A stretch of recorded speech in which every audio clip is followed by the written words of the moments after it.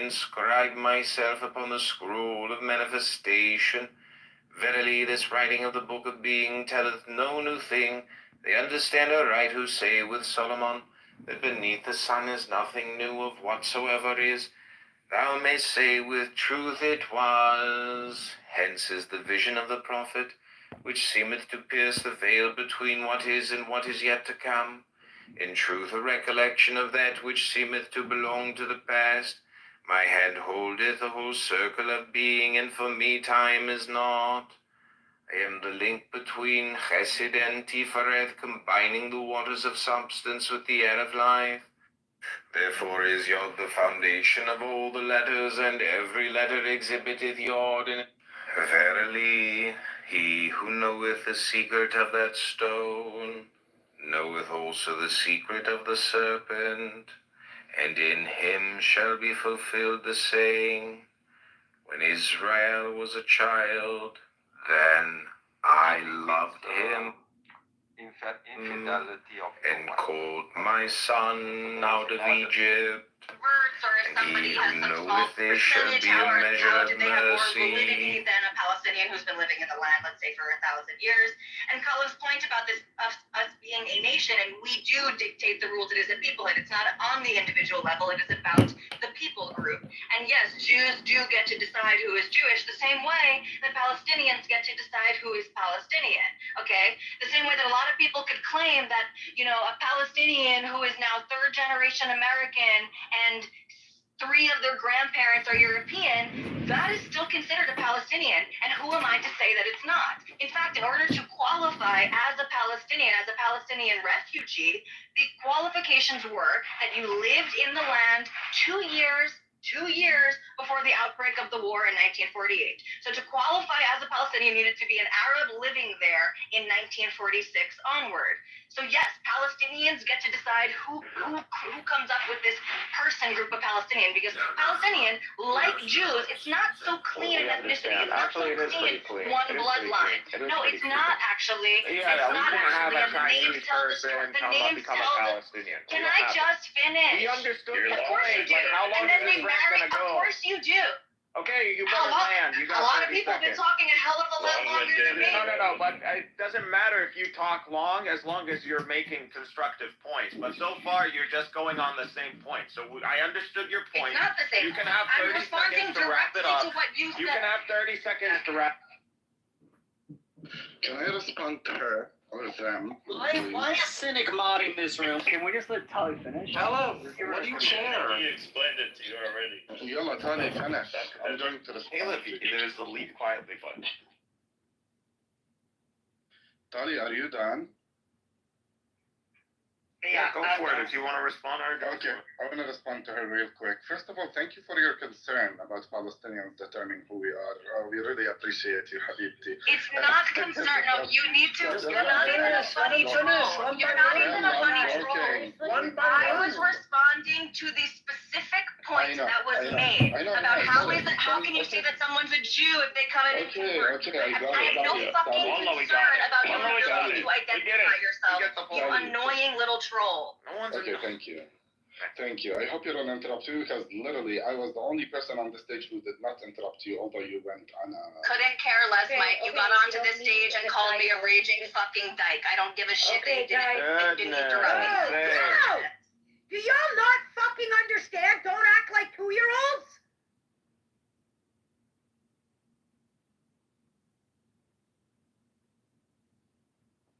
Damn, they kicked me right there, right after she screamed. Oh, that was so fucking awesome. Standpoint or an atheistic perspective, there's always going to be a variance, and not the same explanation is applicable in all cases. That makes sense. But I asked you about the thing where people aren't planning, like they aren't checking to see whether the different variants are true, or like not putting much effort into making sure that their priest interprets the Bible correctly, that they're actually following God's law. Like, almost no one seems to think like, oh, this is like the most important thing ever, and I need to do it. Like, eternity of suffering is like on the table, and me getting tortured for a day. If you had to light me on fire for a day, I'd probably spend like tens of thousands of dollars to avoid that. And then we're talking about an eternity. Okay, like, yeah. So like, people aren't freaking out about it. They're not like, oh, I need to find out. This is the most important thing to do in my life. Like, fuck having a job, fuck having a family. How do I make sure that I don't go to hell?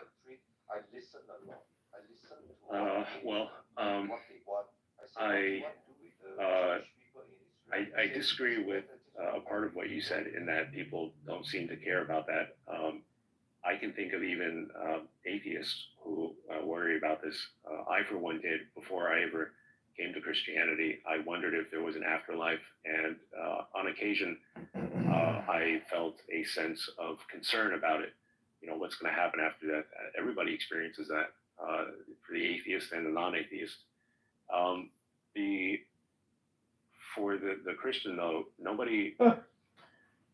You're probably at least speaking in regards to the great number of denominations that are out there, and you're wondering if they all have a sincere belief, then why don't they scour through the Bible and do everything in their physical power to ensure that they have the right doctrine so that they make it to heaven? That's one of the other common misconceptions, is that nobody goes to hell by accident. Nobody goes to hell because of ignorance. So just because a person dies without the knowledge of the gospel message doesn't condemn them. It's the willful rejection of it, and the Bible makes that clear. Now, for the Christians who are not aware of that, like I once was, I had another friend who died way before his time, and he was someone who was like a reckless kid and always got involved with crime. I mean, he didn't rob anybody or murder anyone, but he would hang out with the wrong kids, and he would always get into trouble. And so I tended to avoid him. And one day at work, I heard that he had died in an accident. And that hit me hard because he was somebody who I acknowledged wasn't really a bad kid, but he just was under bad influence. And throughout all I knew him for about 3 years, or, I wasn't constantly by his side, but I had, by the time that he died, I had met him. I had known about him for a little over 3 years. And in all that time, I never took a single moment to tell him of the gospel message. So immediately after he died, that shook me up pretty badly, and I kept wondering, oh no, what if he ends up going to hell because I never preached the gospel message to him? I wasn't concerned about what was going to happen to me, but could it be that because of my negligence, he was going to suffer eternally? And then it wasn't until years after, I assured myself that, logically, no one should go to hell because of ignorance. But sure enough, later on, I read from the Bible for myself that it is the case that it's on a knowledge basis. So anyone that happens to die before they come into knowledge of the truth, they are given that chance to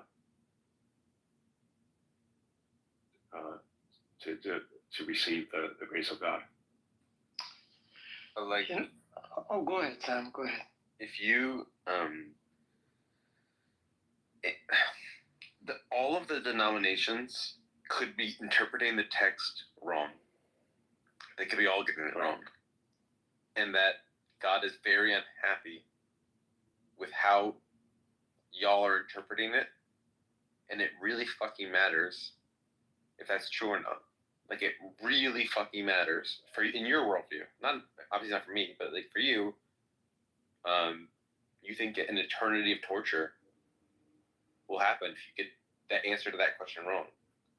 So, like, you personally, why aren't you like reading the Bible with a fine-tooth comb to make sure that you have like and then like reading all the scholarly arguments for the correct ways to interpret like acts versus like faith versus works, or like you know, all the different sort of like controversies in interpretation. Like, why aren't you like looking into them with intense detail to find out if they're right? You know.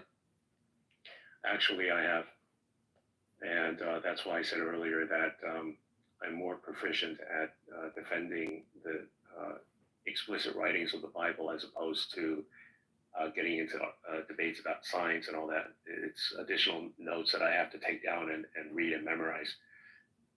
And of course, you know, formulate on my own arguments for and against the positions that I'm dealing with. The question of whether or not salvation can be lost is one that's been debated since the days of the early church. Well, since around the time of Augustine, I would say, so around the 300s. And your question, why do some people just not care? Well, in the general sense, it's because you have two groups of people. The first group is, you know, this is barring the third group who does.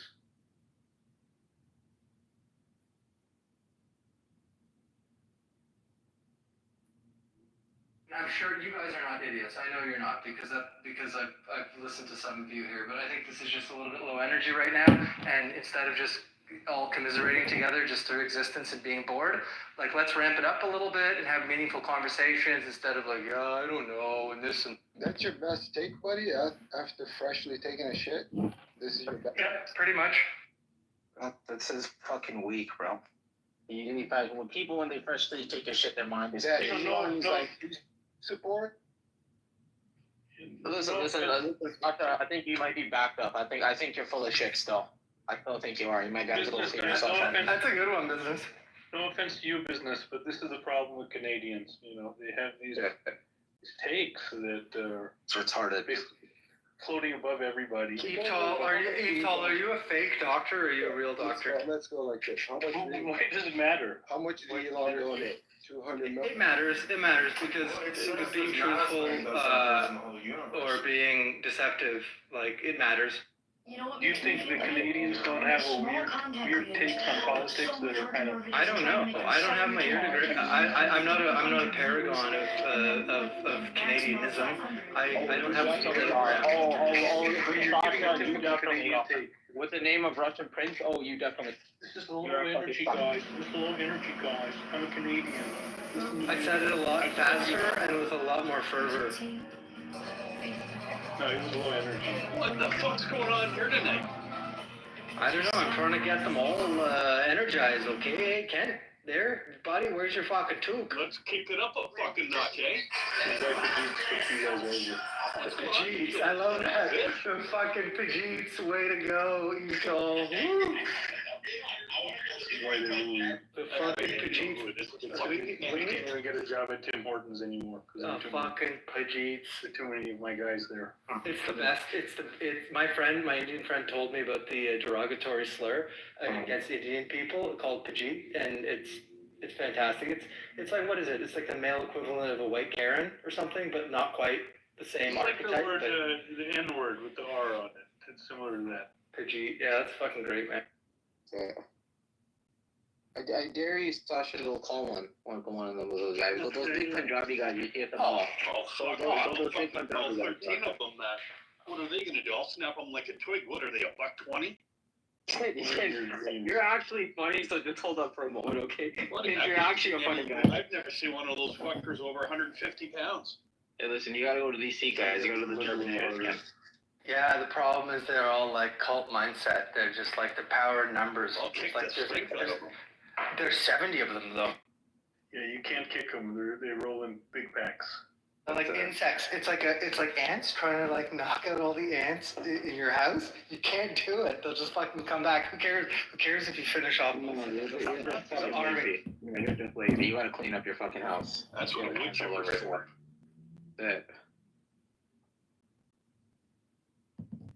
See, this is the problem that you have, right? You have 3 Canadians in the room. You got me, you got Sasha who's a retard, you got Kent. The problem is Sasha thinks he's funny, and Kent is actually funny. And that's the difference, right? This is the problem. This is the problem that we have. Sasha, you didn't tell us about Mark Carney, your new leader, and his. I said. Sasha voted for him. Sasha voted for him. That's right. Did you vote for his Julian? He's a Liberal Party voter. It's Ghislaine. Ghislaine. It's Ghislaine. I like I said before, I don't have my ear to the ground, so like I don't fucking care. I'm insulated. What do you mean you're insulated? So what, you're in public housing, or do you take fucking like what do You you don't mean? pay taxes? I don't know. You guys figure it out. You're not fucking insulated or anything, man. You're just Maybe you're broke or something. I guess he's broke. Yeah, he's broke. What do you mean insulated? The fuck you're insulated? You're not insulated.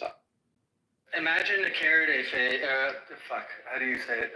Listen, buddy. Listen, man. The boat to Ukraine is one back. You can go. It's cool. A Faraday cage. Sorry, I just a little bit dyslexic. Yeah, we're not sure. Faggoty cage. You live in a faggoty cage. Oh, that's my fun.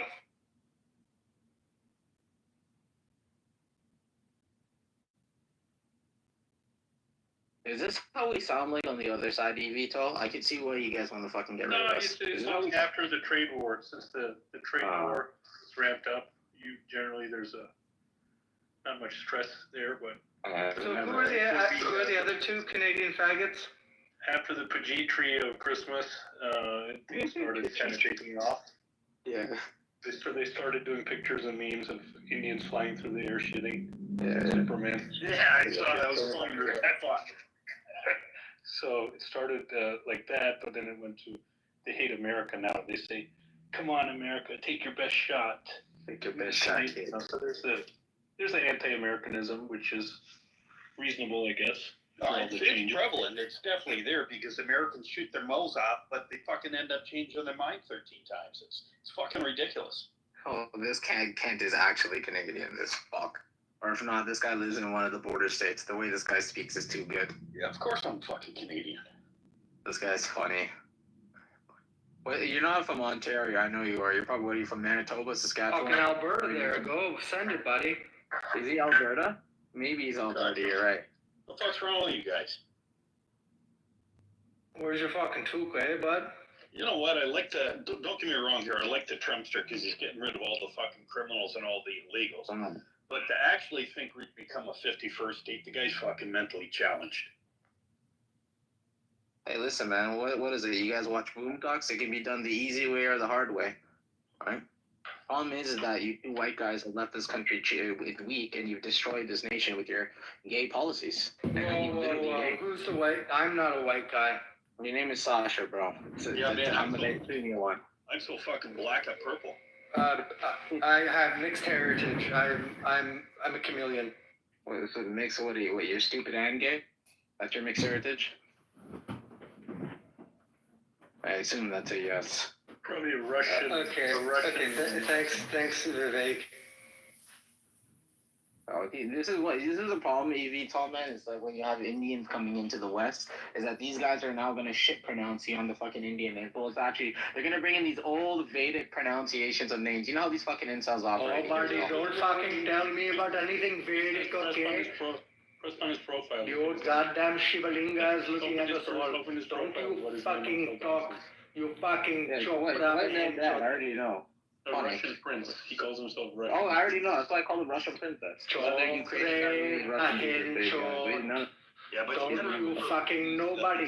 Nobody fucking nobody. I fucking kill you. I'm killing you all. 2.3 million educational permits that are being that actually terminate at the end of 2025, and they have to be out of the country. Yeah, but the problem is you white Canadians have no balls to actually go do action on it and actually kick him out physically, Kent. Man up. Tell your son to go do something. Man up and tell him to save the country. My fucking son does all the fucking thing that you would not do. You know you're not going to have kids, man. We know the state's going to... Kent actually has a thing. I like Ken Clark I like Ken Clark. The guy's actually funny. Let me tell you. Your grandma is painting.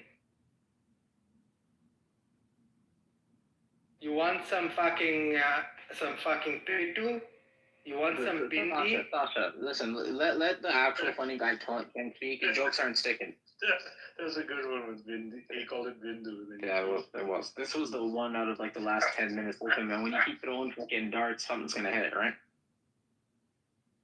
But Kent is calculated. He'll take a couple shots. Throwing the darts at your motherfucking bindi, okay?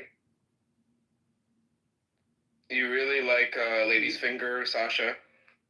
What? Nothing is coming. Speak in ear. Nothing is coming. It's so You don't paining. like okra? It's so paining. What do you think about okra, Sasha? You like okra?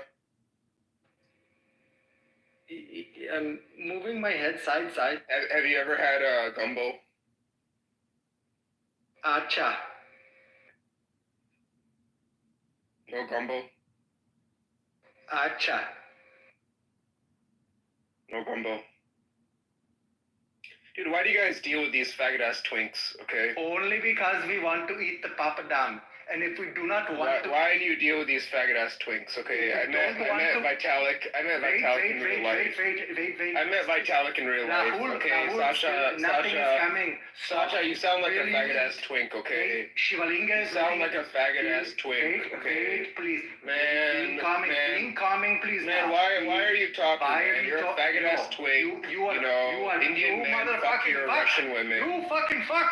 Indian men fuck your Russian prostitutes. I don't know why you're opening your fucking mouth, man. Be calming now. Suck a dick, man. When's the last dick you sucked? How was the dick you sucked last night? If you think about dick, how was the penis you sucked last night? Sasha, you cannot beat me. I will tell you. Sasha, you cannot beat me, man. Let me answer. You're fucked. Your ass is fucked. I'll be quiet. Your ass is fucked. If you try to talk to me, Sasha, your ass is fucked. Okay? Don't even try. I will talk to business. Don't even try, man. I will talk the business. Your ass is fucked if you talk to me. I'm not talking. I'm talking to the business. Your ass is. Business will fuck your ass too. Okay. All right. This is no longer funny. So. Sasha doesn't want that some. Yeah. But then there has to be a point where you repeatedly say you're gonna fuck another man's ass and you turn gay. He's Canadian, of course he's gay, dude. He was taught by his parents to be like that. This is Canada, dude. Rahu does not like papadam. He likes chapati. It's papadam, not papadam. It's papadam. So there's one. So you gotta say. But in my village they call it pupudam. This is. Don't you know, brother? Dude, why are we dealing with this faggot ass? 4,000. He's getting good with the pupudam. Pupudam is pretty. Yo, EV what's your take on this pupudam? This is not bad. That's not a bad one. No, I think he likes Indian food and he researches all the different food names. Dude, I'll tell you what it is. He probably has a lot of Indian friends, very good friends. Probably the only people that have probably accepted him for his quirks and his him being a general loser. He's probably been with the Indian girl a couple times, or he's probably his one with currently, and he has to. So the only girls that are gonna touch him. Maybe like a fat one. Yeah, definitely a fat one. I mean, his silence is enough, right? As not saying it, right? So he's probably having a self-realization. Not usually very talkative, but his silence is enough, right? These are probably one of the two. You usually see this with kind of the older Caucasian type of Canadians. They're the loser ones, right? Not to say that all the loser Caucasians go Indian. I was giving space because Rahul needed. You know, there's a really hot French girl in the audience. Her name's Anna. You should spend your time talking to her rather than fucking around with the Indians, you know? He can't. He has nothing else. He's a loser. You understand? Listen, Rahul, this is the state of these white Canadians. They're losers, dude. A lot of them are losers. So, Kent is a good dude. He's old school, right? He's probably in his 50s. Sasha, he's a loser, dude. Like I said, it wouldn't be fun playing, guys. He left. Sasha, I was just getting fun. We were just getting fun all the life. Bro, the dude left. The Canadian left. No. Well, listen, man. The problem is when I break these guys down for who they are, that's when the silence start getting hurt. This is how life is. He had a lot of Indian friends. Probably never had real Canadian friends. They're the only ones that accept them. Indians tend to be open. When the guys come to this country, they tend to befriend the Caucasian guys that are like the real losers of the crowd. But they don't know. They don't know, right? They befriend the real losers, or they go out with one of the the Indian girls, the fat ones, because the Canadian girls won't touch them. And It's an unfortunate, it's an inconvenient truth. It's an unfortunate truth, right? It's the reality of the Caucasian Canadians, right? See it all the time, right? You see a lot of the Indian guys going out. Like I said, it's the world's changing, man. Once I seen the guy, a Punjabi guy, a Sikh guy going out with a black girl with a turban on, that's a wrap. I knew this world's changed. This is real. I've seen this live. Live. Holding hands, public. This is Brampton. Live. The world's done. Even I'm shocked that a Punjabi would ever be with a black woman. Hey, listen, man, it can't be racism and Sikhism, but I'll tell you this right now. Everywhere we went, black, white, Asian, everyone was staring at them, including myself. I felt fucking ignorant. It was hard not to. It was hard not to. It was really hard not to, and I'm usually great with the not staring. I never do that weird Indian shit. I never do. But this one was very hard. Like, my old instincts were coming back. I could not. The thing is, too, she wasn't bad either. She looked good. Like, she wasn't the greatest, but she wasn't ugly. Like, she looked like proper. Like, our young bucks are hitting it in, man. It is what it is, right? And I think guys like Sasha they use this online platform as an expression, as a form of rebellion, instead of actually doing something about it, right?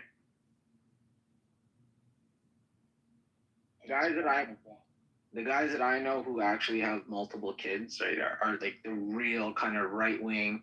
They probably say the N word a lot in their house alone when they're alone. Those type of dudes are the guys I know who tend to have a lot of kids, right? Not these kind of losers like Sasha. And they're quite respectful dudes, right? But they know what's going on. What is going on? I don't know, man. Great replacement, buddy. It's a real thing. It's a real thing. But it's not organized. Great replacement theory, man. Yeah, who's replacing him? Do you mean the standard great replacement thing? Yes, the standard Jews are shipping in Muslims to Europe to displace the European population. Yeah, but it's not Muslim. It's just in general non-European. It doesn't have to be Islamic. Well, that's what it is in Europe, but I guess in America it's just. Yeah, over here it's mainly Haitians, Venezuelans, South Americans, and Africans. Yeah. That makes Trump's decisions likely make sense. Oh yeah, I mean, listen, guys, you got guys from Afghanistan coming over. China was a big one. You got tons of these dudes from China coming through. I mean, this is reality, right? Plus, there's a general focus. There's really a war on the privileged white male. Females, XYZ, LBGT, XYZ, DEI policies make it very hard to get ahead in the way they're looking at it. It's hard for white men to do that. Affirmative action.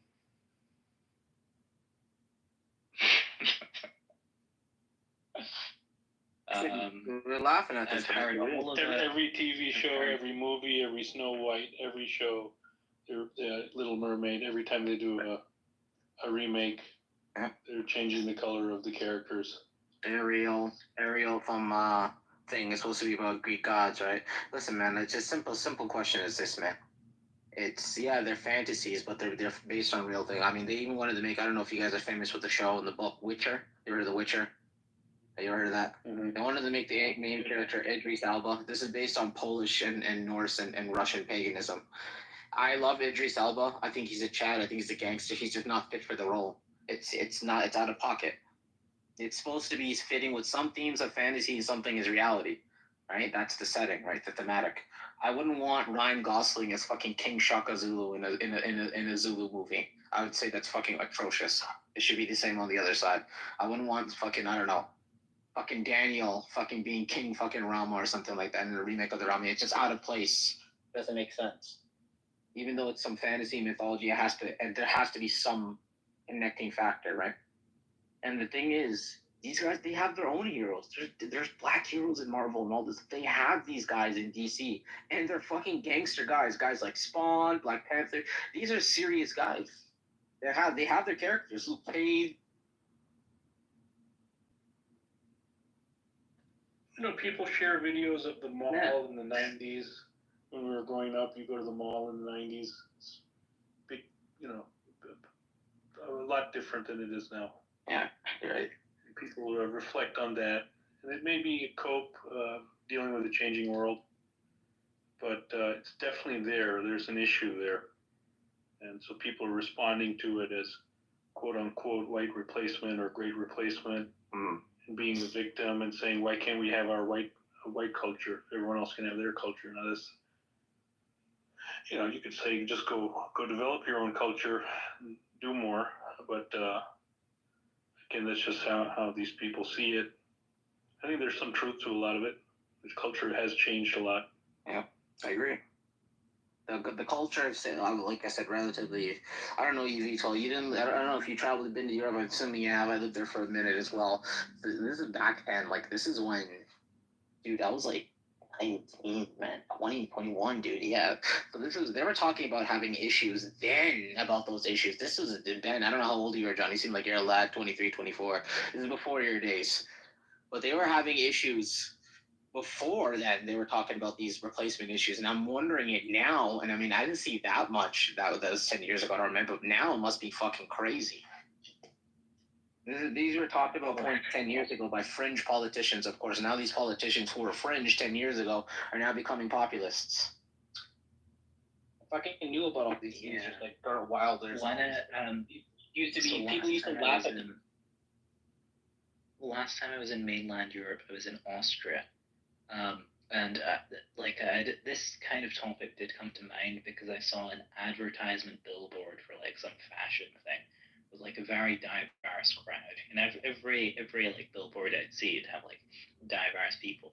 And then I'd look around and everyone's like white Austrian. Maybe there's the odd tourist.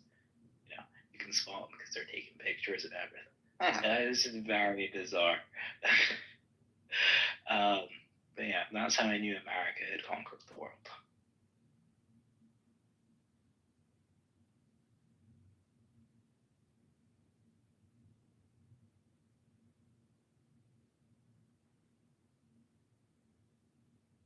Jamie, this is crazy, man. Jamie Mars, I'm reading your profile. It said you've been blind most of your life. How the fuck are you on this app? I was like, is there a voice? Is there something voices? It's amazing. Take it easy, man. Is he a real person? Seriously? Yeah. Never mind, Jamie. My bad. I'll take it easy. My bad. Forgive me, Jamie, for my ignorance. It's a great app for the. Welcome, Jamie. Hey. Greetings and salutations, sir. Yeah, I'm a real person. Hi. Can you hear me? Yeah, we can hear you. Zevtal, Johnny, Business, William on the stage. Yeah. I've got an iPhone and it's got a voiceover on it. Hi, Johnny. Hey, how are you doing? No bad. One day at a time, mate. One day at a time. One day at a time. Yeah. Well. Yeah, but really blind.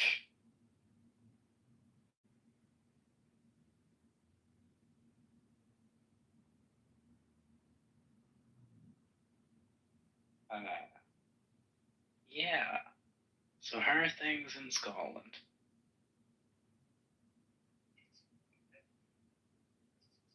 It's lots of fun over here. Wait, you're in England, aren't you? Just now still, yeah? Land of the free. Are you in America just now?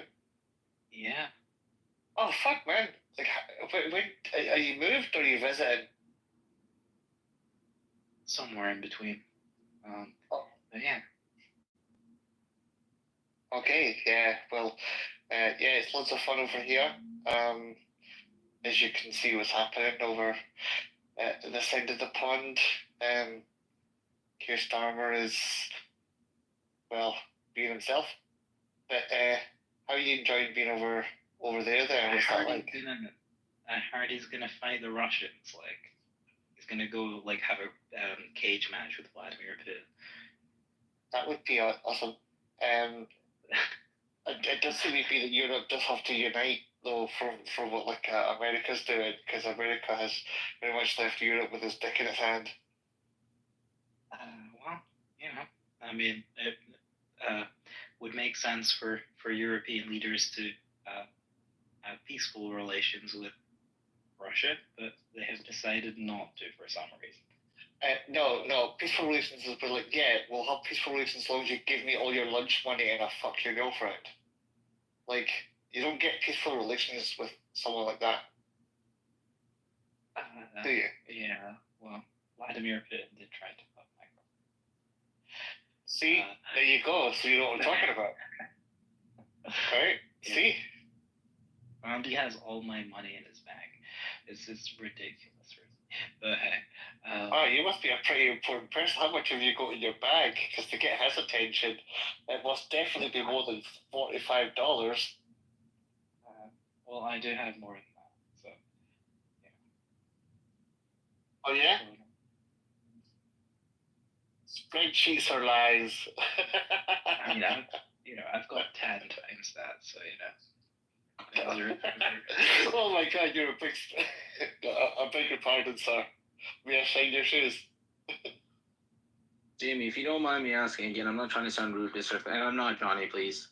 But I see you holding a guitar. How do you know where the strings and what notes? How'd you learn that? This is fascinating to be honest. It's not difficult. Like it's literally a physical thing. You know, like if you know where to place your hands. Like, I mean, do you play piano or anything like that? Yeah, a little bit. I'm not gonna say I played piano, but I took a couple classes. I was forced to. Yeah. Right. Okay. Right. Well, you know, like if you close your eyes, right? You know, you can still go do do do That's true. do like that. Same thing. It's just that I'm made to kind of do it all the time until I can get it right. Interesting. It's just if you feel what it is, like you just have to rely on physical memory a little bit more. Do you know what I mean? Interesting, man. Because I mean, like when you know how you throw a basketball, right? Yeah. It comes in yeah. So it's a physical motion, right?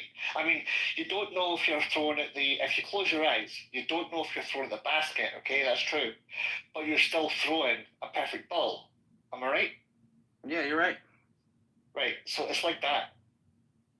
So with the guitar, because remember you've got the frets. I wouldn't say it's not tricky. It's kind of difficult, right? Positioning my finger exactly between the frets is definitely a harder level. It's like being forced to play Street Fighter on hard mode, when a lot of people would prefer to play it on medium for a while. Interesting. Yeah. Can you still play it when you got like 2 bottles of Buckfast in you, man? Yes. Don't drink Buckfast though, because that stuff is nasty. Buckfast is some nasty shit. Hold on, I'm gonna grab my guitar just so you don't think I'm talking shit. Hold on. I believe you. You play. Go play. Okay. This is only just to prove my point, right? I'm not actually kind of performing anything. I'm just proving a point here.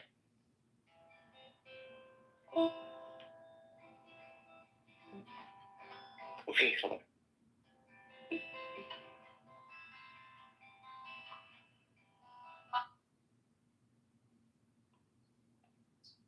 There you go. Just to prove the point that it can be done.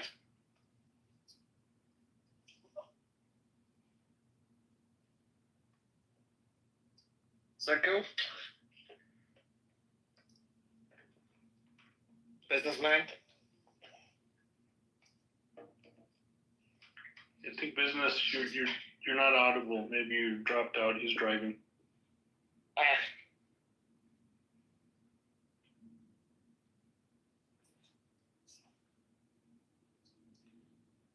Anyway. Carry on, I was only just kind of listening anyway before Businessman had all his curiosity. Please carry on. Well, it's we were talking about various things in the room, so I think we're on to great replacement theory. But hey, that's not happening anymore because all the replacers are being deported and sent to Salvadorian prison. So that's fine. I like that. I wish you guys had more spine and send all these Guys, because remember, I know you guys in Europe, you guys don't like the Afghanistan Taliban. Remember when the Taliban said, hey, listen, all those Afghan guys who are causing you issues, send them to us, we'll take care of them. The fact that you guys didn't take that offer, you guys ain't serious. Businessman, you have no idea. And in the UK, we burned those Afghan asylum seekers alive in their hotel rooms. Did you? Yeah. Wait, is that the crowd? Or we're talking about Tommy Robinson's buddy?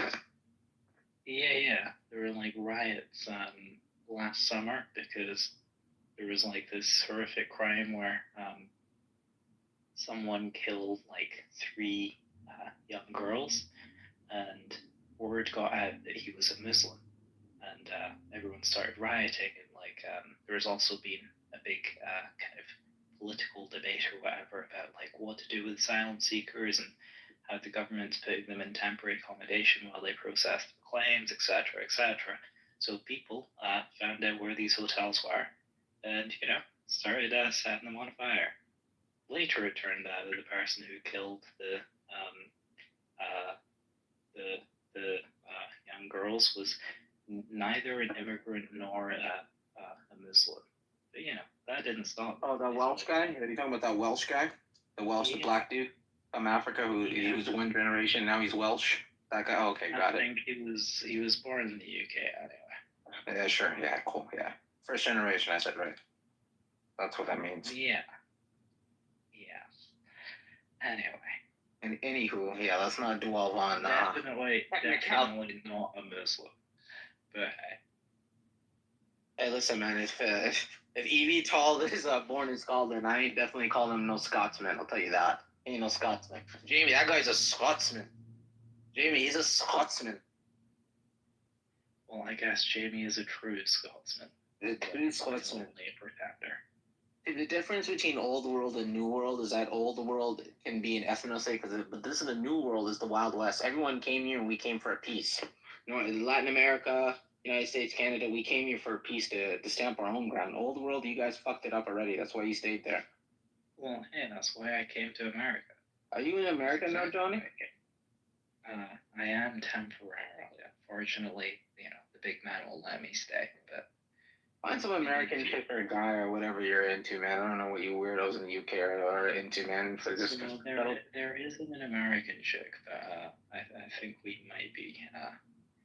Things are on ice. All cold on the condom, buddy. All you need to do. I am not going to do that. And you're not serious about being an American, then. So goodbye. You are the weakest link. Goodbye. I don't know. I fancy my chances, Vivek and Elon were debating with Trump about visas, right? For highly skilled immigrants. Yeah. So I might become a highly skilled immigrant, in a few years. I think they'll green light master's level or higher. I think it's all right. Well, I imagine that's the more likely outcome here, unless the Steve Bannon faction maintains their pressure on him. Yeah, it's probably will. Yeah, probably will. It depends what though. It should be. What I would do is anyone who has STEM, real STEM, you're in. You're in. Your master's, PhD, you're in STEM, you're in. You're in the door. You're maybe second, third year university. You want to transfer to your university, you're in. You're good. It has to be real STEM. It has to be real STEM. None of this dramatic arts, interpretive dance. It can't be none of this. Oh, I'm in criminology, I'm trying to go figure out crime, blood spatter like you're Dexter. No, we're talking about science, you're a physics guy, engineer, etc. From anywhere in the world, though? There has to be a concise list, not from anywhere, from most places, I would have to say. Most places. And we can think of the companies and countries that won't be allowed in our head. Like, I think we can figure out which countries are not. Bringing a bunch of Russians in, Andre, Alexei. Yeah, that would work. Open the door. Yeah, I think that would work, Roberto. I don't know. How many spies you get in, though? If you hire 1,000, I'd say at least 1%, 10%. All of them are spies until proven otherwise. Look at all the spies from China. I mean, you didn't hear about that one guy that fucking gave up secrets to the Chinese. He was in American military for how much? 10 years? 8 years? He gave it for a measly $80,000. Yeah, man. These guys, when you come from a poor country, unfortunately, $10,000, $20,000, $30,000 goes a long way. You'll become a spy for that. I don't know, Roberto. Holy shit. Guy was in America for 10 years and 80,000 is a lot of money for him. And he was in the American Army for 10 years. He was like a first generation born Chinese guy. He was in the American Army Navy. And the dude was spilling state secrets, and then they fucking for 80,000. He wasn't even getting good money. It's probably a great time for that kind of. Think about it. If they're gonna reduce budget for military, are these guys gonna? Yeah, sure. I mean, it's always a great time to buy. That would be a cool life to live. So, staying awake every night. Maybe it sounds cool, but I don't think it would be fun. James Bond, yeah, it sounded cool because he slept like a baby, but when did he ever sleep? James Bond was up for 3-4 days at a time. He was never. Yeah. Like you waking up, you hear a knock on your door. You recognize the other spies in your town, and you're like, oh shit. Maybe. Yeah, maybe, right? It's like we have all the other operatives. I don't know, man. This whole spy thing, man. I gotta go to another operator. Like, no, sit tight, but. You didn't hear about the China cleansing? Was it 4 years ago? Sorry, not even. It was 6 years ago, 2018. You didn't hear about this report? All these Americans got like max executed. It was a CIA leak. And then there was someone in the CIA who basically leaked all this info. This is open stuff. They talked about this on Fox, and they had to shut it down quick. But like 30 Americans or like 20 Americans got executed in China, all spies. They're coming in from university, American spies, and a lot of them were Chinese Americans. Yeah, man, that's not fun. In China, they'll shoot you, they'll hang you. Yeah, they'll do nasty things in China. They're not gonna inject you and wait for you to lowly fall asleep like we do here, and put a little pillow. Like the U.S. sent like Chinese Americans to go spy on China. There was a spy ring. I mean, they're already operating, right? I mean, there's a spy ring that got exposed in China, and a bunch of people got executed on By the way, mass. did anything come out of the GFK? Was there anything interesting? Yeah, there's some tidbits. Nothing. Like what? James Jesus Angleton. Angleton's one of the key players. He was the CIA's second in command, or the chief of counterintelligence, which is your spy burning kind of operations. And so he was probably like one of the top 3 people in the CIA. And so Angleton. That guy. Yeah, What about Alan Dulles? they blamed it all on JFK fired him. What's that? What does it have to do with JFK? Forget about like the second or third in command. What about Alan Dulles? Like JFK fired him. Yeah. It's got Alan Dulles talking about reorganizing it as well, kind of going along with the plan of JFK prior to the firing. It's got all of the security meetings, all of the intel meetings. So there's some interesting stuff there just from a historical standpoint, but the stuff that really sticks out is the Angleton's connections with Israel, and that he was coordinating with them. Yeah. And was it Jack Rubenstein, right? That's another one. Yeah, I don't think anything special came out in the files about it, but there's a couple of Israeli connections, a couple of anti-Castro kind of Cuban connections. Definitely not an issue there, because obviously he was working with the good guys, right? All right, guys, it's time to criticize Trump policies. So he just closed down the education department, I think, and also. Nice. So Should we just shrunk it? I don't think he closed it. That's going to be good for America. Yeah, it is. Yeah, you say he's closing it, so I think that's a bad idea, guys. What else can we criticize today? What else? Is that the one that was teaching kids boys can be girls and girls can be boys, and you can cut their genitalia off? Is that the one you're supporting, already? Yeah, I would figure it out.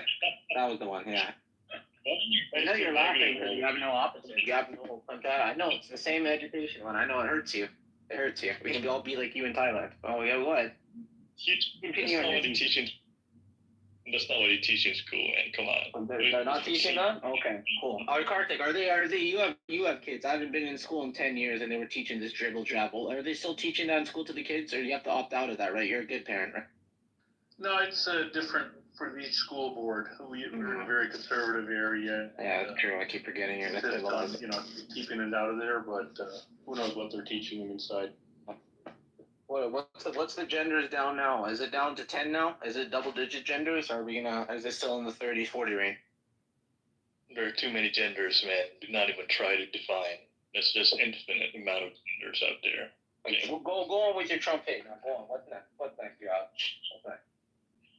Wait, Johnny, you don't want to do this? Because I don't want to ruin Johnny's room. Johnny, do you want to criticize Trump? Go ahead. Speak your mind. Wait, so Johnny, just a question. Do you think that Trump is doing a bad job or a good job right now? I am not an American. I am in America legally to help America. I am a visa holder, and I also happen to love Donald Trump. I think he's what America needs. Wait, so you best president America has ever had, not since Jimmy Carter, just the best president that Americans have ever had.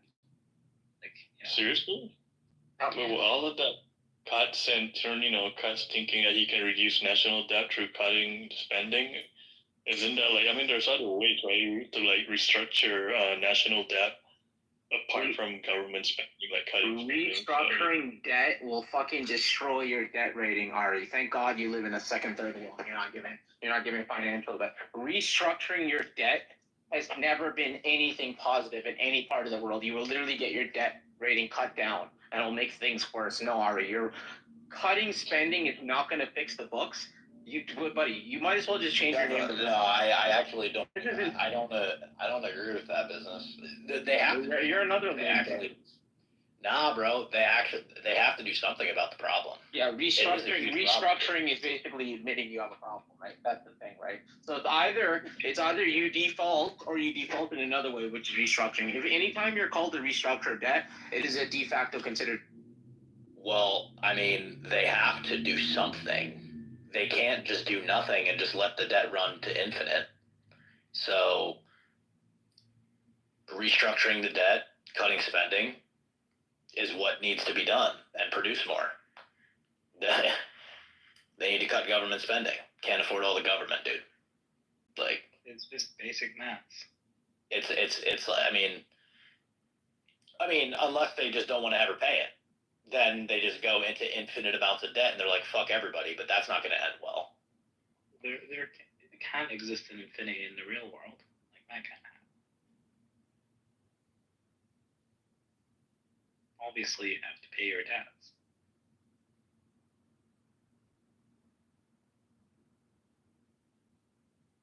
I am an American bondholder, so I may have a little bit, but... Wait, what? You said that you bought your businessman. I heard some shit the other day, man. You bitched out of a fight with Christian, apparently. Is that true or what?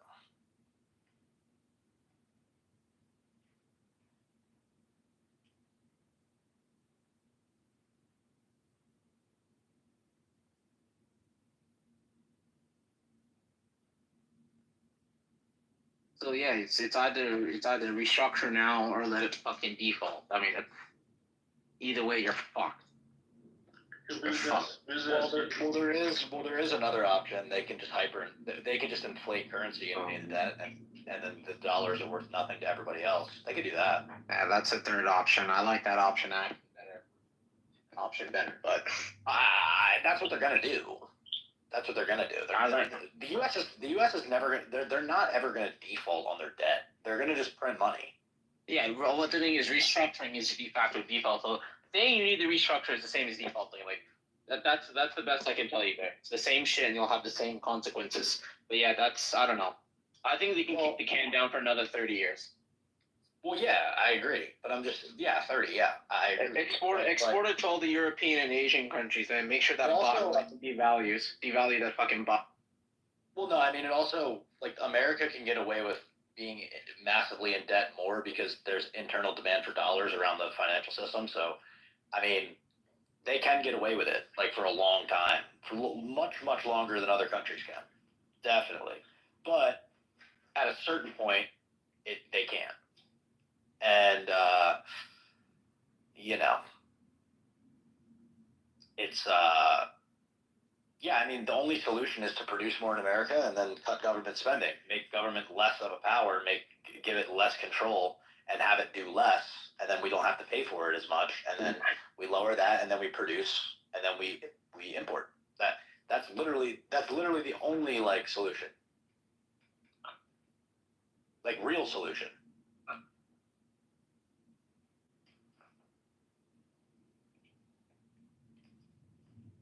That's why I've been telling people that we don't need all this government for so long.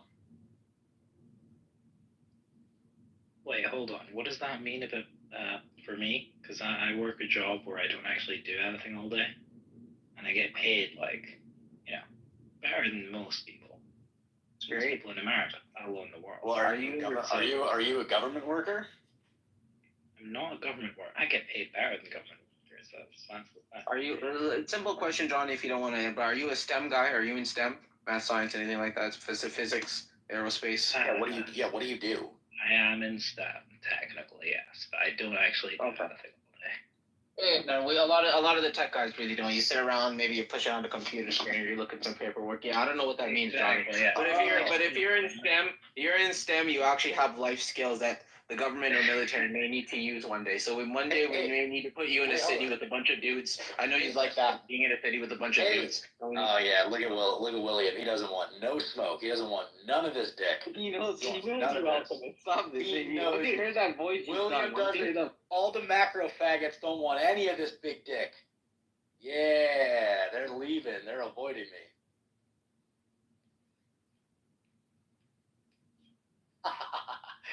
He doesn't say shit anymore around me because he knows I was right. Motherfucker.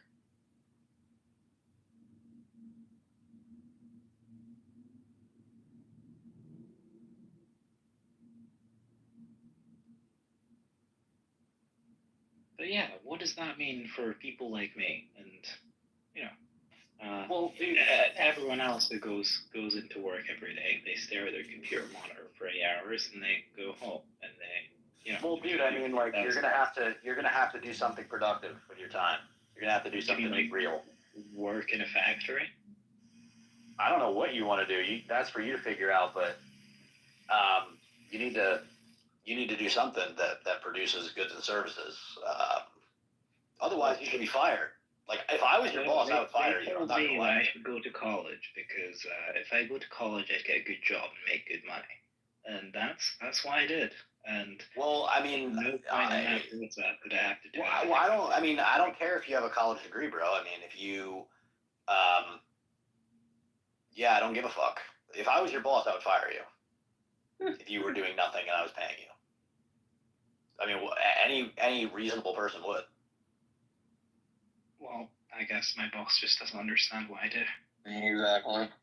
That's the number one in consulting, is having your client not knowing what you're doing. It's the true job of being a consultant.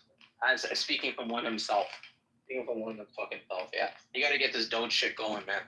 Like I said, man, cutting government employees, like, cause DMV, that shit can be all fucking automated. Anyone's ever been to DMV? I know, Ari and Johnny, you guys don't drive. You guys ride tuk-tuks and scooters over there in Asia. So driving is not relevant to you, Ari, but DMV can be automated. You can just go there, go to a fucking kiosk. If you need to speak to someone if something's happened or like fraud or some shit, you can go speak to a person that's doing that. So that can be automated. You heard me earlier. Did you bitch out of a fight with Christian or something? Me? Yeah, that's bringing up stuff from 3 years ago, man. I know, but I'm just saying, like, I heard that. I didn't know it was true. He bitched out for me. He bitched out for me and called the feds, which is even worse. Okay. All right, for sure. That's why I was asking you. I didn't know. It's the gayest thing ever. You were there, Alchemist, man. Alchemist, you're changing up the comedy. You were there, Alki. In the room that day. I definitely was not there. You were definitely there, man. You used to be running this. And if I did, and if I was, I forgot. Like, dude, you gotta stop smoking weed, man. I know they made that shit legal. Which Christian? The guy who was into XRP or a different guy? No, not the Canadian one. Oh, yeah, the Canadian one. Yeah, the Canadian one, not the American. He said he met up with you to fight, and then like you ran away or something. I don't know. Quite the opposite. I went to his area where he was at, and he was in a fucking homeless shelter. And I searched around this guy for about an hour. He told me to meet him at 10:30. I said, okay. I was there from 10. 11:30 out there, waiting like a fucking jackass near a homeless shelter. fucking drive off. I told everyone in Clubhouse I'm driving off. This shit's gay. I'm not waiting here. And then after that, 20 minutes later, I'm on the fucking highway. It's like, yo, where are you, pussy? Where are you, pussy? And right when I was on the fucking getting on the fucking highway, I got stopped and saying, hey, listen, man, we had some reports. There was some suspicious behavior around this area. And this is Canada, guys. This is not fucking America where you can go private sovereign citizen on them. They'll fucking take you out of the car and they'll fucking detain you. And they don't need any fucking which they did for like 20 minutes. They asked me these retarded questions. And I was from out of town, which is even worse. Like, what are you doing here? He called them ahead of time, tell them about you or something? 100%. 100 fucking percent. Huh. 100%. I heard two completely different stories, so I'm just gonna be neutral. Yeah, I heard the one about the silver Camry, the Camaro. Yeah, I've heard multiple different cars about the same story. I've heard trucks. I've heard someone said I was walking. All these fucking people weren't there. For sure. Fucking where's Ari? Ari's back.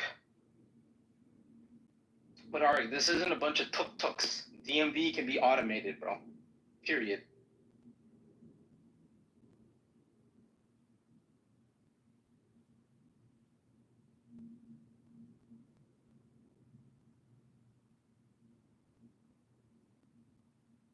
Yeah, man. DMV list. Yeah, the DMV can be automated. This shit's it's not necessary. I don't know, how's the process for you guys when you guys go in? Was it like a 10 shit? I don't know. I try to show up like 30 minutes before the open time, so that I can be the first one. You guys have a ticket system? Is it a ticket-based system? Yeah, that's when I hit on. That's when I hit on all the Latinas that are waiting. So I'm not in the U.S. Never been to the U.S. But the DMV is like a place where you get driving license, right? Yeah. All right. Did you sub to my YouTube, by the way, bud? I watched one video, but I just watched like one or two on chance and risk, and then I probably watch it later today or maybe tomorrow. You should subscribe to the channel. You should subscribe. Yeah, sure. I'll do that. Looks great. I'll try to watch more videos soon. So, yeah, really appreciate that. Yeah, man. Sorry, just want to. Face your base. Face your base, buddy. Face your race. Yeah. That's what I'm calling it. Face your race, buddy. Yeah, go out with your own people, buddy. Listen, Chase, if this whole crypto thing doesn't work out, I think you should become like a real right-wing racist. Just change it to chase your race. Oh, dude, I already got that. I already got it. I'm just gonna be a fat hillbilly, asshole. You don't want to get fat later in life, man. That's the fucking one way to fucking have a shitty life. Dude, when I'm 45, I'm probably going on TRT, and I'm just gonna be a beast motherfucker my entire life. Man, you should have popped out some kids before then, buddy. Maybe. 45, you ain't got it anymore. I'll get back to you on that. I'll get back to you on that. Appreciate that, buddy.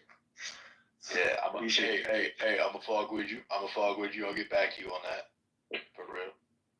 Is that Big Worm? No.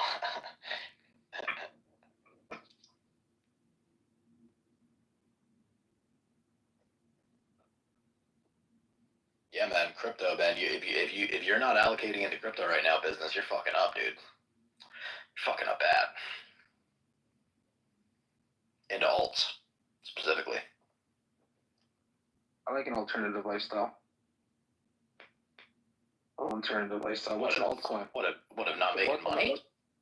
What's an alternative shitcoin you're pushing, Alchemist? I think Sonic's a really good one right now. Not the one you sent me a link of. Forgive me, I've actually been busy until the last couple hours today. It's been Trump's America, but he's making me busy, and I'm fucking happy about that. I gotta admit, man, I thought this guy was fucking up my life for a second, but all the contracts I've been fucking getting have been fucking great. But the first couple months, though, were really rough. First 3 months, people are like, yeah, we don't want your business. Yeah, we don't want you to fucking... We don't know the fucking history or the future of drilling in the West. I'm just like, damn, this is crazy. But now I got this fucking sick contract, and I'm with the Dawn again, Chase. I'm with the Dawn again. I'm with the Don again. With the Don again. Fucking Doge. Yeah, what is it? Sonic? I'll buy a couple of it. I'll buy a couple. What's the price of it now? How many zero? It's like 50 cents right now.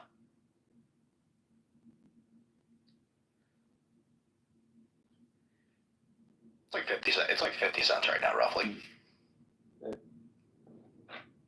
Not bad. Your crypto room still up? Those crypto rooms still up? Nah, nope. I don't really make them anymore. Yeah, the ones I'm trying to build the YouTube, man. I'm trying to build the YouTube up. I'm trying to get subs. Why don't you just go on a fucking pay someone to go like, dude, I'll tell you how to do it, man. I know a couple guys who did that. Go fucking do what Zerka did and go to Zerka, go do what Zerka did. I know fucking Zerka, dude, no joke. He's a fucking loser, dude. I used to go clubbing with the guy. He's a fucking weirdo, dude. And he's not doing as much drugs as people say he is. That's a whole fucking image that he has. He's not doing half of the shit he's saying he's doing. So, I'm gonna do collabs with people way higher subs than me later on in the bull market when Bitcoin is rallying. I'm gonna utilize my network, and I have a bunch of people who have like a lot of subscribers, both in the crypto space and outside of the crypto space. So all you have to do, man, is just go on someone's Twitch, pay like $100, $200, go on someone's Twitch and just be yourself. And just put your shit in. I would tell someone to go make a plan, but I think if you be yourself, you'll get some subs. Seriously, man. Go. I know it's fucked up. And you're paying $200 to some weirdo loser. I know, bro. Trust me. I know the type of guy you are. You're not trying to pay some loser money. I get it. Pay some loser $100, $200, maybe medium amount of subs, and just go on his fucking podcast and be yourself, or on his Twitch streaming, be yourself for 30, 40 minutes. Your sub count will fucking. Can you actually do that? Yeah. That's legal. I know guys who do. That's how fucking Zerka did it, dude. He went in, he saved all this money that he was from clubbing, and he'd pay guys, pay $400. He would go on Fresh and Fit. He paid for that first appearance on Fresh and Fit. And it was the best investment this guy's ever made. What I heard around the books is that the guy paid like $800-900 to be on there for an hour, and that for Fresh and Fit, that's nothing. That's fucking they liked him, and that's why they did it. But that's what people do, Chase. You go on there, you promote your shit. I say be yourself, obviously. Other people, I would tell them put on an image. Be yourself, and your fucking subs will explode, dude. No joke. Yeah, go do it. No, I'm planning on doing that. I mean, I have ones that I could do for free. I'm gonna do them first. Obviously, free is better than paying. Yeah, free is better. Yeah, but no, definitely, man. In the bull market, like when crypto's rallying again, yeah, I'm gonna be doing more collabs and stuff for sure. Yeah, you can do it now, man. So once you're known as that crypto guy on Twitch, well, everyone's gonna be like, you know what? I want this funny crypto guy on Twitch, dude. I'm telling you. You're probably the only guy who's on Twitch that's not weirdo. That's not weird. I mean, yeah, but at the same time, like, I don't know, Twitch isn't really where the crypto moves are at. It's not even about the movers, it's about subs and views. And then people will be like, hey, listen, man, this Chase Your Grace guy, I'm gonna get into crypto. I'm gonna go call this guy. I'm telling you, man, it's the best place to be. All these dudes will go on there and just fucking... All these weirdos will go on Twitch and they have nothing to do with gaming or anything, dude. It's changed, man. All this Twitch, Kick, all these streaming services. I mean, if you go watch people's fucking streams nowadays, they're not even playing games anymore. It's them fucking talking shit, smoking weed, or fucking talking to some girls, or they're not playing games. Maybe a game is on in the background, right? But I'm sure you've seen some of these podcasts. It's just people sitting in chairs in these fucking like $2,000 gaming chairs. No, I haven't. But that's all these podcasts are. Aiden Ross, even the smaller guys. All they'll do is they'll sit around and eat $2,000. Yeah, but I mean, obviously the point of me doing all the social media shit is to build a business that brings in a profit and like talk about stuff that I actually want to talk about. So it's like, I mean, it's not all for the clout.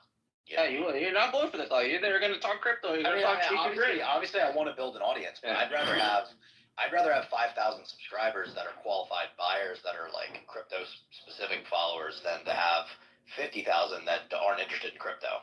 Because there's no point of having that clout. There's no point. Because all I'm going to be doing is talking about crypto.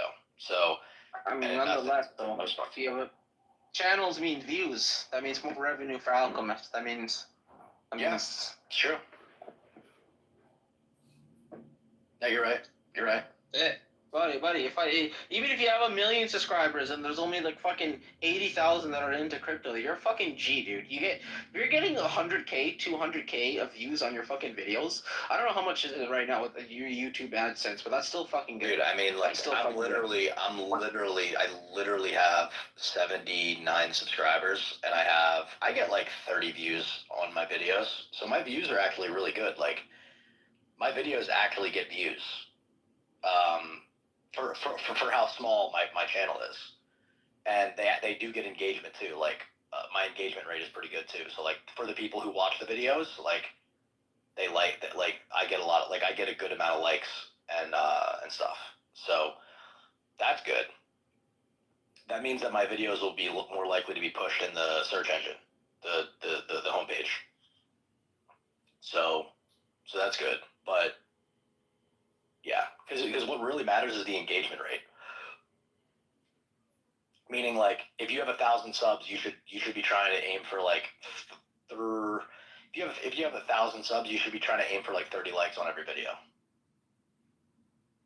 But if you have 1,000 subs and you only get like 2 likes, that's bad engagement rate and watch time too. You want people to watch your video for a longer period of time. So those are the 2 biggest metrics. My watch time is solid too. My metrics are good. It's just I'm just starting out, so it's slow. It's a slow fucking grind. You know what I mean? My goal was 100 subs in 6 months. That was my goal. I'm way ahead of schedule right now. So that's good.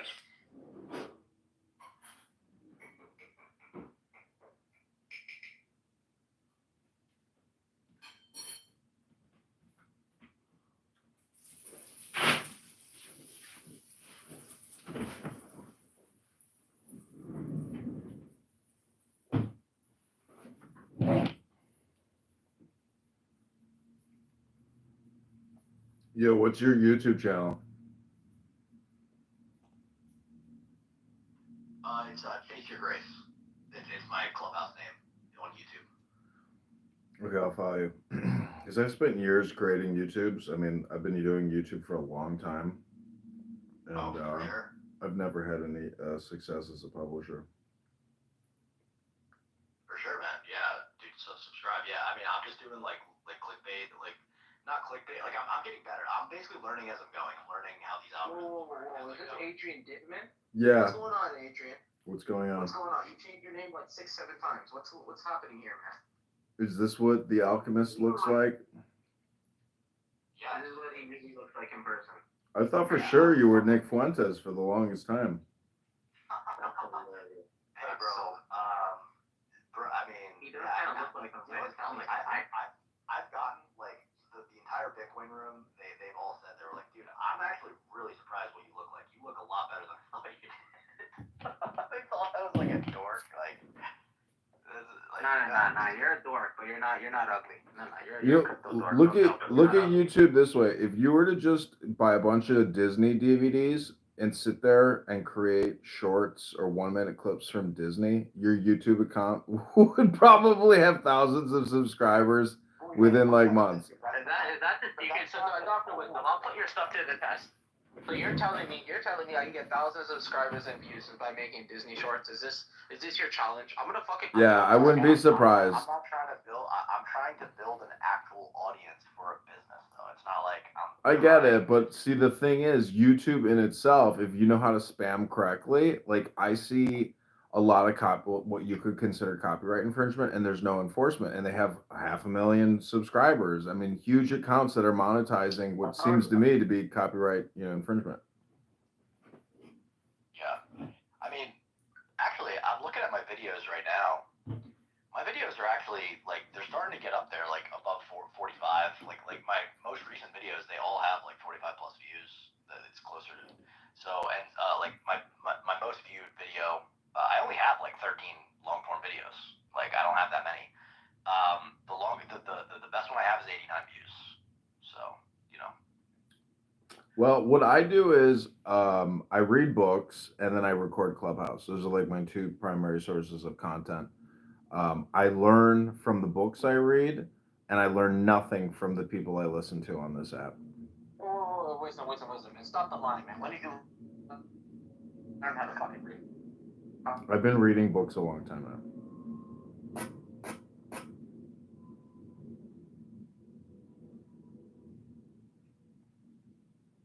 No answer, Doc? I couldn't hear Oh, I was gonna ask him, like, come on, man, when did you learn how to read, man? Stop the lying. you. I've been reading audiobooks for many years, and some of my top books, I've got like 20, 30,000 views on YouTube. It's, I could pull the links for you, but the point is, you benefit personally, and you become more intelligent when you read more books. Says who? Who said that? Who says you become more intelligent? It says the guy that has 10,000 books in his house and knows that I have an unlimited amount of content at my fingertips, and one paragraph is worth more than everything I've ever heard on this stupid fucking app full of fucking strokers. That's not true. That's not true. You don't have a house. Stop this, man. This is all lies. Reading, houses. Yeah. Come on, man. You're not capable of these things. Yep, I got 1,000 books sitting in my beautiful house.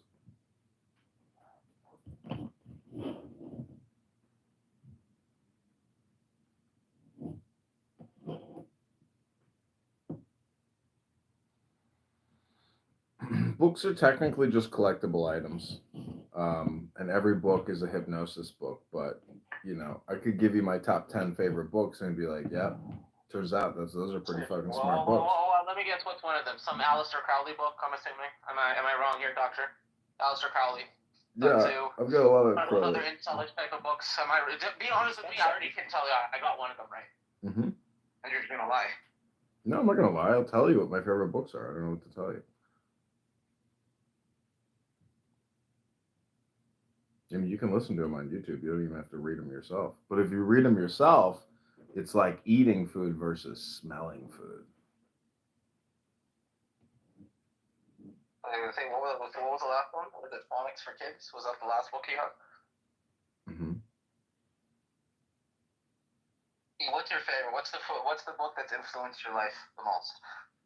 Catcher in the Rye, something weird like that, right? No, I would probably say Marcus Aurelius's Meditations. I think I've read that probably more than any other book. And then Lao Tzu's Tao Te Ching. I'll tell you why. I'll tell you why you look at that. People who look at that are losers. Why? Marcus Aurelius was a guy. He was a crybaby. Oh, he's a complainer. His wife was cheating on him. He didn't do anything. Didn't cry at his dad's funeral. I mean, how fucking of a loser are you? You have your wife cheating on you. You're an emperor of Rome. Your dad dies, and you sit back and you didn't do anything and be silent like a bitch. Yeah, I could tell. Dude, man, you're a loser, bro. Yeah, back in there, right then and there, I knew it was Meditations. That's a Game Boy book. Really? People who've done nothing in life do that.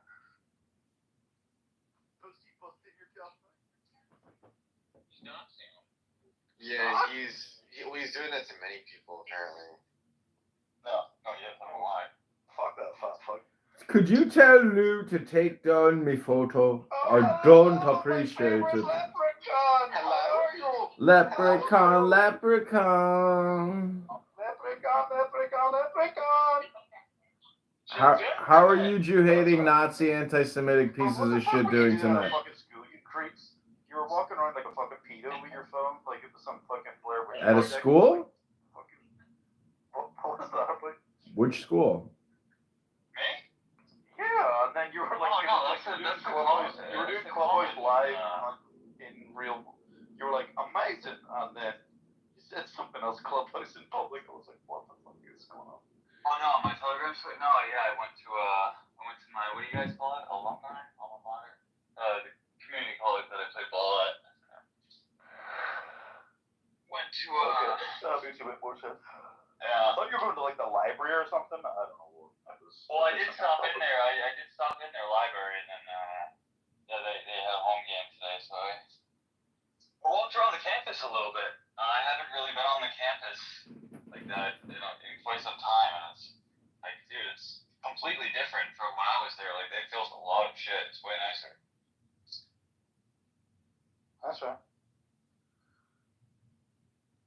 Yeah, I've only really been around my old school once since I was on my like carbon fiber racing bike on fucking Lycra, so I thought it was a little less suspect than if I just was walking about it. And then a teacher just decided decided to ask me very politely who I was, and I said, "Oh, I'm a former student." And she started asking me, and it turned out that she was a former student and actually younger than me, and now a teacher there. But I have no idea who the fuck she was. I don't remember her from school. Anyway, you remember? no, she was not hot. She was ginger. But But it was very odd. It was like, wait a minute, you're a fucking teacher here now? You're younger than me? Although I am old as fuck, I suppose now. I'm nearly 40. But, no, this was like 10 years ago. That would be weird to be like a teacher in your old school, no? That would be fucking horrible. Sounds horrible.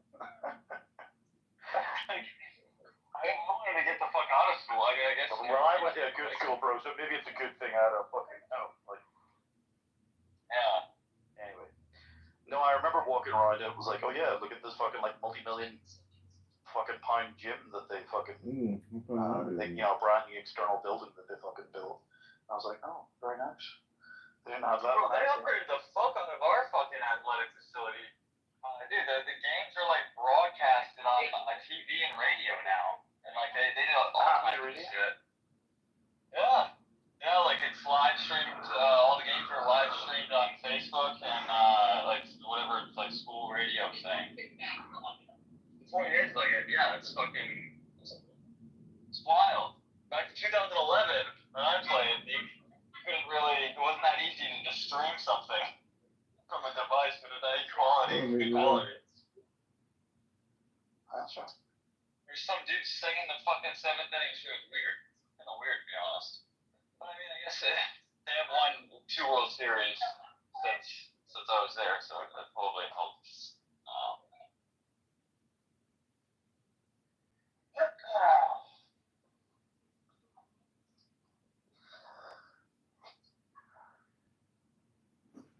So what are you Nazis doing tonight? Are you guys creating a new Nazi manual on personal living and how to live your best life right now?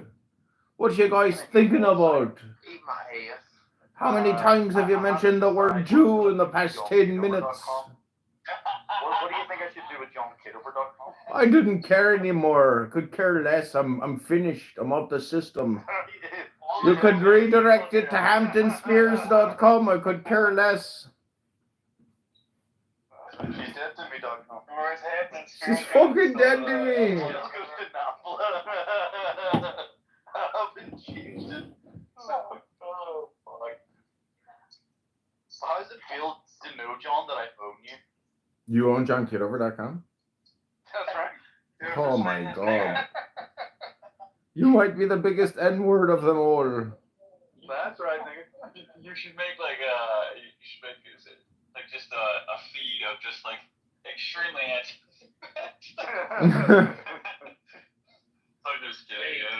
Tim, I looked up she'sdeadtome.com. John took it already.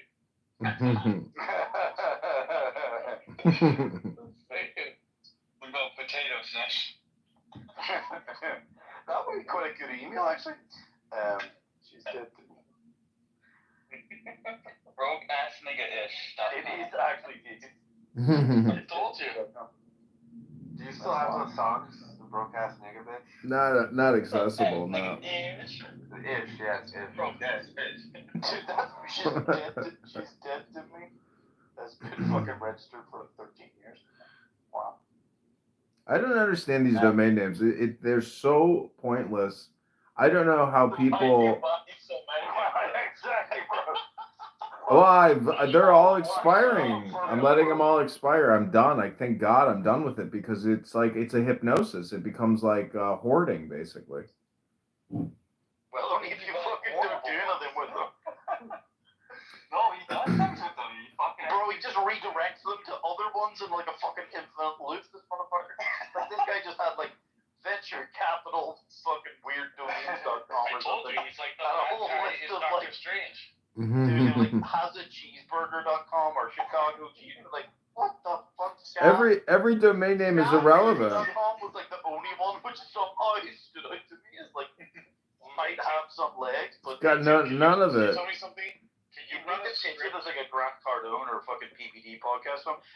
Dude, can you run a script on all those websites, see how long they've been owned, and then tell me, had he just bought Bitcoin, how much he'd have? That could be done. That's right. Oh shit! You don't want to do that calculation, bro.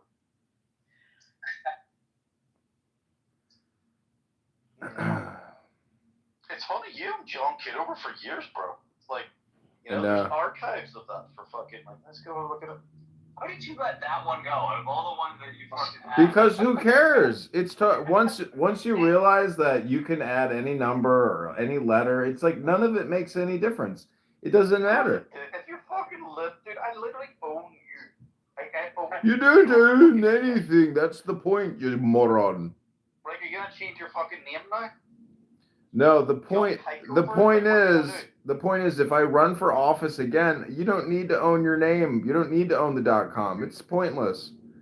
It's totally pointless. You think I could run for office? It's not a good thing. It's Yeah, you could run for office. Anybody can try. jkidover@gmail.com, facebook.com/John Kidover, youtube.com/JohnnyKeatsLA, youtube.com/banner blindness vids. Is that like a porn fucking? No, that was like it was like an advertising business. LinkedIn.com/in/John Kidover, branchout.com John.Kidover, twitter.com John Kidover, banner blindness, Justin TV /foodie hottie, bannerblindness.com secure web partner. What the fuck? Yeah, I saw some of your terrible names and huge domains won $1,500 for your John, banner you don't think blindness. these days you have to be in the tribe or tribe adjacent? I think you have to read books and make sure your brain is educated, unlike you. I mean, you claim you got a lot of books in your house. I never heard you read one book on this app in many years. Never once. What the fuck are you doing on this app to read it? What do you read the app? I don't know, because people read books to make themselves smarter instead of having endless conversations about nothing. Ludo, what was the last book we read together? Pointer's Complaint. Portnoy's complaint. He's reading the Skag book. And there was another book. What was the other book that you read, Diego? We read The Jewish Revolutionary Spirit. Yeah. Fascinating book on philosophy. It's very good. I mean, for an hour, people will listen to you complain about how your car is getting a stain.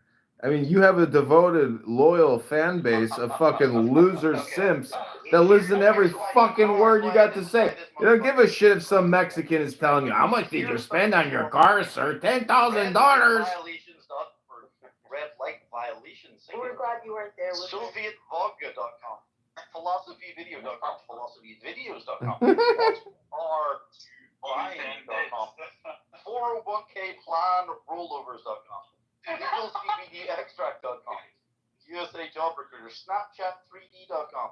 Bro, why not just register Snapchat 5G? Yeah, that's definitely. Incomereports.com, netincomereport.com, West Hollywood Real Estate Agency.com, Venice Beach Real Estate Agency.com, TopRatedInvestment.com, EatK10G.com. What the fuck is that? InsiderTradingSystems.com. That's definitely a winner, bro. New York Pizza Parlor.com. RabbiHollywood.com. Rodeo Drive Diamonds. He definitely a Jew, bro. Rodeo Drive Diamonds and Rabbi Hollywood. Los Angeles Real Estate Agent Blog.com. HollywoodRealEstateAgency.com. Hollywood Hills Real Estate Agency.com. JohnKidover.com. DomaininvestingBusiness.com. DiscountLasVegasFlights.com. CollegeLevelClasses.com. ChicagoPizzaPartner.com. Century City Real Estate Agent.com. Stockbrokers Los Angeles.com. My30sblog.com. Beverly Hills Real Estate Agency.com. FacePornoBook.com. FaceBookFucker.com. FaceBookFucker.com. FaceBookPorns.com. GooglePorns.com. TwitterPorns.com. AmazonPorns.com. BooksFacePorn.com. Bookspornface.com. BookFacefuck.com. Booksfacefuck.com. BookFacePorn. FacefuckFace. ChicagoYogaInstructors.com. ChicagoYogaInstructor.com. CraigslistPorns.com. Chicago Real Estate. Lincoln Park Real Estate Agency. EK10Picture.com. Hermosa Beach Handyman.com. DomaininvestorBank.com. Bro, sugar goddamn affiliates. What? Super goddamn affiliates.com. Bro, like, yeah, You wonder why you made the fucking money with the man. Actually, that is the troll, Tim. The troll is now proof how low the fucking viewership can be. It's incredible. Did you see George Foreman Do you died? even remember registering half of these? Yeah. No, he was high. Yeah, it was definitely stoned when I registered the majority of them. Well, that'd be a good one.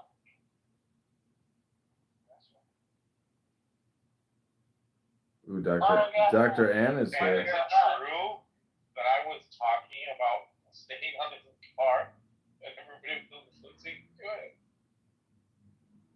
Wait, what? Do you still use jkitover@gmail.com? No, it reached capacity. I was gonna sign you for a lot of spam emails. Oh, thanks, Tim. You're such a good little leprechaun over there in Bro, I Ireland. told you I fucking own you now. Like you're like I want to get this started. You own me now. Oh my god, I can't wait to get owned by you. It's gonna be such excitement. You're gonna be begging to be dead to me. I'm gonna be begging to be dead. This motherfucker, I said to me earlier that I didn't ask for his permission to use an edited photo. He's streaming us.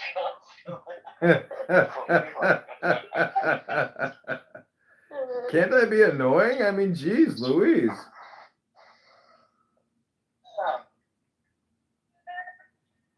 Yeah, it's your realtor photos which are the best, I think, actually. Dude, you actually, even though you're younger, you looked older. Like, I don't know how you made that possible. Isn't that, see, that's good news about being bald. You can't get any uglier. The only way's up, bro. I know, that's what I'm saying. How do I look better now than I did then? All you have to worry about is buffing and shining that thing. There's some chicks there. Some girls do like it because I don't know why, but they do. It's very masculine, I guess, to look sickly and old, bald. You gotta keep counting yourself up, bro. What was the last time you went out on a date? What was that? You're getting to that age, huh, Diego? Yeah. Are you getting close to a little blue pill territory? I mean, people tell me I'm okay, but I definitely like to have more. I don't think you can have too much. Too much blue pill? I know. I fear the day. If I'm guessing what the code for little blue pill is, I fear that day because that's like a threshold that if you cross it, you may never come back. I don't ever want to. I don't know. You know how that works? It's gonna happen. Losing it. Yeah. What do you think, Jacob? What do you think? What? Hasn't happened yet. And what do you think about the hairline of PTR? Is little blue pill not dick pills? Oh wow. No, it is. That's Viagra. Right. Like that's the type of thing. Like once you start. That's fake hair. Oh yeah. No, it's going on. That'll be bald in 2 years. That is not you though. Wait, that's a hardcore gangbanger. He's a stoic Norwood one. That's the guy that says, "Hey, does anybody need any donor hair?"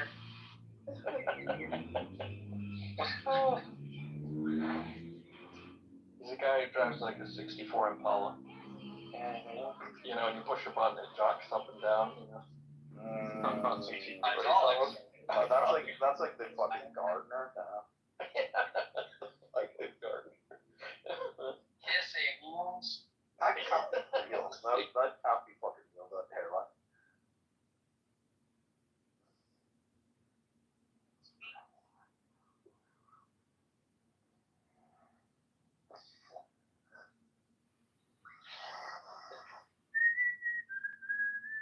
So, John, what do you think? Where should I send John Kitover.com to? I don't know. It's your money. You can do whatever you want to do with your domain names. Good luck. Yeah.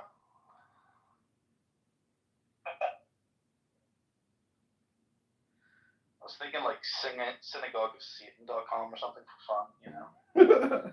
I'm sure my father will love it. Yeah. John, I went to your website the other day. What's going on, my little boy, my son? Well, if you want, I can forward it to.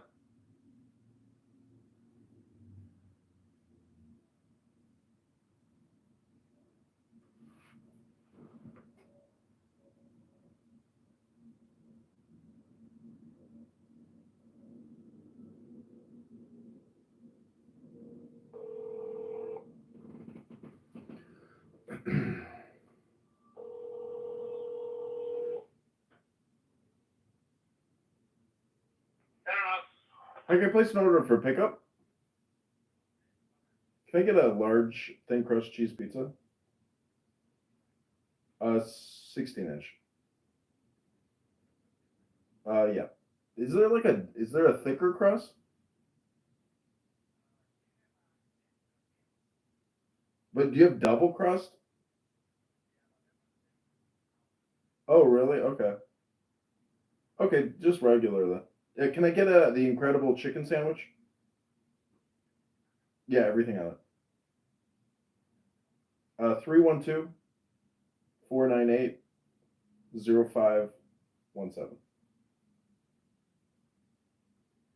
John. Okay, thanks. See you soon. Okay, sounds good. Bye-bye.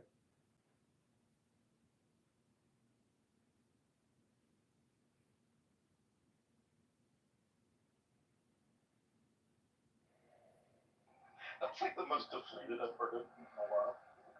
Oh, he's back, is he? Is this a new? Sorry, I had to place my evening meal ticket. Somehow. Damn. Probably no Just Jakob disappeared is on your own accord. probably with her. Jakob, are you really with her? My what? Are you Edmund?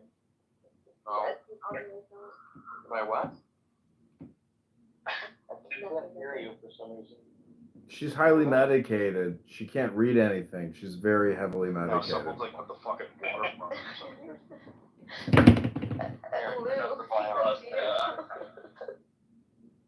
Are you like in a river? Like, what the fuck is that? There's like a underwater. On the highway. So it's traffic. It just My started. audio's been all fucked up, dude. Bro, I don't know what you did with those fucking headphones. Like, I don't know. What if I place it in the You know, like those shows where you pick up the oh, you can hear the ocean. That's what it sounds like constantly when you're off mic. Just like the constant fucking like echoing. You mean you didn't know that before? Lou's never sounded good on this app. He's always been an ineffective communicator. Is he dead to you? No, but it's hypnosis, regardless. I mean, you can talk about AI for the next 100 years and still never accomplish nothing. That's right. How many domain names do you have to register to accomplish something, bro? I don't know, bro. I'm done accomplishing things. I'm meditating now. Did you really like? You must have given them all up, or did you let that one go accidentally? No, I gave everything up in GoDaddy. I don't want to have anything to do with domain names or GoDaddy ever. I'm done. Out. Hey, Queen Elizabeth, how many dicks have you sucked, and how many assholes have come in your English ass? John Kitover. P.S. Stop pretending to be a queen. You can't. John Kitover. Amazing. I don't know what you're talking about. You're quite the poet, bro. I'm ready for this roast. I just need to get me yourself a bottle of red wine and me pizza. I'll be back in 20 minutes with me pizza and me wine, and you can roast me all you want. That's right. Soldiers of the U.S. Army, I have one message for you. Protect liberty wherever you may travel. Have good thoughts. Have good actions. Have good outcomes. Keep smiling. Never surrender. Unless you conquer. See our enemies driven before us. Let us. Yeah! John Kitover. That's right. That's the philosophy now, you get it. She's alive again. She's alive to you now.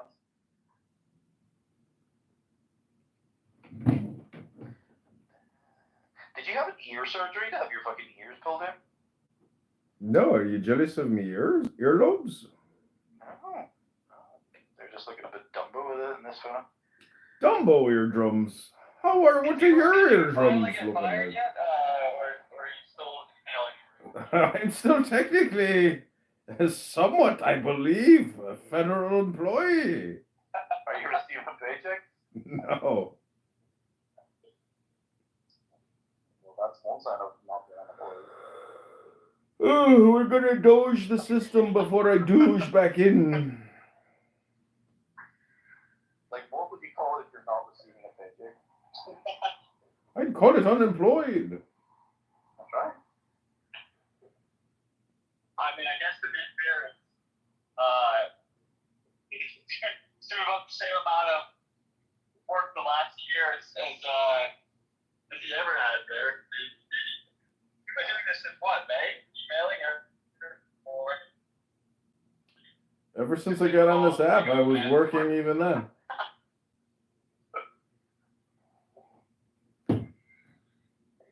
I'm doing what must be done. Ask not what your country can do for you, but ask what you can do for your country. I would have been the perfect time for you to like blow the whistle on the contract, all the bullshit that you said is like they're uncompetitive, et cetera, et cetera. Yeah, it's all Which bullshit. it seems like you're doing with Doge. Doge is doing it. Doge has installed directors in every single major pool, you could say, or every major budget allocation. Like, they're doing it.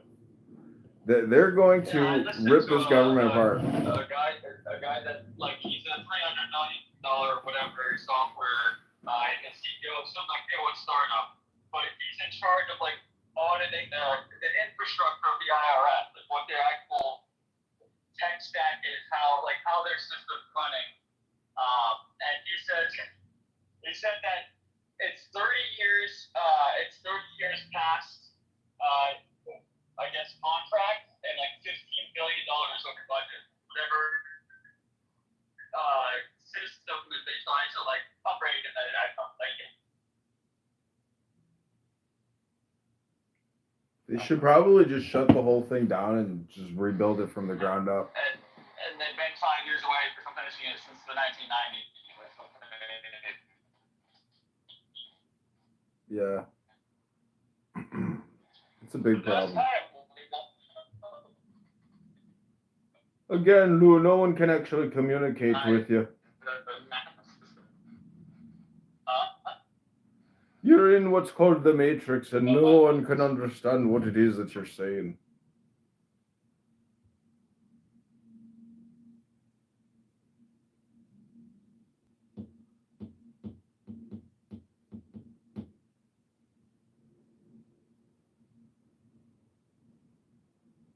That's right.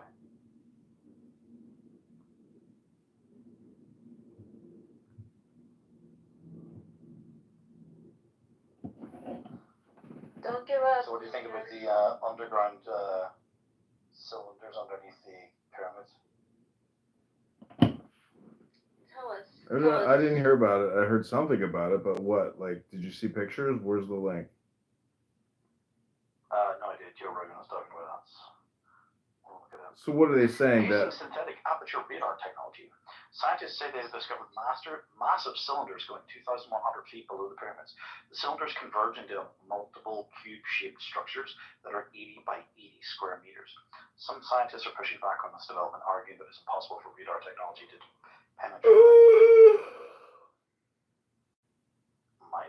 oh well, another big nothing burger out of the pyramids. Most people don't know the riddle of the Sphinx or the pyramids. Aliens, bro. Did you ever see that movie, the Egyptian Gods movie or whatever it is? And this movie thing where he opens the other locker and it's like a universe within a universe. But get there, who built them? And they just seeing the very tops of something way bigger. It's kind of, I mean, it's one of the biggest. It is the biggest discovery we've ever had. It changes like our whole timeline. Who, Sasha, and Bussy are in a fucking room together? What the fuck? Bussy? That's so weird. Sasha and Bussy? Did you see I know this? it's covered. Did you Like see this Coco? photo of AOC in a Nazi bikini? I can't believe this. Motherfucker, I'm dying. Do you know this chick Valentina Gomez? Yo, watch the video and the link that I put up there. No.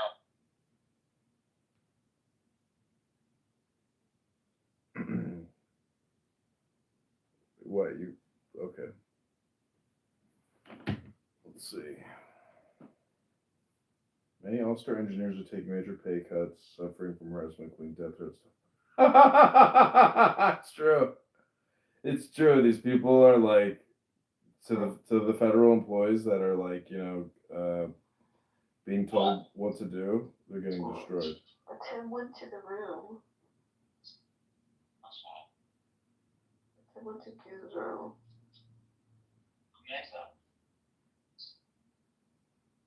Oh. Are you actually drinking, or is it just a code word for Me? Yeah, I'm drunk. I'm on the way. That's a nice then. You're drinking and driving too, right? Like, do we totally have to take the vax? No, well, it's a strong correlation between the two. Like people really don't like the idea of they talk about being a pure blood and like there are women who won't date you if you men will date you, forget it, but women won't date. Felt like it. Oh, pussy. How you know me?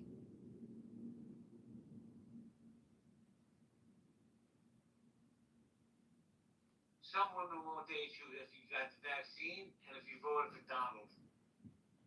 Yeah, right, exactly.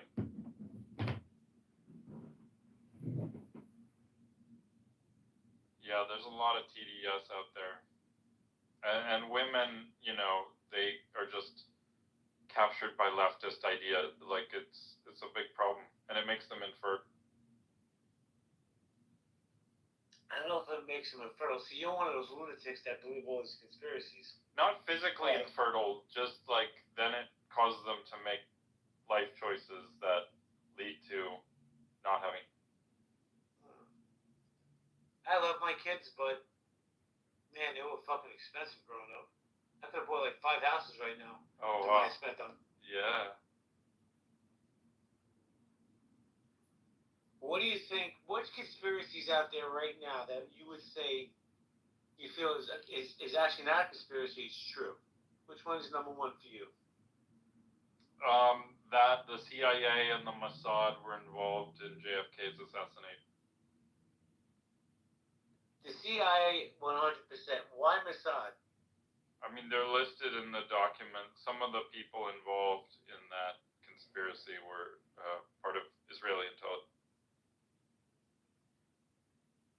And I think part of it was Kennedy really didn't like how much Israeli political and how much political influence they had, and he was going to try to push back on some of that. And so I think that they had an interest there. I know he wanted to disband the CIA from the Bay of Pigs, but I didn't know about the Mossad. What's the difference, Shirley? We're talking conspiracy, Shirley. Did the COVID vaccine kill George Foreman? What is your opinion on the COVID vaccine? If you don't want to come up, put it in the chat. Also, Roger Stone posted, guess who was in Dallas on the day of the assassination who later denied he was there? Who's that? President George Herbert Walker Bush. The future director of the CIA. Correct. Yeah, I have no doubt that. Oh, we got Benjamin Netanyahu. Yo, Benny, you better enjoy your freedom. They're gonna indict your ass as soon as the war's over. He fled. I start speaking some truth. Benjamin Netanyahu didn't have as much criminal problems as the Donald did. But I agree with you. I think the CIA took out Kennedy because he was going to disband that organization, the deep state, and they would have none of it. And by the way, here's a conspiracy I actually believe. I believe the Democrats try to kill Donald Trump. I wholeheartedly believe that. Well, we do have questions of like who the hell was this kid, like out of nowhere, how he got in that position and so forth. Shirley came up. We triggered something. What's up, Shirley?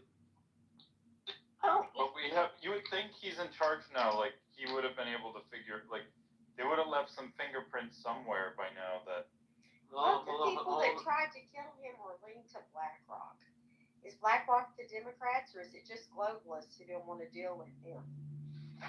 Just saying. That's a great question.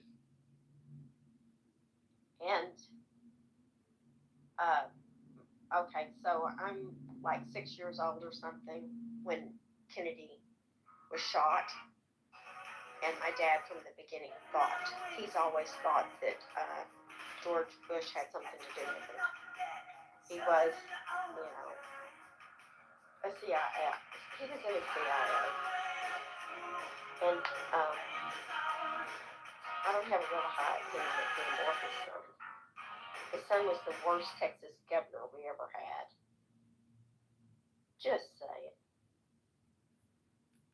He was also a horrible. I gotta take this call. I'll be back, guys. Hold on, let me mod you up. Give me a second.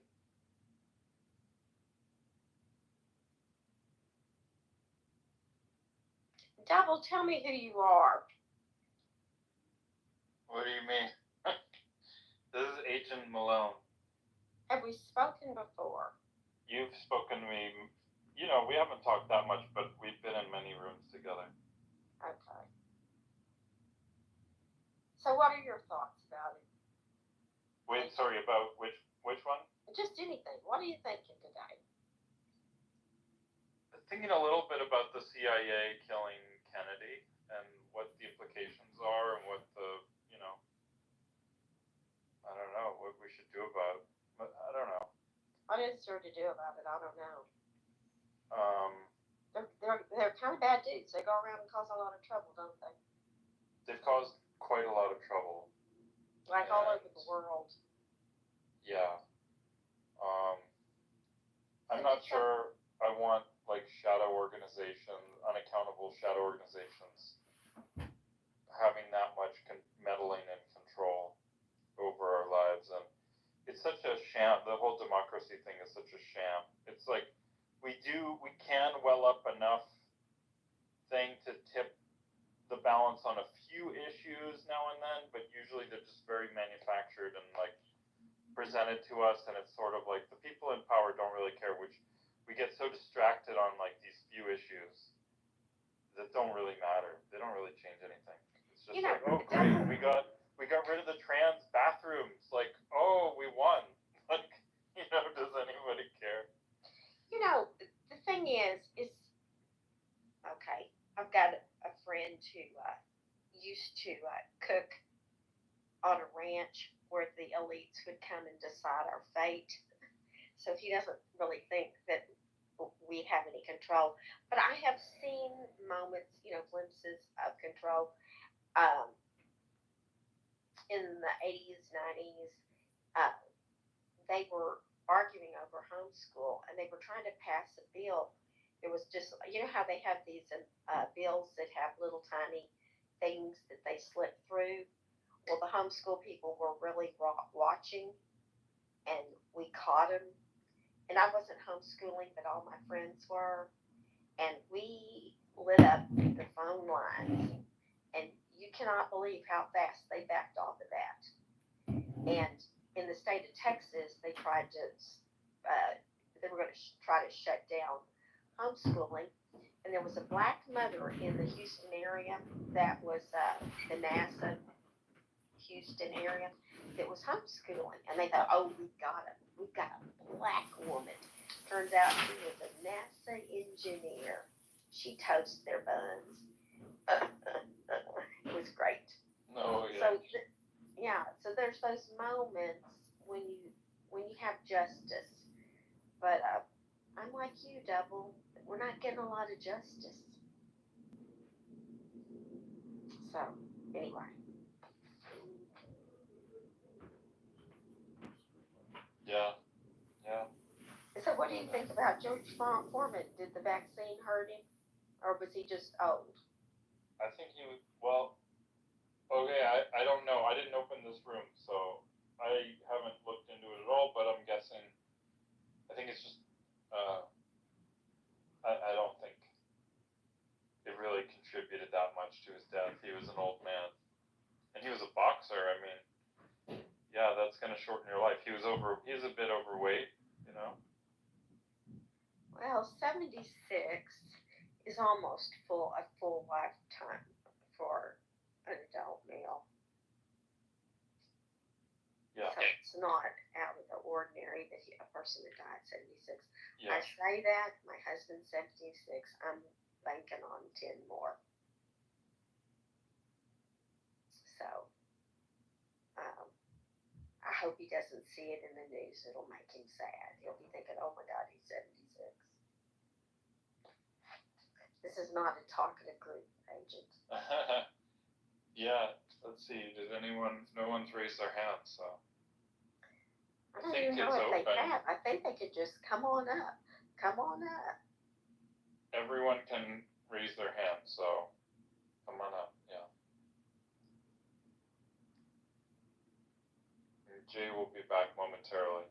Okay. Oh, so wait, you got a hand up. You've got a hand up. Let's see. Dot, we invited you up. Well. So what's up, man? What do you think about anything? Hey, Double. Just a quick question. I know JFK files were released. I didn't read them. But to say CIA did it, that was not obvious. Without that. I think there's a lot of circumstantial evidence around it. I'm not sure that, I don't think the documents say it so explicitly, but maybe. Okay, yeah. What were we talking about, gentlemen? JFK. Oh, JFK. The CIA took out JFK. I don't know about, and the mafia was involved as well. So does that mean Trump's gonna dismantle CIA? He should, right? I don't think he's going to dismantle it. He's going to use it as a tool for himself and against his enemies. What's up, Eric? Yeah, I don't think he's going to dismantle it. But I do believe that the Democrats try to kill Trump. Very lucky, yeah. And by the way, recent polls, Kamala Harris is the leading candidate to win the Democratic candidacy in 2028. Yeah, she's leading in all the. Does she want to run? I believe she does. I mean, listen, who else could waste $1 billion in 3 months and have nothing to show for? That would be amazing if she ran again. Yeah, that would mean 4 years of J.D. Vance.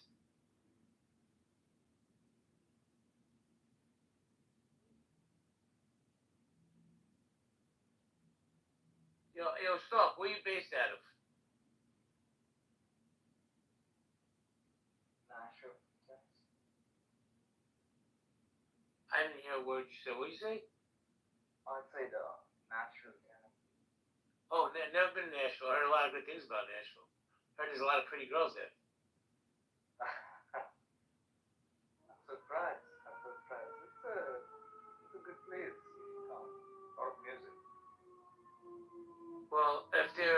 girls are 16 and younger, double.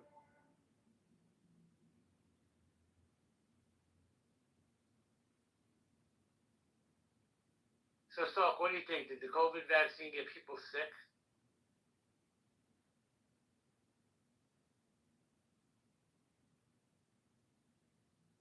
You ran. You got too close to the truth. Yeah. I never heard a German accent in Nashville, Tennessee, but what do I know? JB, are you vaccinated? I am. I gotta be honest. Wow. I am. I wish I wasn't. Yeah, your blood has been poisoned.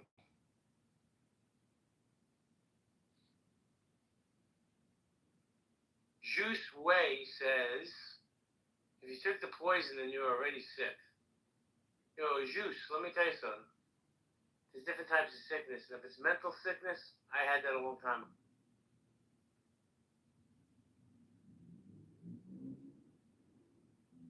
Yo, Malone, how long you been on this app? Since 2021. Oh, you've been on for a long time. I've been on since the beginning as well, but I remember when COVID first happened, bro, there was literally 5,000 rooms about COVID. Yeah. I wish I was here in 2020, the first year. I was, man, and it's changed so much. People who thought they were influencers found out they're just regular plumbers from Cleveland. That's funny. I think when Clubhouse did the Thanos snap, it humbled a lot of people. Which one? What do you mean? When it changed versions, when it became this current version, when you lost your followers. I remember a so-called influencer, Honey Shakur, who was a professional panhandler. She went ballistic. She's like, "What do you mean? Those are my people. I earned them. Why are you taking away my followers?" And she was tight because she was making big money on this app. Wow. And she had no talent. Her talent was she wouldn't shut the fuck up. Oh my gosh. And she'd have a cash app up, and that girl would clean up. And listen, I respect the hustle. Vendetta, am I lying, bro? I'm not lying. She's a hustler. And boy, she got a lot of suckers on. I remember one time, Asian, no bullshit. We were a bunch of people in Grant Cardone, a bunch of other so-called big shots. And she's at the mall with her kids, and she's like, "Uncle Grant, can you cash out me some money?" And then she put her kids on the phone and said, "Hey, Uncle Grant, can you send us some money?" She got like 6 people to send her like $500. Wow. That's pretty good. Good hustle there. Bro, she is a hustler. She's a panhandler.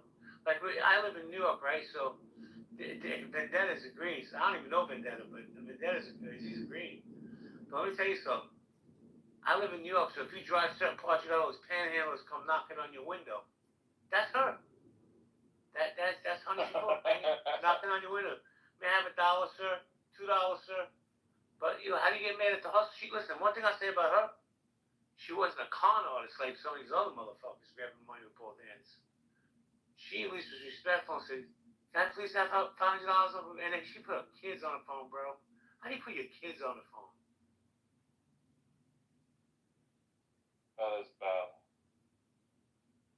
Yeah, shameless. People like pimp out their children. It's horrible.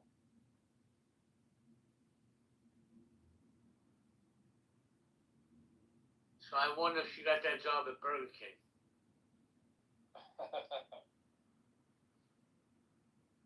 Bro, no bullshit. She tried to get into the rap game. Now, I'm a middle-aged Caucasian. I don't know much about rap other than Biggie. She was atrocious.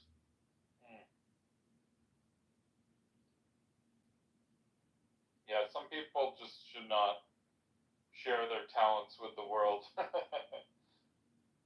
Their lack of talents.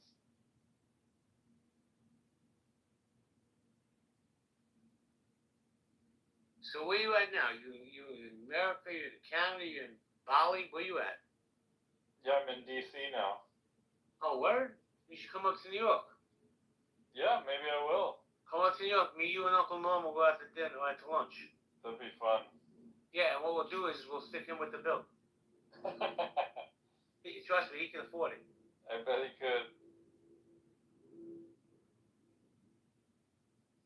Whoever's vaccinated in this room, just raise your hand. I'm curious to see how many people have the vaccination. Looks like it's just me and you, Malone. Wow. Yeah, I've developed so many health problems since I got vaccinated.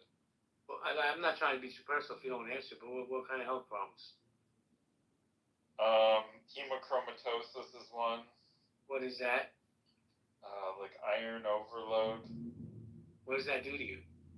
I don't know, like your whole body just starts to get oxidized and, like iron deposits in your organs.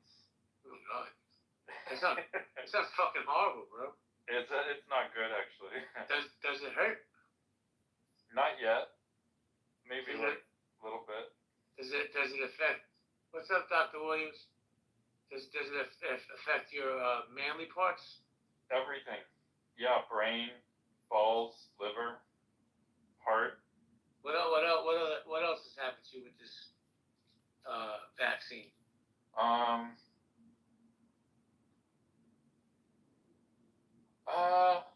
don't know. Well, it slowed down a little. That could just be aging, but yeah. Well, I hope you feel better, Dr. Williams. No, how old are you, Malone? You're like 25, right? No, early 40s. Oh, it's aging. Do you wake up and your knees hurt? Yeah. Well, welcome to the welcome to the 40s. Yeah. They hurt a little bit. Just walking, just going up,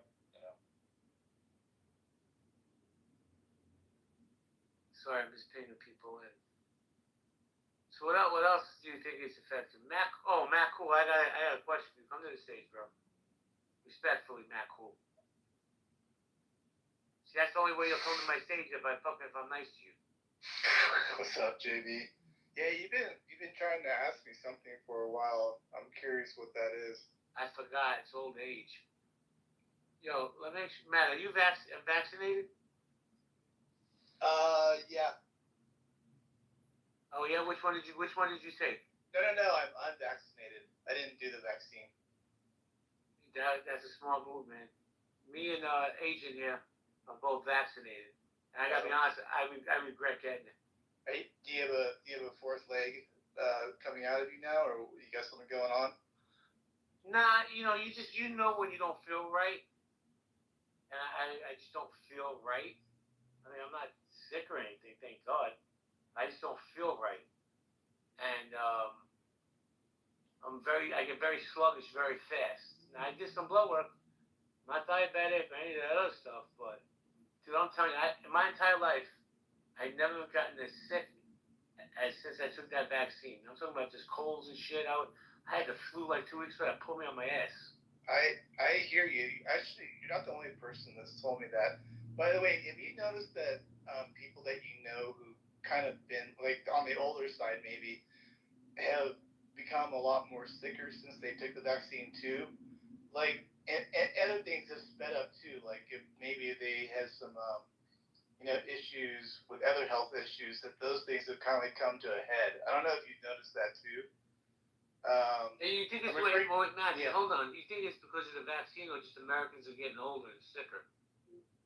I mean, I don't think the vaccine helped. That's my point. I think it sped things up. I think it's like this is my conspiracy theory. I'm not a huge person of that, but I think it sped on things like depopulation or something. Like it's supposed to take out people that are sick. That's where I'm going with that. Well, we're talking all conspiracies tonight. What do you think about the what's up, Adams? What do you think about the JFK file being released? You think that was the CIA who killed him? Yeah, I mean, there's I know there's a definite, like, I don't know, like, there's so many conspiracy theories around that particular piece. I'm really open to hear everything, but I don't think our government is up to any good. Well, Matt, can I offer you? Oh, I'm sorry. It's okay. I'll come right back to you. Matt, the anti-Semite that Malone is said it was Mossad. Well, that would be an anti-Semitic remark for sure. I think the COVID vaccine got a lot of people sick. Let me say, Adam, just hold on 1 second. Let me say hello to my man David up in the Pacific Northwest where they have clean air. What's up, Davey? We do have clean air. Good evening, everyone. Just headed to dinner. Just wanted to say hi for a minute. Dave, you vaccinated? You know what? I took the first two. I was almost. Which one? 2020. I took the first two Pfizer that I got at UW Medicine, and then after that, I saw people getting like the cytokine storm. More reactions to more inoculations. So I just decided, I'm healthy. I don't need it.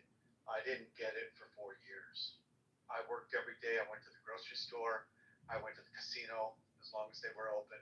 I lived my life, and I didn't get COVID. I mean, I know people who died from it. I have employees that died from it, but I was lucky. I had COVID twice. Didn't do shit to me. I was sicker with the flu 2 weeks ago. What's up, Dr. Adams? How you doing? How you doing? Good to see you, my friend. Good to see you as well. I'm trying to limit my time on this app these days. Yeah, strange crowd. But here's what I will say. Looking at what Matt had just said, and I'm offering this as a point of conjecture and also as an alternative theory as to how JFK met his demise. Do you think that maybe perhaps he met his demise as a result of Palestinian national radicalism in the same way that his brother met his demise at the Ambassador Hotel? I'll tell you what, I learned Jack Ruby was a Jew. I didn't know that until I read that. Well, there's also a conspiracy theory that Sirhan didn't kill Kennedy because he was in front of him. It's been Kennedy debunked. died. That's been debunked? It's been debunked multiple times. The man confessed. But when he confessed or not, we don't know the situation or circumstances, Adams, that made him confess. So let me ask you a question.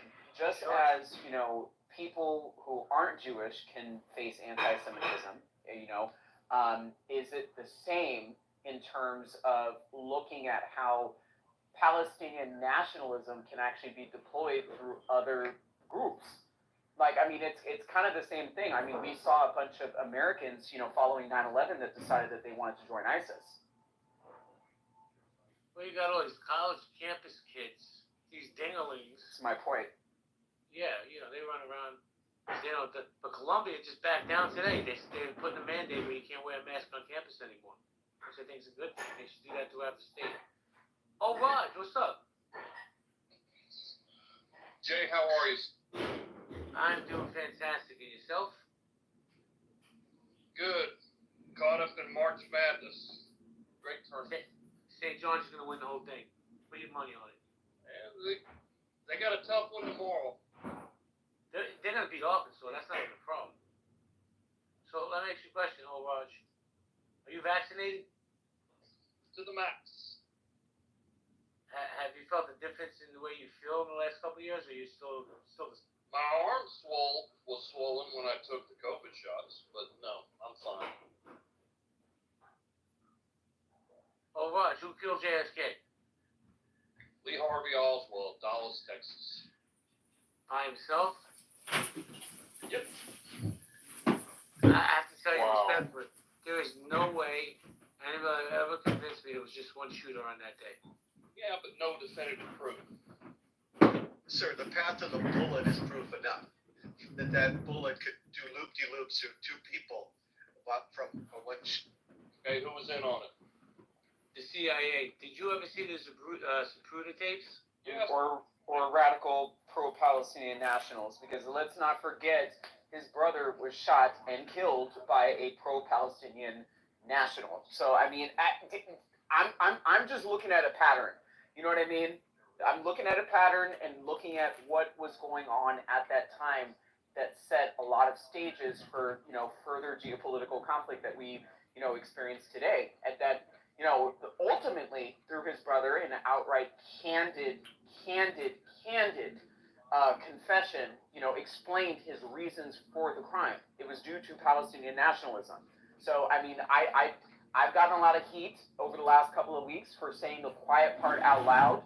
You do not have to be Jewish to experience anti-Semitism, and you certainly do not have to be Palestinian to exude a certain level of radical extremism towards the Palestinian cause on U.S. soil. Well, let me just say this real quick, David. Let me just say this real quick. My man Harry Balzac down in the VIP section, he felt some extremism today. Yo, Harry, I tried to stick up for you, my man. I love Harry. They were having none of it in that room. But I tried. Who's fucking around with Harry? I'm gonna have to fix this. Oh, you ain't fixing this one. That was Jazzy. Yeah, don't even try.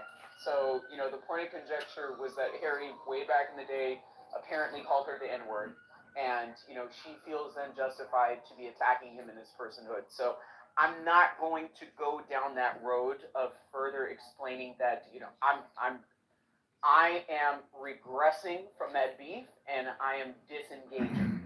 So anything that you guys have to say about that, you know, that's quite frankly your business. However, I will say that there is an off-kilter justification of why that person feels like they need to be attacking Harry in his personhood. All right, then. Well, Harry, we tried. David, you were going to jump in? I'm not being contrary, Adams, but we're talking what, the 60s when Kennedy was shot, and there was Palestinian nationalism going on then. You don't think that there were further lingering roots as to why his brother got assassinated? I need to do more get more knowledge.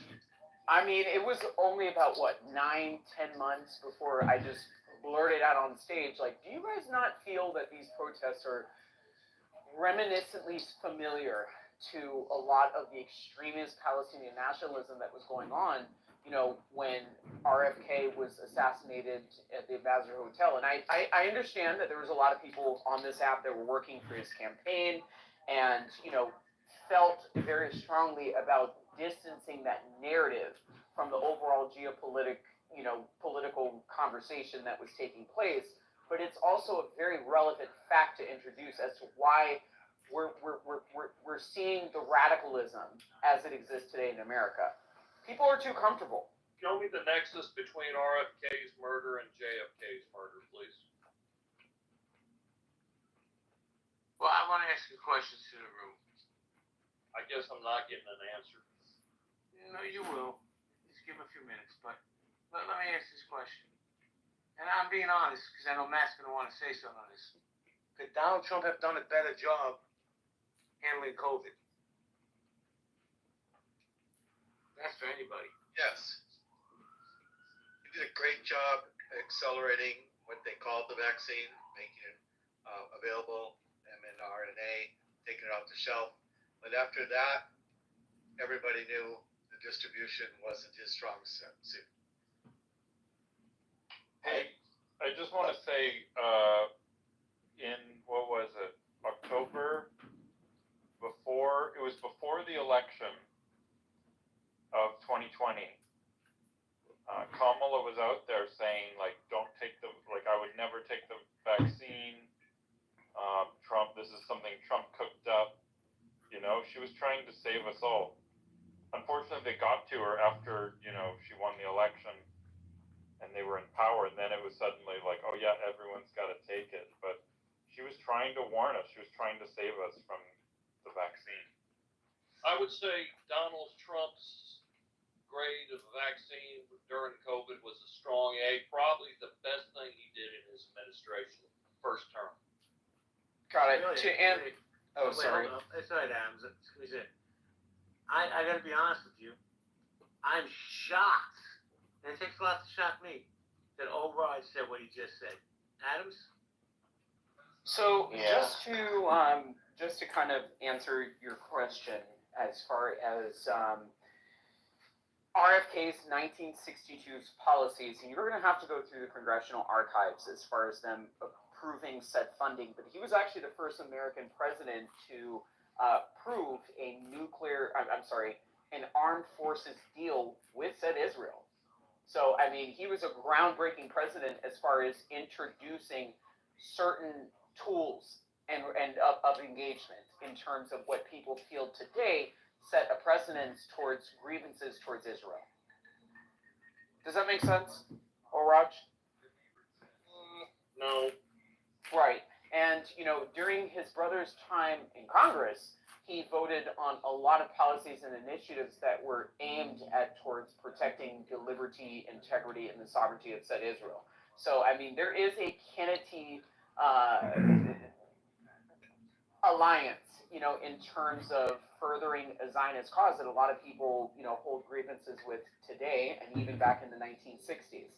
So let's not forget that, RFK was assassinated by a Palestinian national, citing his specific policy positions in supporting the state of Israel. And again, and hold on, in putting on my tinfoil hat, I'm more inclined to believe that if there was any special action committee, whether it be foreign or domestic, it was mainly centered on Palestinian nationals and that supported, the person that ultimately assassinated JFK. That's just my opinion. No nexus at all. None. All right, well, let me just say this before I go to mind virus. I want to say rest in peace, George Foreman. He was a bad dude, and he's very smart. I think he had like 15 kids, like 12 of them were named George, which is bananas to me. But he became a very classy act later in life. And I think everybody has owned at least a George Foreman grill. And I just want to say, downtown Julie Brown, I love your PTR. Mind virus was good. That's because George Foreman never got in the fucking ring with me, buddy. Listen, I say this respectfully. I don't think George Foreman was afraid of any Canadians.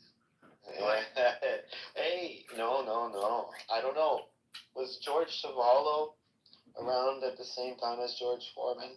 I don't know if they ever fought. I don't even know who that is, but he's the guy that beat up fucking Ali. Oh, I don't know. So Ali and Savallo had a fight, right? This is in the 60s, maybe 70s, 60s. And although Ali won the fight, he spent the next 3 days in the hospital. And Savallo later that night went dancing with his wife. So goes to show you. It goes to show you the stories are amazing. Okay, Raj. George Foreman, the pride of Houston, Texas. Yes, sir. And like I said, everybody had a George Foreman grill.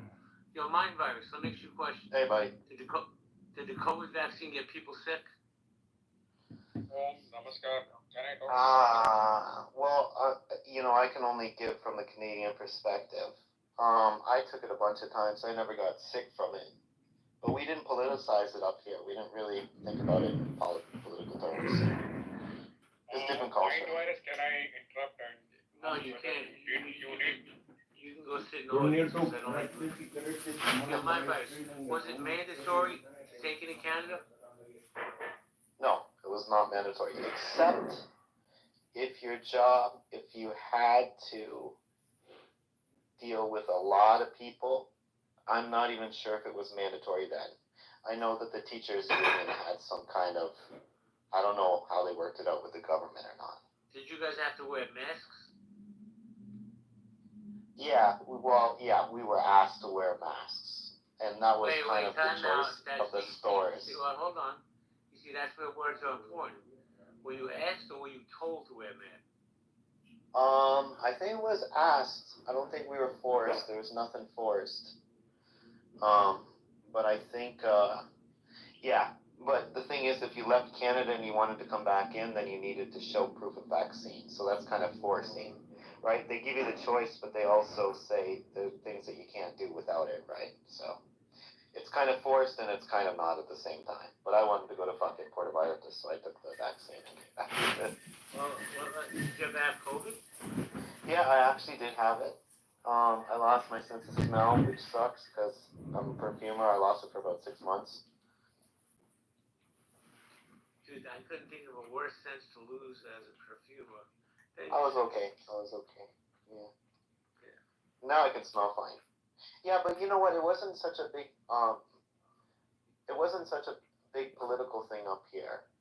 I think the way that the government fed it to us is they said they don't have like perfect answers, and nobody here was expecting perfect answers from the government because it was an evolving situation, right? And so we knew that there's only a certain number of beds that can be filled up at one time. So basically, what was told to us, like, you know, if you take the vaccine, it should hypothetically slow down the spread of the virus so that the hospitals don't get all filled up at the same time. That's how it was given to us. All right, that's some breaking news, folks. Thank you, Mind Virus. Give me a second. I want to post Yeah, this buddy. up. Post this article to the top. This is crazy to me. Hold on. Matty Cool, what do you think about this? Look at the Jumbotron. Yeah, I already saw that. This Kamala even, but yeah, like I said, the Joe Biden, the entire family has been revoked. He's so fucking petty. It's terrible. It's petty. Not petty. Do you know what they were trying to do to Trump? You don't even know, do you? No, I know. I mean, the whole situation is petty. Did Biden revoke Trump's security clearance when he was president? I don't think so. I mean, Trump was getting documents to Mar-a-Lago. I think he reduced it at very most, or cut funding. I remember some news story around that. I mean, why would he? I mean, there were no wars that were going on. Yeah, but you or know, these type of foreign conflicts when Trump was president. well, I heard that it was costing American taxpayers upwards of $3 million a year just for security for Hunter and Ashley Biden. Oh, $3 million. Don't even get me started. He was leasing a $10 million house right across the street from Passages Malibu. Right across the street. $10 million house. How much security did it for the Trump family when he was president? He's a former president.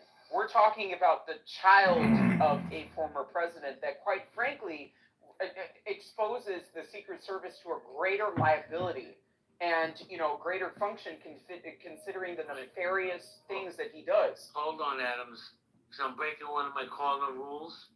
I have two Canadians on my stage at the same time. So, I'm just saying. We're taking over, you know. Yeah, but we love Rafi. Hello. Yeah, Rafi's like, listen, Rafi gets dual citizenship in my room. Rafi, what's good? I'm willing to revoke my Canadian citizenship if need be. You're going to be on 51st date anyway. As I say, JB, alhamdulillah, your words to God's ears. Oh, we got another Canadian in the room, but not on the stage. We got y'all. Y'all, if you come up, that'll be a record breaker for my stage. 3 Canadians at one time. Yo, Rafi. Oh, hey, he's coming up. Did the COVID vaccine get people sick? You're asking me? You don't leave Rafi on stage. Oh, sorry, I didn't hear you said Rafi. To be honest, I have some fucked up stories about this vaccine. So but I'll sound like a conspiracy theorist, but this happened around me with like my own circle, and I do believe people got sick. But again, like any other vaccine, you're injecting yourself with a disease, right? So Yeah, either that's the thing. you're gonna take it or reject it. Just like the flu shot. You're supposed to get a little bit sick, and then after you're supposed to get better. All I'm gonna say is, right, look at the lineup we have. We have 3 strong, viral American men at the top, and then the rest of the Canadians. Good one, Jay. What's up, y'all? What's up? I just came up so that there'd be more Canadians. But I guess the vaccine did get people sick, but it saved everybody. It exponentially prevented more people from getting sick. Yo, what part of Canada are you from? Montreal? Correct. Yes. The accent gives you away. Mind Virus, where are you from in Canada? Let me guess. Saskatchewan. No, I'm from Windsor area, Detroit, Windsor. Oh, Toronto. No, south of that, near Detroit. Yo, man, let me tell you, Toronto got some hot chicks. Across the bridge from Detroit. Yeah. Here's the thing about the vaccine thing, right? Like, you can't prove something that didn't happen. So, hey, JB, like, if nobody took the fucking vaccine, everybody said, fuck the government, I'm not taking it. And, like, millions and millions and millions of people died, right? then we would only know that the fucking thing actually worked, right? So you can't prove something that didn't happen. And you can't also say, well, you know what I mean? You need like two separate realities to play out and then compare them. And then you know for sure which would have been the best thing to do. That's the problem with viruses, right? You cannot fucking, you know what I mean? Well, let me touch on something real quick. Rafi, I see your hands raised. Yeah. Open your mic, please. Yeah. So, Rafi, let me ask you this.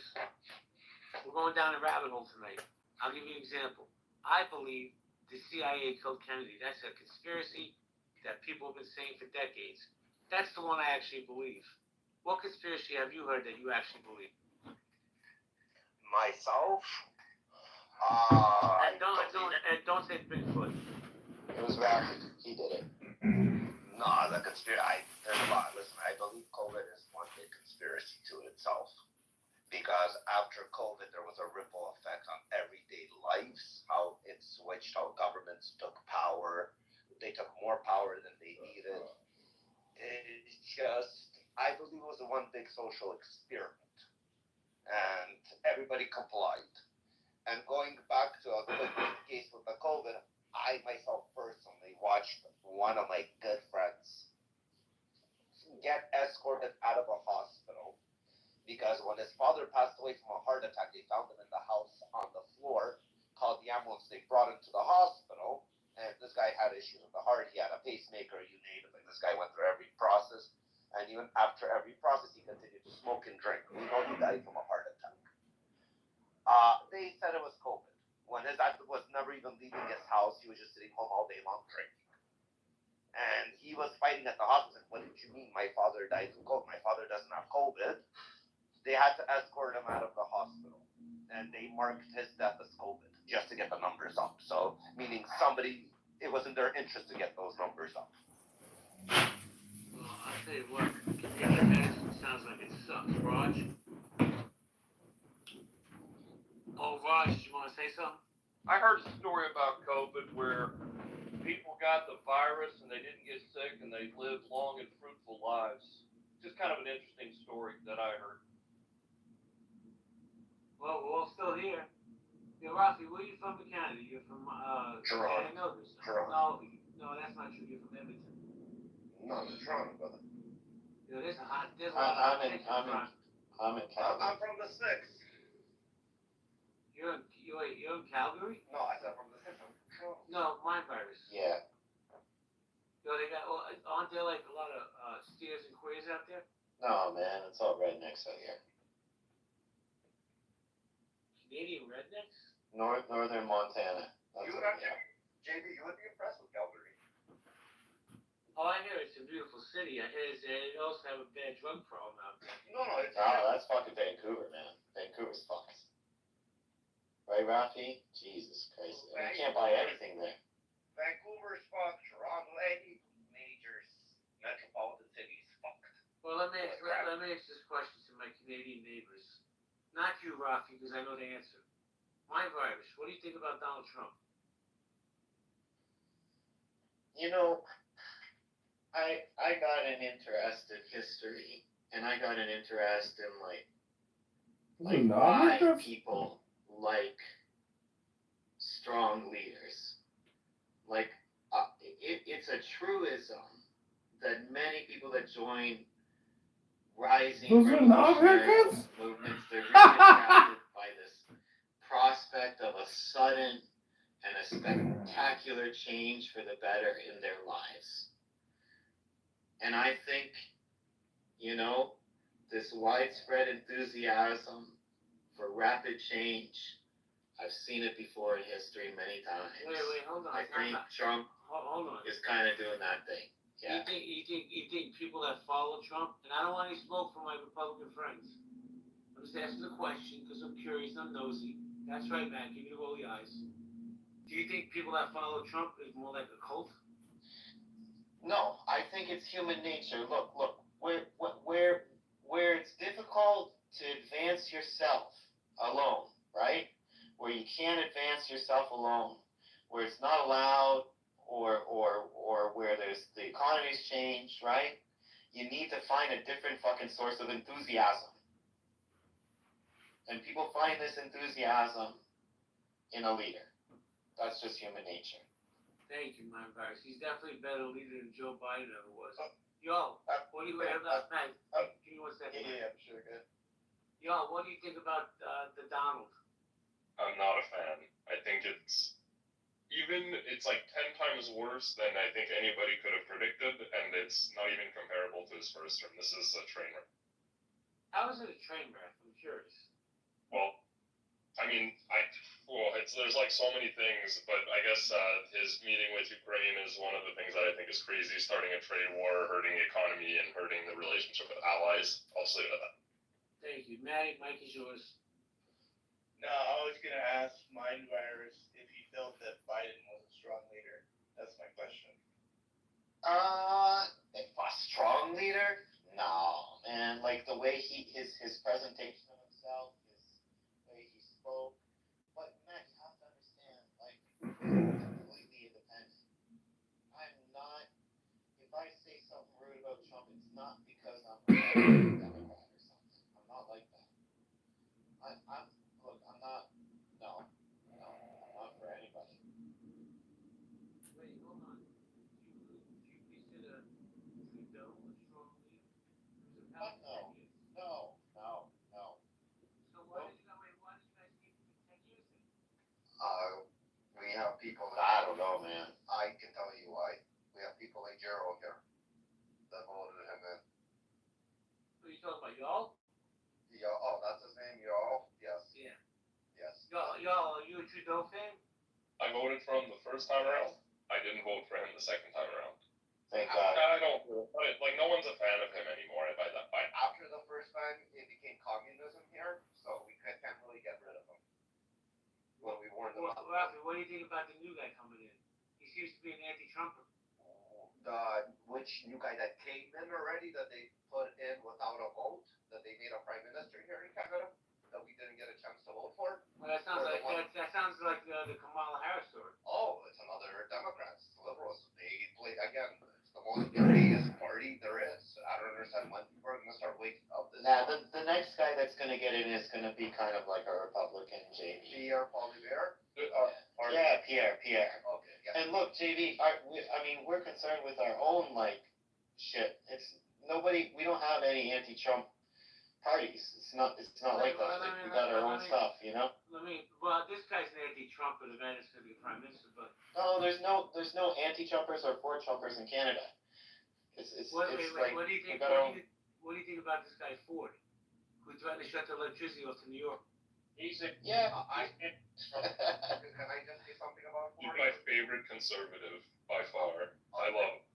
I'll tell you what Ford is trying to do. Ford is trying to build his name up right now. When he does run, he wants to show that he was a strong leader. He's making. Rafi, respectfully, was that the guy that was smoking crack? That's his brother. That's his brother, man. He passed away. His brother passed away from cancer. He was the crackhead, yes. And he was mayor of Toronto. He was mayor of fucking Rafi's town, bro. Correct. He was the mayor of Toronto. But he was a good. Listen, he was a good guy. The funniest part, like Trump and like Ford, for example, they weren't politicians. One is a crackhead. Yeah. But he was a crackhead that had common values with the common person. Yeah.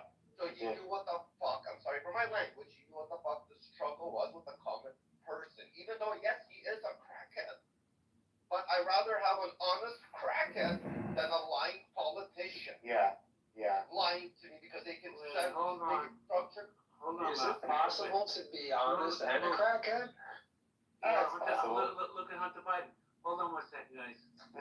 Wait, Rita, can you come to the stage? We're trying to keep the stage balanced with Canadians and Americans. We need a strong Canadian woman, please. Euphony, nerves. Euphony, nerves? I'm from India. Oh, that don't count. We don't care about India. No, respectfully. Hold on. Rita, how you doing?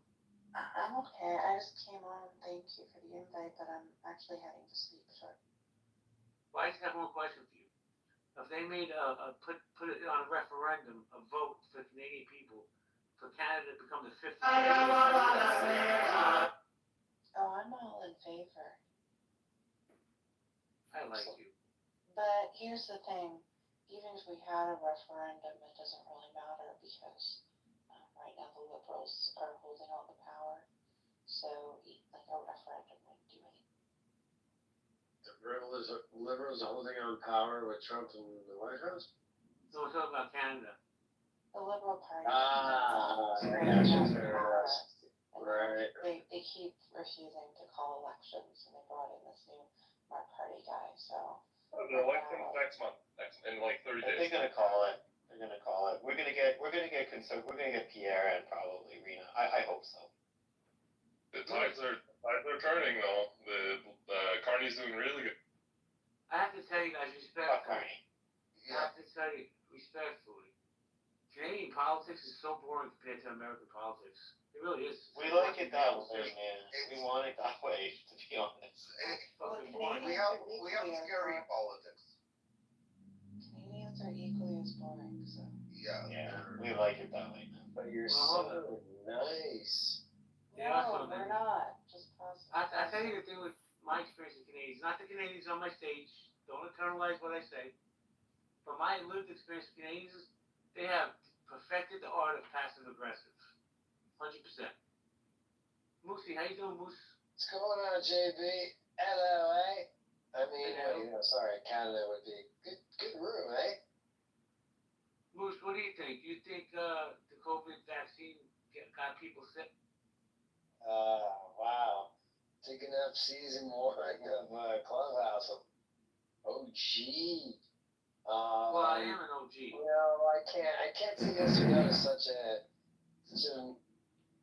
our bodies react. I mean, of course, like the flu shot, they're going to put a little bit of flu strand in it to build your immune system. So obviously, if they're putting in COVID in the vaccine, you're going to build your immune system. Of course, they're putting it at controlled levels.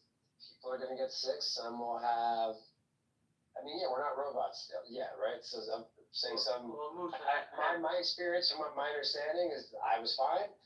The majority of the population, from my understanding, was overall fine, herd immunity and all that. But yes, some people did get sick and some people did not. So I don't have any. There's no answer. It's not black and white. Two more questions. Two quick questions. Who killed JFK? I said the CIA. Wait. Oh, he left. Malone said it was the Mossad. I say it's fucking just leave Harvey Oswald alone. Hey, look, you know, JB, how World War I started, right? It was like one crazy little dude.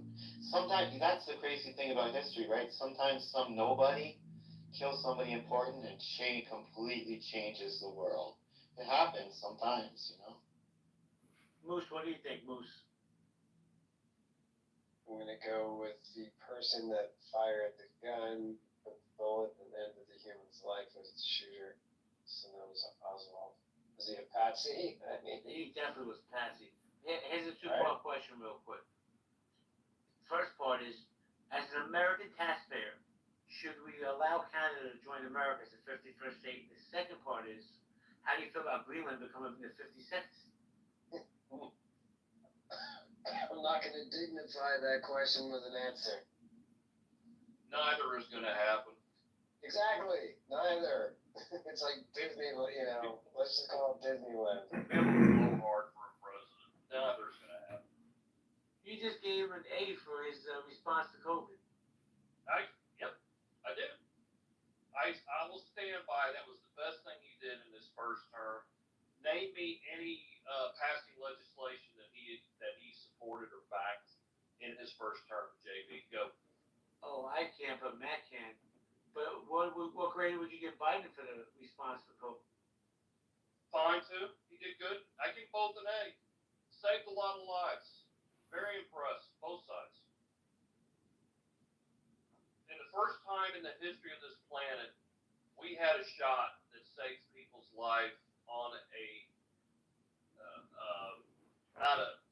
that was something that was beyond the flu. It was a pandemic. First time in the history of our living on this planet, we had a vaccination that saved lives.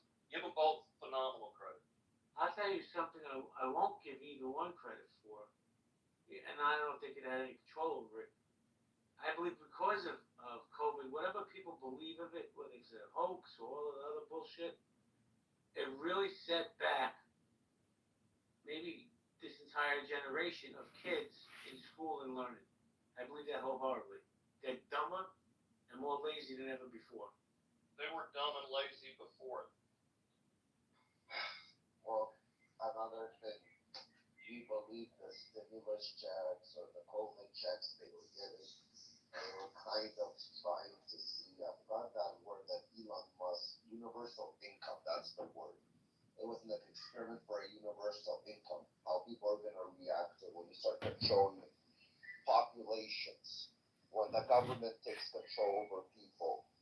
A lot of people might have not got affected by the actual vaccine itself, but the vaccine did have a ripple effect on people's everyday life, from losing it by shutting down businesses, depressions, marriages, people getting divorced at specific rates, people finding out they can't be with their significant other for more than 6 hours a day. It was just a shit show. Rafi, hold on just 1 second. Where's the, are you Edmund? There's just people on stage that don't want to talk when you're here. Excuse me, no, this is Wizard. Okay, Wizard. It's I'm gonna make you disappear. It's him. It's him.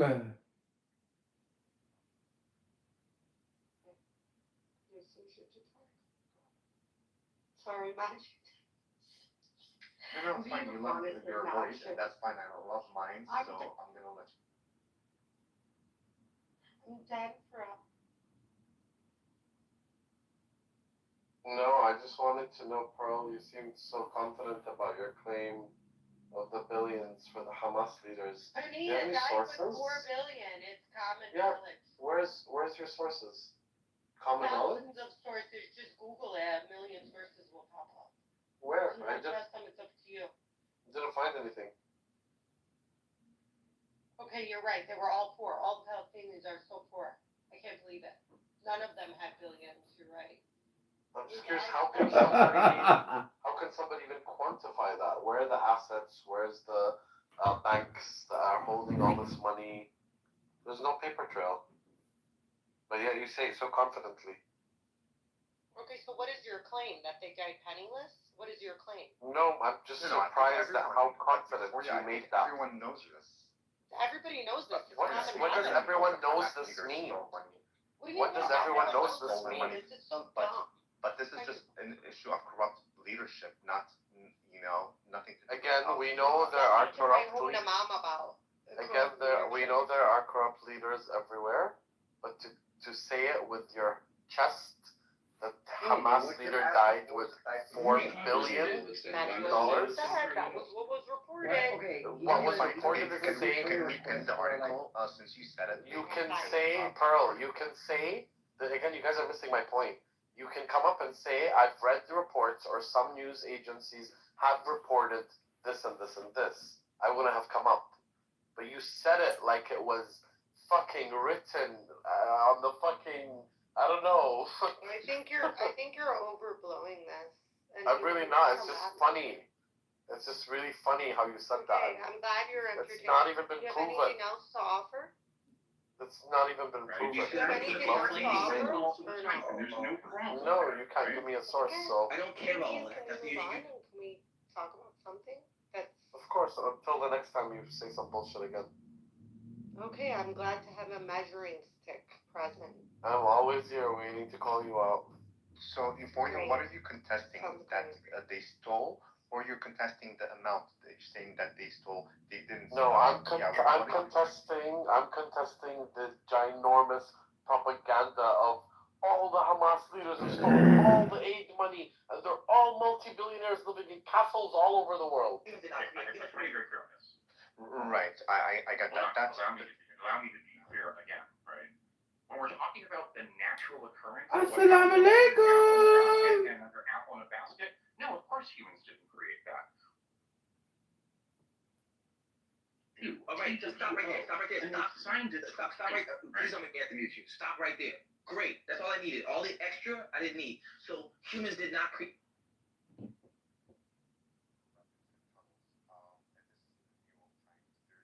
Why would you trust the New York Times? And here's the thing, right? In this whole debate or discussion about Islam and Palestine, I'm finding that oftentimes we're having to be like defend Hamas. I don't think you're Hamstawi. I don't think that having heard you speaking, you're such a I don't think the majority of Palestinians like Hamas. The majority of Palestinians don't like Hamas, right? But here we are having to defend Hamas, and they're not an organization that represents our values. Don't forget. I definitely wasn't defending Hamas more than I was calling out Pearl's bullshit. Right. I got that. She's just a parrot. She listens to the Zios, repeats their bullshit parrot I fucking didn't talking listen points. to the Zios. I read articles. That's where I got it from. Mm-hmm. Right. I mean, I don't know about the 4 billion, You but I sound like do know an that it's asshole, dude. Why are you here? Like, why are you here? Exactly. To call you out on your bullshit. Okay, why are you so Can we go back before we have to also the other topic about this guy that you guys all seem so passionate about when I called him out, and he still has this room crying wolf. Can I tell you why, Majid, in all honesty? Yeah, go ahead. Okay. Because once again, which you've done this before, and don't cut me off, and then I'll completely go on mute, and then you can talk and counter. You've done this before, where it's mishwato. It's not the time to call out a guy and see if he's Palestinian or not. He's making a point about a story that is true for 1 billion other Palestinians. Whether or not we think he's fake or not, he's making a point about tanks and oppression and occupation and all that shit. You derailed the room, made all the Zios happy, and called him out. For what? And completely missed the whole point that he was making. Nobody ever responded to his point. Nobody ever responded to his point about why he can hate Zionists because tanks fucking attacked him and his family and not hate Jews at the same time. And everybody started talking about, oh yeah, this guy's a fake, and Tali came up and said, I heard him here and there, but who the fuck cares about this guy? We're talking about the message that he was talking about. Well, that's what pissed me off, personally. Understood. So you may not care. Maria, let me respond, please. Thank you. Just mute yourself. Thanks. You may not care, but I do, because I'm a local and I'm hearing somebody, a foreigner, speaking in the language, like speaking on behalf of the locals. And here's the thing, right? My like the story that he told was already like pretty fishy, but that wasn't where my concern was. I wanted to push back on his solution, because his solution entailed a very unrealistic approach to a two-state solution that I've never heard any Palestinian speak. And when I, as you remember, initially questioned him, I questioned him about how he had entered Israel, because I know the system. I know how they treat Palestinians on the ground. Once you arrive, they give you they force you to take the Palestinian like the Hawiya al-Khadra, and he didn't even know the most basic stuff. Every single Palestinian that's been to Palestine knows this, and if they don't, they know it from their families. There was a lot of things that he was saying that, yeah, it did hurt my ear. I don't like people speaking on our behalf and coming. It was doing a great injustice to the Palestinians on the ground to be talking the way that he was, when he was very specifically also underscoring Israel's role in why the Palestinian state was not established, including Jerusalem being in part of the capital of Palestine. There is no Palestine without a form of solution where Jerusalem could be at its capital. That's one of the 4 stumbling blocks. So you can be dumb, you can have grown up, I don't know, in America, blah blah blah, be whitewashed, all this. But if you've been at least once, and he said at least once he's been to Palestine and Israel, then he would have known that difference. And I'm quite certain also at the age of 8, he would have he would have known the difference between whether he was actually in Jerusalem or he was in this. There was a lot of things that he said, and I have absolutely every right to question him. Instead, he went and ran off and didn't want to confront the questions. So yeah, I do believe till now, I'm very convinced that this guy is not Palestinian. And there are reasons why people have an obsession with pretending that they are either Jewish or being Palestinian. And I think you know this. I mean, so... Well, agree to disagree. I would have just messaged him or spoken to him privately or contested his Palestinianism, but not in a Zio room. But and here's the thing: his view on the solution itself, in my view, was detrimental to the Palestinian cause as a whole, because he was absolutely undermining the severity of it. Like, he was, first of all, how do you say it? He was dumbing down the Palestinians so much so that they have to prove themselves, to be able to create a state. They don't have to do shit. Israel needs to just stop with its control, the way that they're controlling the hard power of the Palestinian Authority, to throttle its economy, to all the settlements, right? That's what needs to happen for a Palestinian state and he didn't touch on any of those things. And he was dumbing down the Palestinians. Palestinians are very capable, some of the most intelligent, the most highest literate in the Middle East when it comes down to, and he totally dumbed down Palestinians. So yeah, I saw that he was doing a huge disservice to the Palestinian cause, and that's why I felt the need to speak. Yeah, like I said, we'll just disagree. I agree with you on the premise and what your issue is with him. I just don't agree on approaching him where you did and around who you did. That's just my issue with that. But it's fine, we'll just disagree. Yeah, but to me, it's a huge thing to come here and impersonate or to pretend that you are something that you're not. And I'm willing, as I said earlier, to put my bets that he's in fact not Pal. And imagine, I'm not putting down how much you feel about him faking it. I'm not saying I like as much as I can tell from somebody on social media, just because we've been talking to him for so long. But you did I'm not saying you didn't raise good points, and I'm not saying to you this is important. To me, it's not important. I don't care. I'm not saying I don't care if a Palestinian fakes if a non-Palestinian fakes it and speaks on my behalf. I would be outraged just as much as you are. The only difference is I wouldn't fucking call him out in front of Zios. That was my point. That's my only issue. That's it. So the Zios were the issue here. Yeah, of course. Yes. 100%. The same way, the minute you entered that room, I messaged Jack and I said, I don't know if you heard me or if you had left by then, I said remove all the Zios. I don't like this thing between us. I just don't.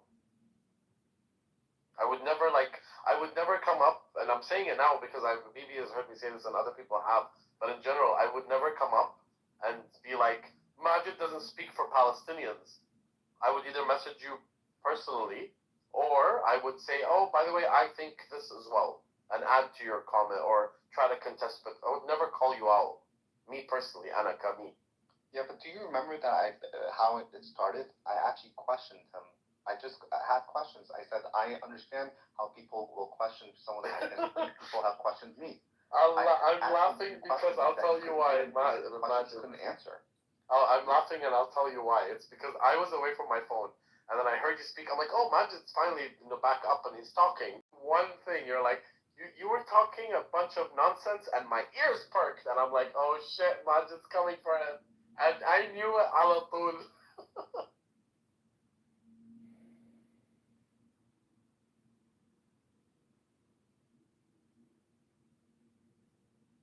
Anyways, Pearl, I forgot the bullshit, and I'm not attacking you. I'm done with attacking you. But if you go to every single one of these, if you go to every single one of your, my friend or an enemy? Because I know you're. I'm so surprised you don't know me. We were lovers at one point. Listen to me. Listen to me. Shut up and listen, Pearl. Every single one of these articles, I opened them one by one just to show you that I gave you the time of day. None of them show any kind of proof. They literally just say, a spokesperson said this. Someone reported that. Someone saw him in a luxury hotel. Where is the proof that he has four? You gave us a number, not you. The article said a specific number. How did they quantify $4 billion? How? It's impossible to know. Okay, so that by that rationale, then you have to question everything, right? Question everything. Of course. Question the Palestinians. Question of course. Everything. Sure, but I'm not sitting around here giving you a specific number. I'm not telling you. Respect about the Palestinians. Everything on display. They hide nothing. That's what I love. They love it. I love it. They show us who they are. Sorry, Majid. Not you. Them. But yeah, we see. It's very off-putting to the Americans. I gotta tell you. Like, you make every Euphoria, white. what prompts you to continue having discussions with Zios? Like what's the fire behind these conversations that you're having with them? Because I've been seeing you, I've been seeing Mike, I've been seeing Palestine joining these rooms and just talking. Have you seen result, like a positive result? No, or are you zero just- fucking results, man. So just Zero normalizing for the sake of results. normalizing. No, it's just I talk to, like, for example, with BB, I'm curious to know what's his line. What is he trying to get at? As BB, for example, what does he want out of this whole thing? It's just very intriguing. It's very intriguing to the lengths that they're willing to go. Like, I'll never speak with El Normo. I'll never see a room with El Normo on there and be like, oh, let me go and speak, because I know him in and out. I know exactly what he thinks. I know exactly what he says. But BB's a little bit of a gray area for me. BB's fun.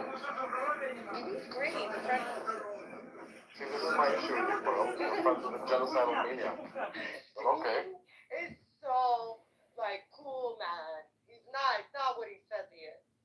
He has a lot of Chaldean friends. You'll forgive him. They have the negative impact. You know, you can be. There are nice Israelis and nice Zionists, but their Zionism trumps it. Their Zionism trumps all of it.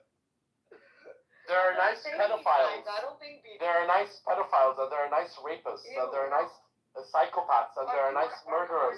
There are nice Muslim extremists. There are nice ISIS members. I'm sure you could have a nice time as an ISIS bride, maybe. But they're still fucking ISIS. Right away. They're still fucking ISIS. It should trump it all. Dude, make me an ISIS bride. I'll make mad money, Of course dude. you'd want to be an ISIS bride. Euphoria, are all Israelis Zionists to you? Well, what? Again, you cut out. Let me just follow my thing. Are all Israelis Zionists? No, some are anti-Zionist. Israeli Jews. Some are anti-Zionist. Like this punk rock group I discovered recently. Like punk leftist rock. Jews. Huh? Like leftist Jews. No, punk rock Israelis are fucking far right anti-Zionists. Like they're like the Trump anti-Zionists. That's funny. Google it. Punk rock group anti-Zionists. Hey, they're crazy motherfuckers. Can you link it for me? I'll try to find it. That's fine. Wait, man, did you live there? Do you remember the punk rock groups or no? Have you heard of them, or is this something new? No, I don't think I've ever heard of these guys. Oh my god, they kind of sound interesting. So you don't think that all Israelis are?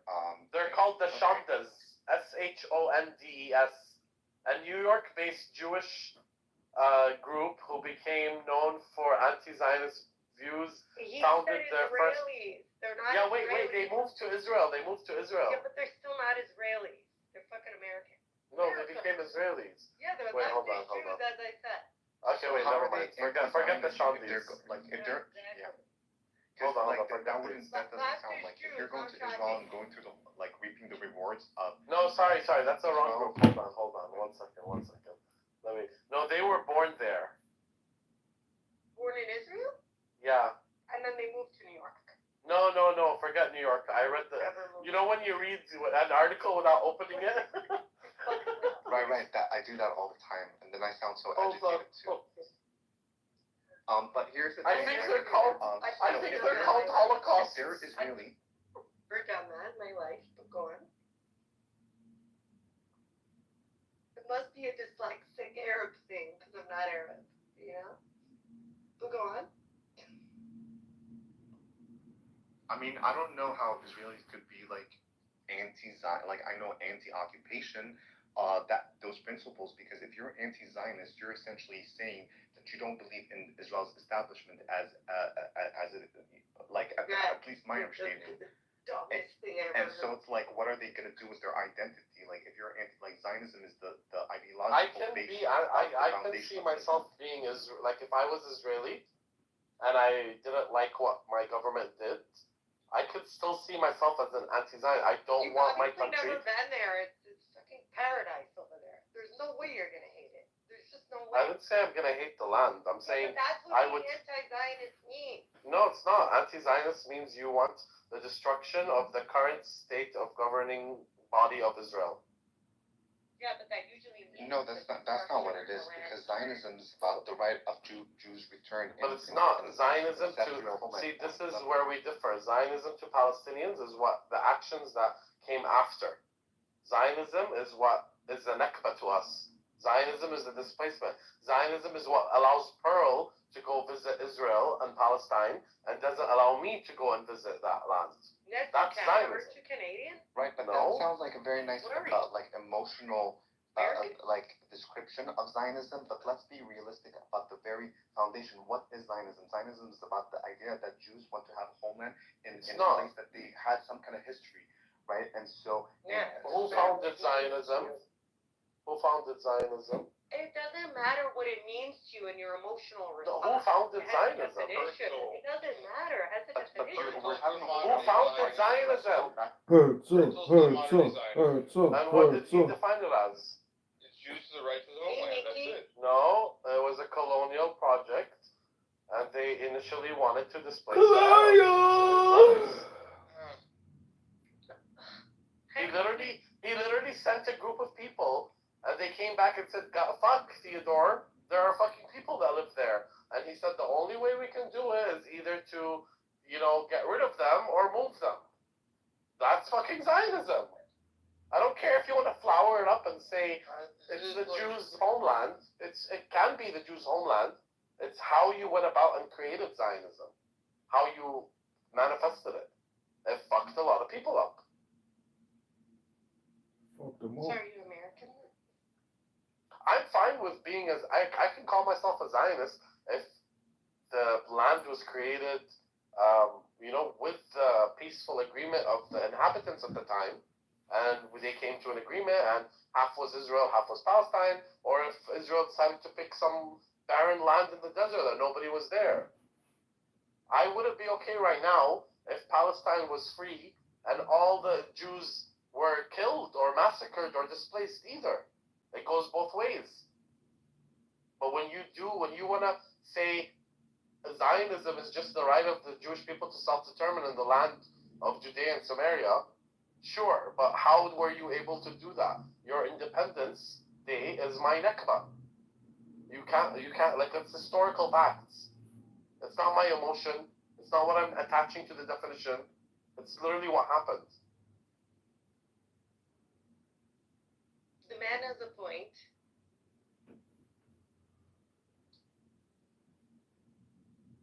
You guys, the anti-Zionist Israeli group is called the Holocaust. Diana Giraffe and Diana. They played in Jerusalem Pergamon Club. Diana. The Holocaust? Yeah, I swear to you, I'll link it now. The worst name possible, dude. Nick, how sick are your people that they call themselves the Holocaust? What's wrong with these fucking people? Same arguments. It's the same fucking thing. We're like decades and decades. It's like not even. It's not even worth the fucking argument. It's not even worth the breath. It's just. What? I never got an answer to this question. What's wrong with the same shit? It's like. Enough. What are you gonna Our RBB is out of our control. Whatever's in power and whatever's been in motion will always be in motion forever and ever and ever. There's nothing you can do. You can bitch and moan all you want for the rest of eternity. It is what it is. Here we are today. That's it. You live in probably the best time that you ever have, in ever existence. Today. You have TV, you have the cell phone, you have pussy. I mean, it's fucking all there. What else more do you want? It's there. Don't say the P There. word during What live more do you chat. have to argue about? There's nothing else. Who are you Change your asking? mind. That's it. What were you yelling at? What is this soap about? Yeah, are you really? I can yell. Do you think you're in another room? Like, are you schizophrenic? I'm retarded. I can yell. Why did you say hello? Like, explain to us. Maybe we'll yell with you. No, that's not appropriate to ask, I think. Yeah. It's just the same argument. It's like I feel like we're like in a school learning disability class in high school. We're all like hearing the same thing, same conversation. 5 years on this fucking. Nick, it was a joke. Shut up. Same thing. Majid, I don't know if you remember me, but It's not Majid. It's Majid. Majid. I enjoyed my conversations with Majid always, so I'm glad that he's back. So nice to see you again. Well, for a short time until I start going crazy again, and then I'll stop. Yeah. It's, sometimes it can be stressful, these comments. It's the same thing. It just Again and again. I know. I can't talk about Palestine, Majid. I'm going to talk about Palestine in every room. The only person that can go on forever and ever without is Norm. Norm could literally live in these rooms forever.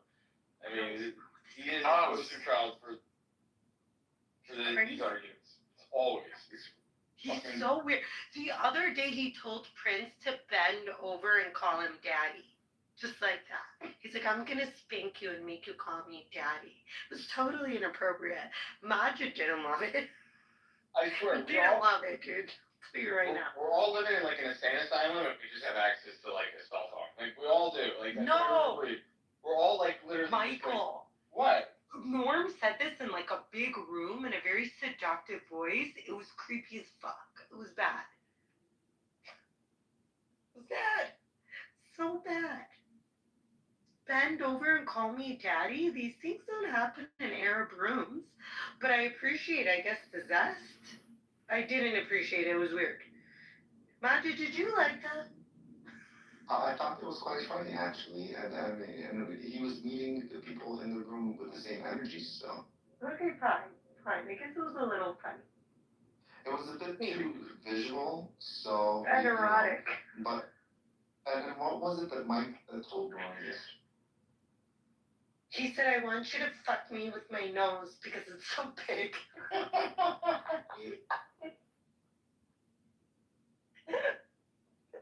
Oh, man. It was a doozy. It was a doozy. Hilarious. You missed it, Mickey. Where were you? What's going on? What's going on? Taking care of my sister's house. Oh, nice.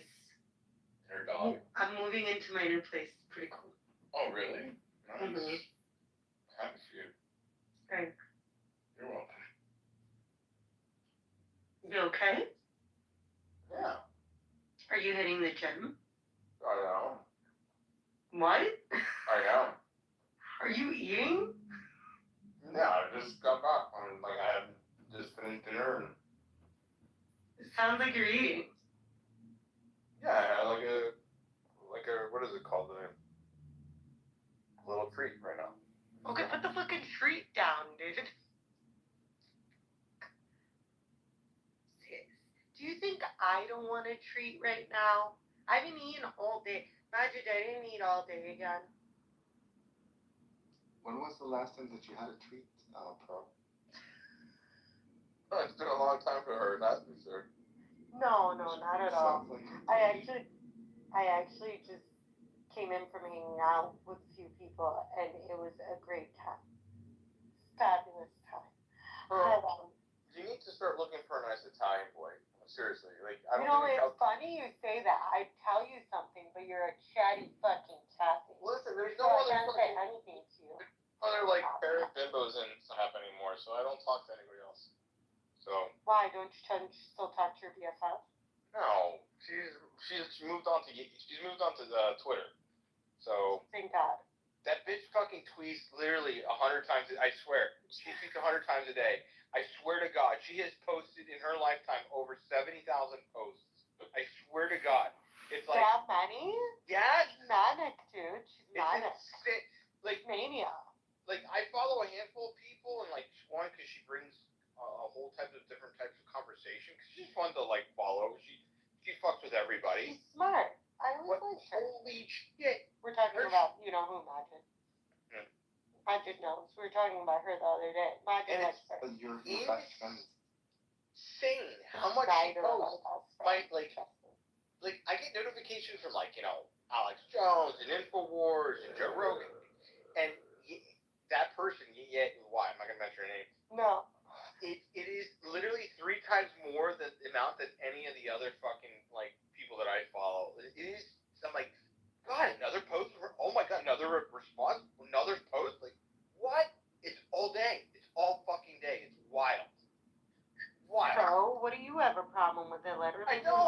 like it's interesting because I'm just like, Yeah. some of the conversations she like gets herself involved in, I'm like, oh, that's funny, haha, she's fucking with like other, like, but like at the end of the day, I'm like, holy shit, she posts a ton all day, nuts.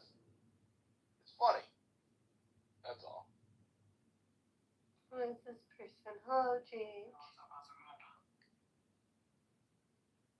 How's it going? It sounds a bit muffly. Oh, is it better now? Are you No, okay? it's a little bit Voice muffled. shaking? No. Ooh, Pearl, good cat. Hmm. It's my AirPods. Yeah, sure. Are your AirPods from We're so 1979? skeptical. It's crazy. I Yeah, it's Hey, probably your Rocky, AirPods. you're so paranoid, dude. We're so paranoid. We always have BB. Where's BB? We need to get BB in here. I'll tell you how paranoid his friend. So, JH, did you figure out your... Go ahead. Yeah, I'm saying there's nothing to be paranoid of. I got banned on this app 4 times. No, wherever you want. Well, Oh, well, we're attracting the Mohammeds. Hey, Mohammed. wait, Pearl, you're not. Hey, bitch. Pearl, are you? Wait, I'm American. Hey, good evening, everybody. Wait, Are you Iraqi or are you American? That's a good question, isn't it? Is Of this course, it's a pro-Palestine room. Are you nuts? What else would we be? We have no soul. I mean, think there's JH 50 wanted to say something. Yeah, there's like 50 pro-Israel rooms. I thought this is one of them. I'm pro-Israel. Okay, yeah, we're all pro-Israel, of course. Come on. Yeah, I support genocide. Help me out. You like genocide? Yeah, the Palestinian kids for sure. Yeah, really? How about the Christians? Don't you love how they're getting genocided in Syria? Armenia? No, Syria's cool. Bro, keep talking. I'm just fucking stroking my chicken right now. Ew, disgusting. Yo, chill, relax, bro. Not right now. Ew. What is wrong? Wait, what did he say? I didn't hear it. He said, Pearl, keep talking. I'm stroking my chicken. No, I think he's talking to me. I don't think he's talking to you. He definitely said Pearl. Okay, we're still delete your oh, Wow. Gross. Wow, how are you censoring yourself? I do think he was talking to Jay. He was talking about me. Voice, but Muhammad, how are you doing? I'm good, myself. How are you doing? Doing well. Earlier, you also were chiming in, so I just wanted to say hi. No, thank you. It's beautiful to be in this space. Just a lounge. Just relaxing. No fucking way. Are you from? Oh, can I ask where you're from? Originally, my parents were Morocco.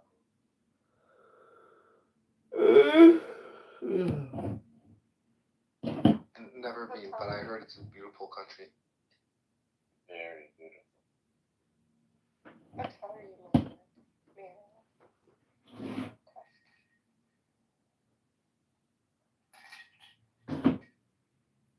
Pardon, Pearl? I didn't catch that. I'm sorry. I said, which city in Morocco are you from? Being in up your ass. Very gay. Right. The moment in this room, the moment you question where they're from, they just disappear. You like it? You know? Welcome back to another episode of Low IQ Dumb People here on Clubhouse, talking about nothing, wasting all their time. Inshallah, Allahu Akbar. I'm recording you wasting your time. That's even worse. It's not worse. You're doing it worse than I am. You're literally doing it worse. Allahu Akbar. Don't be so angry. Your time is coming. You're being resettled in Egypt. It's great news. You got a new house. You're gonna be successful if you start clipping up the highlights. You gotta clip up the highlights. Clip the highlights. Note to self. Check. No one's watching your 8-hour videos. That's a big Habibi and Abar Shwe Arabi. Prince, you can speak to me in English if you want, Habibi.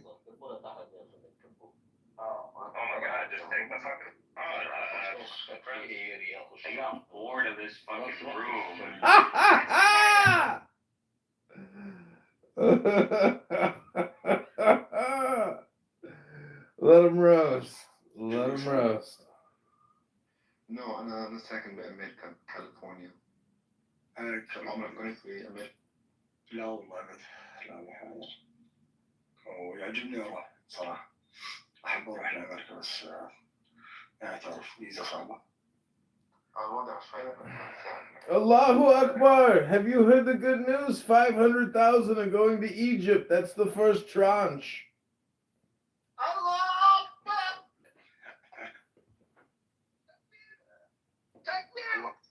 Allahu Akbar. Oh my days. So yeah, how you guys doing? You all good? MashaAllah. Oh my gosh, I'm sorry. We're doing good. I'm not anything about that. It's thriving. She got excited. 100%. Okay, and I want to come back. You should. You definitely should. Well, my Iraqi friends here in the U.S. tell me that Iraq has been totally ravaged by the Iranians, by Hezbollah, like their proxies, and that they've totally eaten up Iraq. I don't know. They've got 100%. They've got a point. It's not totally. It's not wrong, but it's not right at the same time. There are some proxies that have some control over some stuff, but they are, they're turning into businessmen, oddly enough. And yeah, of course, they're in Iraq. What else are they gonna do? No, they used to drive around with weapons. Not anymore. 7 years ago, but not anymore. So they're turning into, some of them are turning to the steel industry. One of the bad ones. One of the bad ones that I actually have problems myself with. But no, it's calm. It's really calm, and I really hope for this stability to stay. It's relaxing. It's nice to see the people. Thank you, Majid. To see the people happy, see the people think about the future and all that, but I don't actually see the stability in the region to stay for a long time. At any moment, war could break out and fucking hell let loose. So but I'm optimistic. So what's your guys' opinion about the issues in the region? What do you do, sir? What do I do? What? Like for a living? I'm an engineer. Nice. Yeah. What kind of engineer? A petrochemical. Oh, nice. Okay. Yeah. So you work in oil. I do work in oil. Baghdadi works in oil. Yeah. Fantastic. Typical. I love it. Pays good. You're American, so hell yeah. Oh yeah, we love oil. So are you an investor also? No. No, you just work. Yeah, I just work in a refinery. Just boring, but just it pays well. Get that I'm fucking sure. money, baby. Not many people know how to do what you Get do. that money, baby. Oh yeah. I think we could use one like you in America. You're like the definition of it. Come on. Give me that visa. Give me that green card. Come on, Pearl, what were we talking about yesterday about the thing about Iraq? What? Gushing over You said Iraq. so much. Go ahead. You said so much. Only a few inappropriate things are. Oh, really? Yeah, maybe we'll.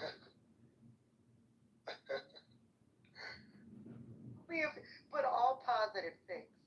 Okay, sure. All positive things. Yeah, of course.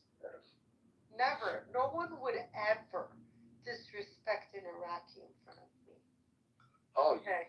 Why? Because I'm a commandment in Iraq, but I'm born in America. Oh, you're right. Really? Yes. Oh, yeah. I'm a Kurdani. Sorry, what? I'm Chaldean. Oh, Chaldean. Okay. No, you are 100% Iraqi then. Yeah, 100% more Iraqi than you, my friend. Yeah, you're the old ones, man. Like, fucking hell, get back to your roots. Come back. Can you imagine? I've never been there, and like my Oh my God, no, ancestors. you should. You For should. You definitely should. 5,000 years, Majid, no one was born outside of that land except me. I'm the one. You made the whole country. No. I want to build a hospital with my name on it over there. No, it's not the Assyrians who started like the civilization. It was the no, it's not the Assyrians, bro. Yes, it was. It was the Akkadians who became the Assyrians and Babylonians. We are that. I don't know what to tell you. No, it's just like it's the civilization stuff. No, what? Why don't you look it up? You want to look it up before you talk? Trust me, I've had like hours of boring. Who started it? Boring conversation with my father about this. Trust me. Trust me. Like they coexisted. With who? Like with who? Sumerians and Akkadians, and then the two empires merged. Like I don't know in what age into one civilization. It happened in the south. And then the Akkadians became the Babylonians and the Chaldeans. That's the way. I mean, the Babylonians and the Assyrians. Both of them. Yeah, that's what I'm saying. So did you see how they discovered those ancient Sumerian ruins? Yeah. And there's all this alien type of carvings, magic. Aliens! Alien head with a human body, and it freaks me out because it's 35 years old. Yeah. Where are they getting this imagery? Yeah, that's amazing. It's so cool, dude. Yeah. And it really makes you think that really, like, the most ancient of us are the fish, because they all sort of look, because the aliens sort of look fish in a way. Like, the membrane is the same, wet, and, like, translucent. And it gives this vibe. And it's very weird. Did they have an alien encounter? Because also, the book of Ezekiel, if you read the book of Ezekiel in the Bible, a very alien type of imagery that Ezekiel experiences, or was the man schizophrenic? We don't know what happened, but the visuals are very detailed. And it talks about a chariot lit on fire, heads different, pointing in different angles, very strange imagery. I've never read that. I would like to. Are you Muslim? I'm not. I am of a Muslim family, but I'm not Muslim. Oh, okay. Are you an secular or whatever? Yeah, kind of. Yeah. Iraqis just don't give a shit about religion, I'll be honest. Yeah, true. They don't, but of course, the Chaldeans, like, we've actually become more religious in America, to be honest. Like, my grandma. You guys had the first church ever. First Christian, yeah. First Christian church, yeah. First Christian church ever, yeah. Yeah, it's in is it in Mosul, or I'm not quite sure. No, I think it's in the Hulk. What? What is? The oldest Christian church. Oh no, I don't think it's standing in Iraq anymore. It is. It is? It is. How? It's a miracle! It's like it's the oldest church ever. Look it up. It's the oldest Christian churches in Syria. No, look, maybe I'm mistaken, but if you look it up, you'll find a video on it on YouTube. I've watched it. I've seen it. I think it's it. I think it is. I think either one of the oldest or the oldest. Well, yeah. So the oldest Christian church is obviously where Majid was born. Obviously. The site of the Last Supper, they built a church. So that one is considered like the first Christian So church. maybe the first, I don't know, Catholic maybe church or something. Yeah, maybe Yeah. Catholic. Maybe the first Catholic church. I don't think so either, no. Not in Iraq. Yeah, I'm not. Whatever it is, we were old to be sure. We have old blood and it's so ancient and tied to the land. It's so rich with oil and resources and water, river running through it. Like, listen, all I want, like, do you think it would be a big ask to ask my husband to engineer the Hanging Gardens of Babylon, future husband, and then I would accept his proposal? At that point, I'd say okay. Or do you think that's Magic, do you think that's a big ask? And my next question is, how come no one has recreated the Hanging Gardens of Babylon, which is widely considered obviously one of the wonders of the world, which means it has enough time, enough protein, substantial proof from different sources describing the splendor there. And there were vertical gardens, like trees growing on top of the bridge, and like 2-3 floors, just plants hanging from the walls. The world's first vertical garden. They haven't created that in Iraq. It should be. At least in Dubai, even in Dubai they haven't created it. I don't know what's created there. This is like one of ours, like it's from the Middle East. It's wonderful. I mean, why not? Why hasn't it been recreated? And this is, by the way, what I like about Turkey. Until Erdogan got away with this, but they used to spend $1 billion just in Istanbul on flowers. Only on flowers. That's it. And only in the city of Istanbul, $1 billion was their budget annually. So many flowers, vertical gardens everywhere. Not like the Hanging Gardens, but just like walls of flowers. It's a new thing. It's my favorite thing. I don't like the Turks. I know who likes the Turks, but they have a beautiful country. Stop using ChatGPT like. Unbelievable from a TV. Yeah, I've been to Izmir. Yeah, it's so beautiful. Like, yeah, all Turkish cities are beautiful. So Izmir is actually, I think the city was founded by some emperor. Izmir is the capital, right? No, Izmir is not the capital. Oh, well, which one is it? I forgot. It's not Is Istanbul. it Istanbul? No, it's not Istanbul, but I don't think it's Izmir. It's Ankara. Ankara, right, yeah. Ankara.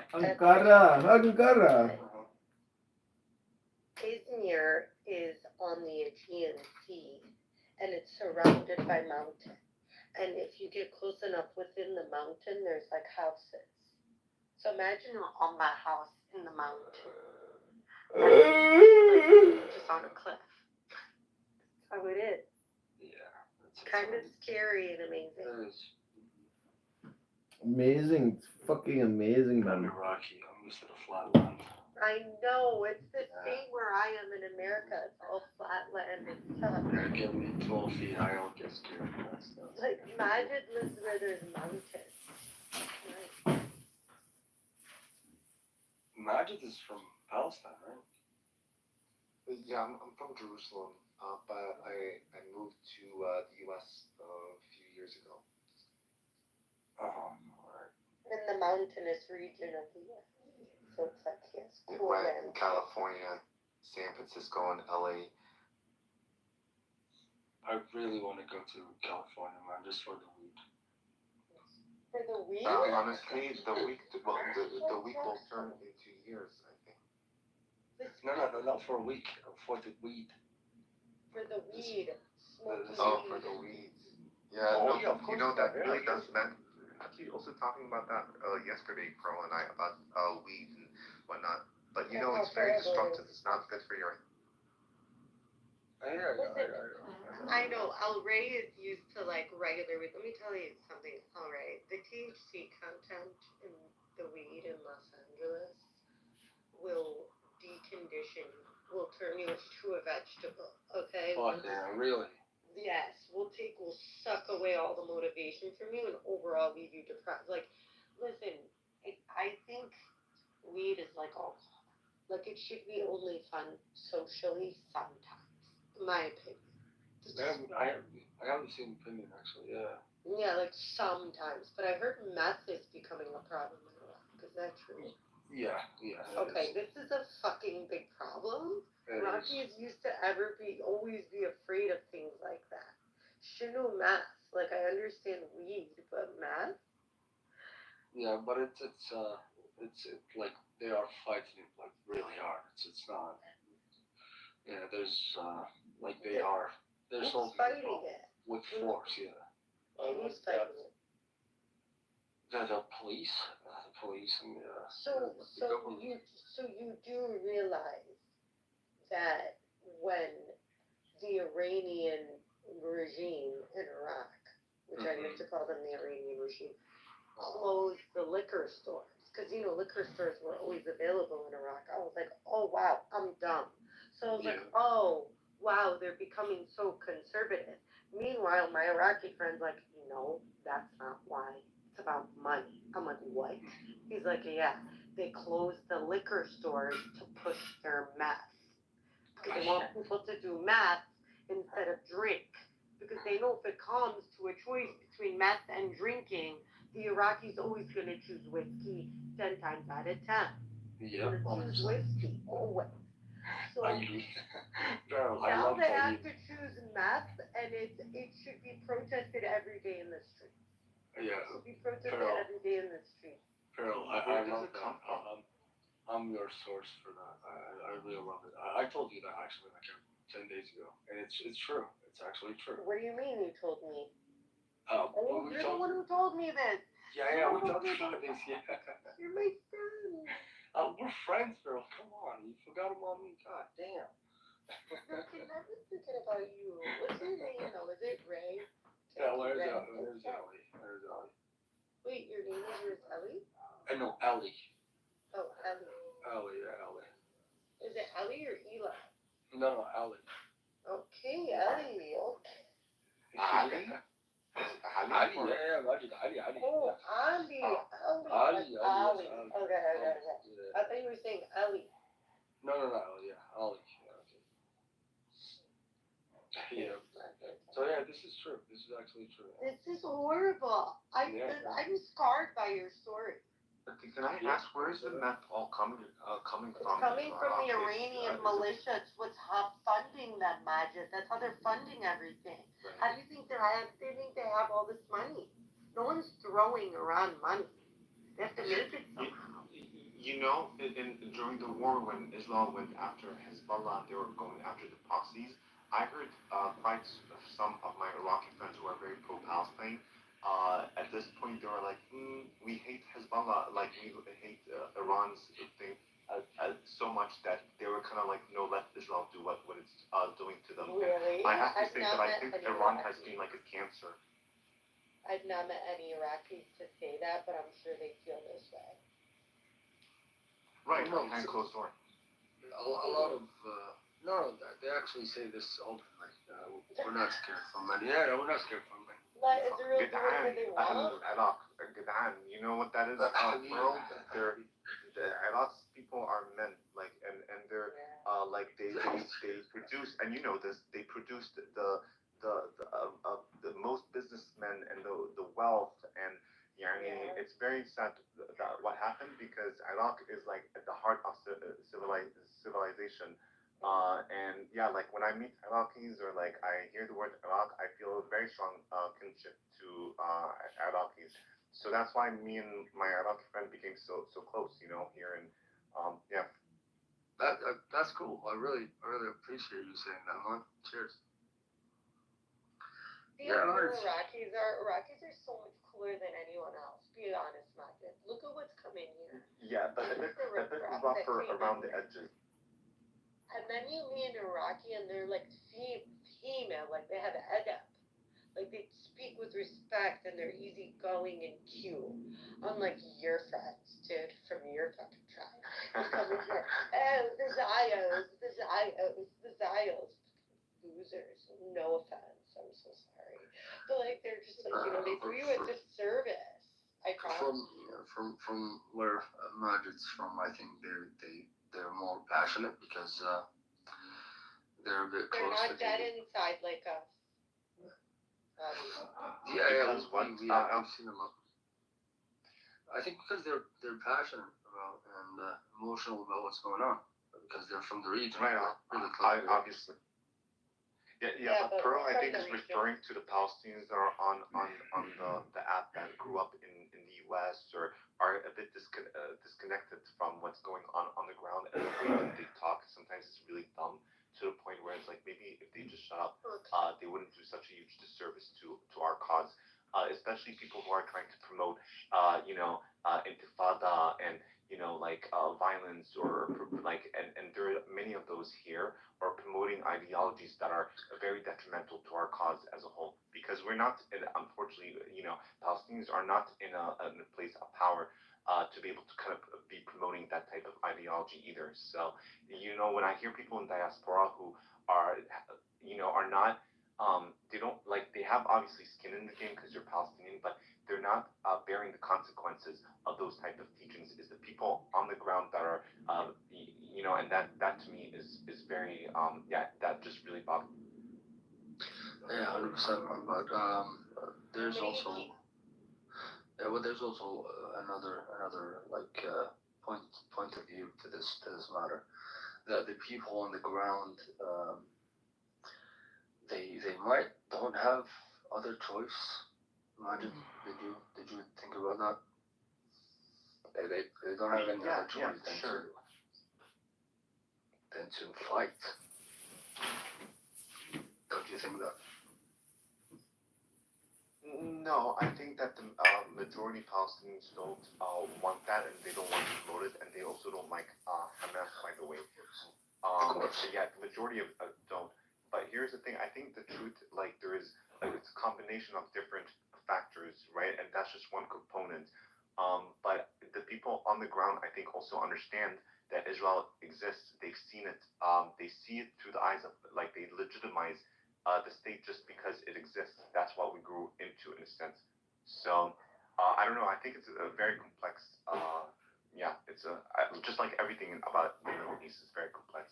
I actually disagree. I don't think it's complex. It used to be complex, but I think the solution is a two-state, and it always have been. But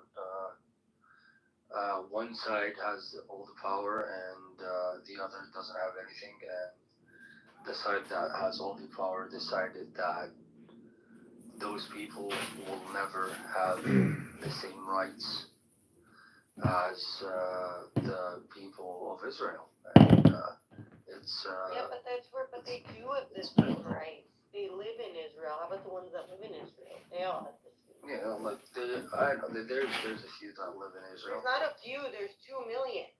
No, I'm not talking about 1.8 people in Israel. To be exact. But Pearl, I don't agree with you. But I'm not talking about the. They have the same right. No, what I'm saying is the Iraqi perspective of this. I understand it, by the way. It's a little more. It's not Iraqi perspective, Beryl. Come on. No, I'm telling you, these guys enjoy so many more luxuries than the Christians ever did in Iraq currently right now. They can hold. Let me tell you something. They hold Israeli. The 2 million hold Israeli citizenship and are afforded all the rights. I'm not saying they're not treated as second-class citizens, but they get on. Okay, they're not all oppressed. Let me speak. I want to hear him driving his point. Yes. Yeah. Okay. No. Well, I'm gonna ask Beryl about the Christian Iraq. Like the Christians of Iraq. I hate when somebody said that. When anybody say that, I'm sorry, because we as Iraqis, no matter what religion, Muslim, Christian, whatever, everybody loves the Christians. Everybody in here like acknowledges that the Christians are one of the best Iraqis ever. Like I don't understand where this comes from. I swear, man, no. This is the truth. This is not me. If you come to Iraq one day, I promise I'll take you around. I'll show you in Baghdad, in other cities, and you can go and ask the people, what do you think about the Christians? We adore you guys. Like we love you. There's no hate for the Christians in Iraq. I keep hearing this. The Christians got kicked out of Iraq. This is not true. The ones who kicked the Christians and prosecuted the Christians in Iraq are fucking ISIS. And we killed those motherfuckers. We killed them, okay? We killed them in our ground. We drive them out. They don't have any place in this country, and they will not forever. Like, we fought those motherfuckers, okay? And now we want you all back here to your country to, like, this is your place. This is your place. You started this 5,000 years ago, and you need to come back to your country to build it again. That's what we want. So let's leave that because Christians are loved in Iraq, and it's not of any debate. Okay, so back to the Palestinian issue. The Palestinians in Israel, they evidently have less rights than the Jews, but that's okay because it's a Jewish country, it's a Jewish nation, and it's all right. It's like I don't mind it. It's they can do whatever, but like the West Bank in Gaza, those people don't have any rights. Like they can just drive tractors and destroy houses and get people out of them and seize the land. And just like that, nobody will talk about it.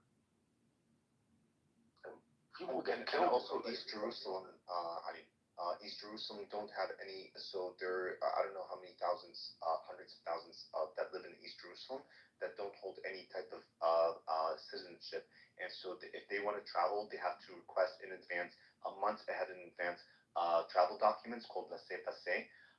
And if they leave the country, I believe it's 4 or 7 years, then they will lose any right to ever return. And so when we are talking about equality, I mean, those are issues that we cannot kind of gloss over because they have huge implications on marriages, on families. But also as a Palestinian citizen of Israel, yes, we are afforded many services, and we do. I understand that today Israel is it's a homeland for Jews, but we're definitely second-class citizens, and the inequalities are best seen when it comes down to land allocation. So there are many major Israeli cities that are being built all across towns, all across. But when it comes down to Palestinian or Arab cities, there is no we haven't expanded basically not enough land, like we haven't been given land, and it's because of a very racist underhanded type of policy of how it works to ensure that land allocation state lands, and the one that is privately owned is going to be given through committees only to Jews. In fact, I have my uncle. He married a woman, and she ended up buying a place in a kibbutz, or not a kibbutz, basically in a Jewish neighborhood. And the committee of that neighborhood, when they found out that he's an Arab, they pursued him. They basically wanted him out. So there's when it comes down to expanding our towns, we aren't able to.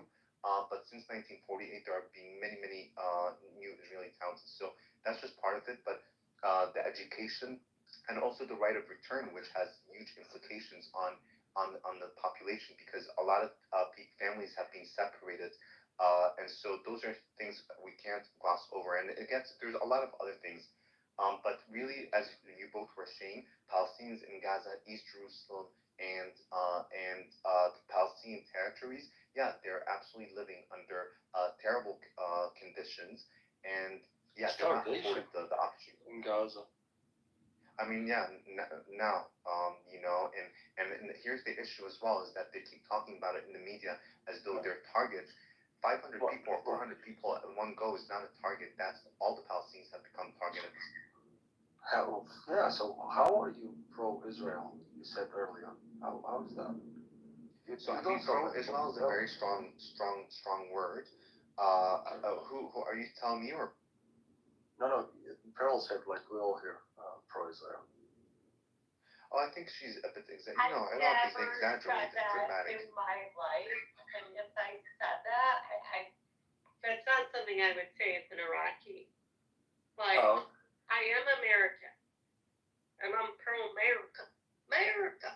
And you know, then, it's to support these guys. You know, they're sort of an extension of the American project, imagine.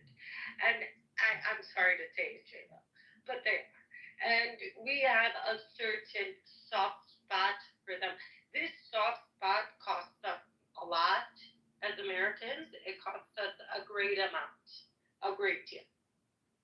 But we do it. You know, it is what.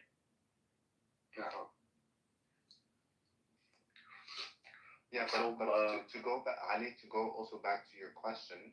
I think that when we look at any reality, we need to look at it through a more complex set of eyes.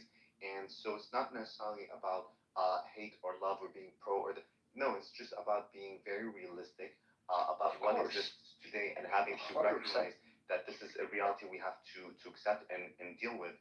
And so within that quest, I think that Palestinians all across the country are within that quest, Palestinians across all the countries find different ways of reconciling the two, and I think that's kind of what it is.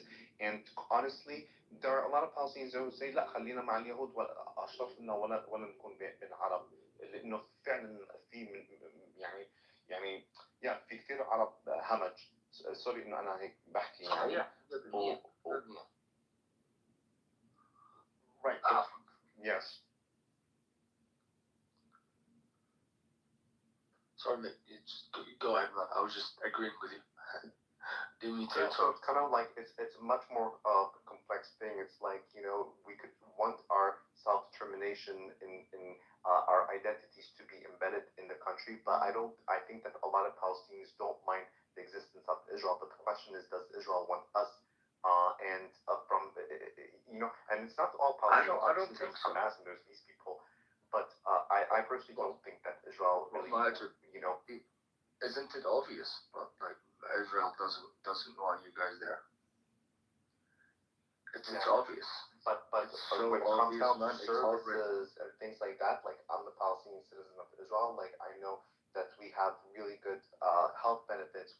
We get all sorts of services that are afforded to us that you won't find anywhere else in the Middle East. Now that doesn't undermine or underpin the political question, and so that's kind of like where I'm at. So it's all more complex. Like we went partying in Tel Aviv. We used to go out, come do this, do that, and we love it. We go to the beach. So there's a lot of people that don't want fans. So it's a bit more complex than just hate and love or being pro or anti. I just see it as a reality that exists that we have to accept or that we have to deal with. Yeah, absolutely. That's a fact. Like, if you ask me, do I agree with? Not do I agree. Like, how do I feel about the creation of how all of this started? Like, how the state of Israel started and came to be. I wouldn't necessarily agree with how they started like their country, but it's here now. Israel is here. There's nothing we can change. There are people. A lot of people live in this country, and a lot of them are very nice people, and they don't deserve to get kicked, just like the Palestinians don't deserve to get kicked of their land. So yeah, of course, we talk about this. Yeah, this country exists now, and but what we should talk about is how they are conducting their actions against the Palestinians in the West Bank and in Gaza. It's in Gaza. Gaza is tragic, man. Gaza is like Gaza. I've seen Gaza like all my life, and I don't remember a day in my life that I've seen news about Gaza, and it was nice. It was always tragic. Always people getting blown out, just like you said. 400 people is not a target. It's collective punishments. It's a genocide. I believe that deep down. I'm sorry, maybe you guys don't, but I do. It is a genocide. It is a genocide. Like there's countless generations wiped out of existence, families wiped out of existence. It's heartbreaking. But the world is not silent. Like this is what makes me go crazy sometimes. The world is not silent. The world is fucking screaming. Come on, just stop this. What are you doing? You are taking this so far, but just like always, Israel gets out with it. I don't know, gets away with it. I don't know. Majid, I'm sorry to say, bro, but like from all my life, from what I've seen, your people, the Palestinians in the West Bank and Gaza, I actually don't see them in Gaza. Definitely in Gaza, like those guys don't have any hope. They don't have any hope. Like there's no hope left. The whole world's shouting, "Stop this!" and it's not stopping. I don't think it's gonna stop ever.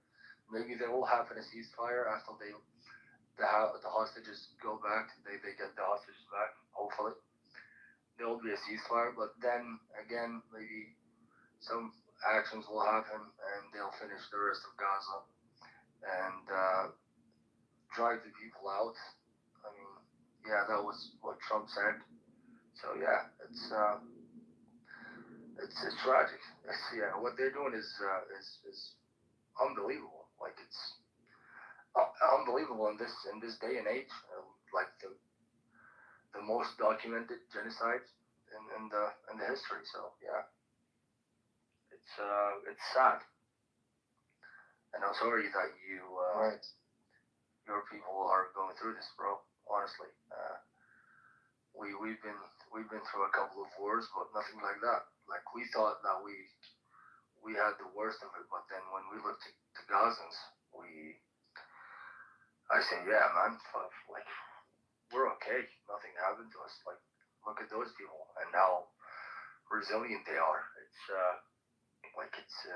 It gets me emotional every time. Same. To be honest, in fact, today I was talking to somebody and I just had to kind of hold myself on track and just be like, like I just don't say anything because obviously I don't want to be crying in front of people, but it's I mean it's the weight of the blood of is just there's very little words to describe what's happening, and it will drive anyone insane if you actually go too deep into it. And the root of this is hatred, and it's the authorities that hate Palestinians so much so that they have created a narrative that justifies this type of hatred. It's similarly to what happened with slavery. It's it's the worst form of hatred, and it just exactly the dehumanization. Dehumanization. Right. It's terrible, and no accountability also for what like all that led to all that led to it. Again, October 7th was a very terrible tragedy, and that should never have happened. It could have any one of us could have been the victims of that. But we cannot also underscore or remove out of the equation all that happened before. And when we look at statistics and numbers, we'll see that like in the previous 4 years prior to it. Right, and Palestinians are being killed off left and right, and it's always under the narrative that this is security, and so people don't really question.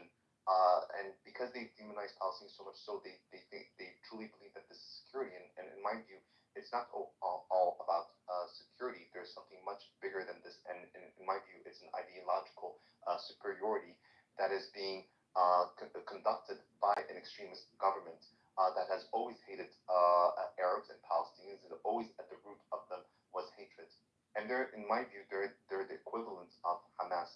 So, what's happening in Gaza is it's more than tragic. There's honestly really no words. And at one point, my brain was not even able to process it. Yep, no words for it. Absolutely, man. No words for it. Is the Palestinians are the most people? I don't know the word in English. You speak Arabic. الفلسطينيين هم أكثر ناس مهجرين برا بلدهم صح بالعالم. No, I think Lebanese might be. So the most immigrants. I wouldn't know actually. Muhajirin like who kicked out. Or actually, you may you might believe, be right I believe, about that. Yeah. Yeah, I believe it's the Palestinians. Yeah. Yeah. So Muhajirin is like people who were forced the forced out.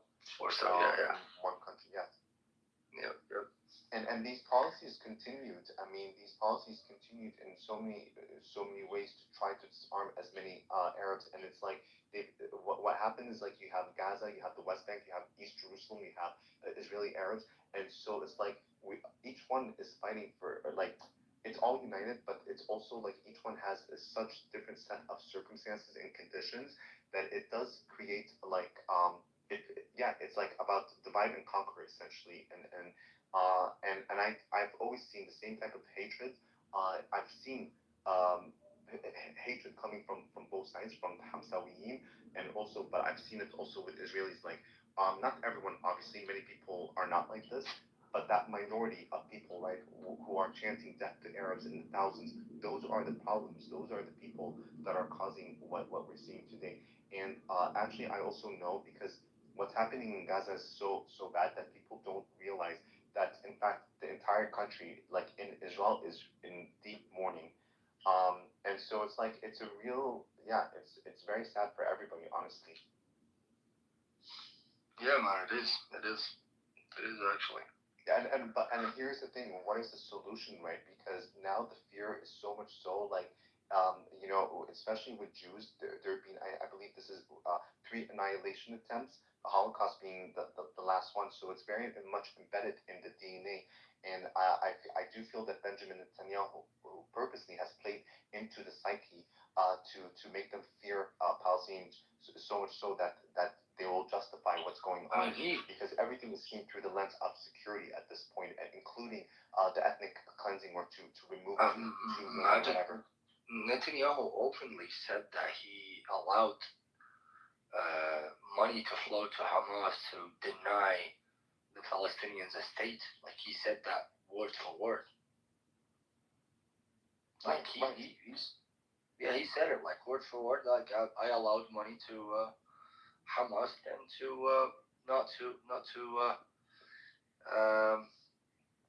facilitate the two-state solution. So yeah, this government actively killing Palestinians and indulge in money transfer to Hamas, a terrorist organization.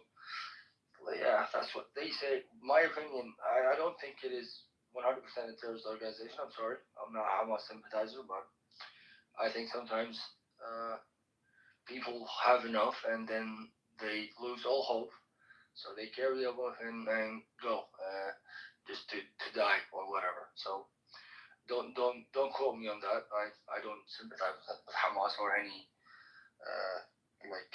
militias or whatever. I don't like those in Iraq. I don't like them anywhere in any Arab countries. My Lebanese friends are some of my Lebanese friends are they happy and celebrated the fall of Hezbollah because they used to control a lot of things. I understand this from the regular people point of view.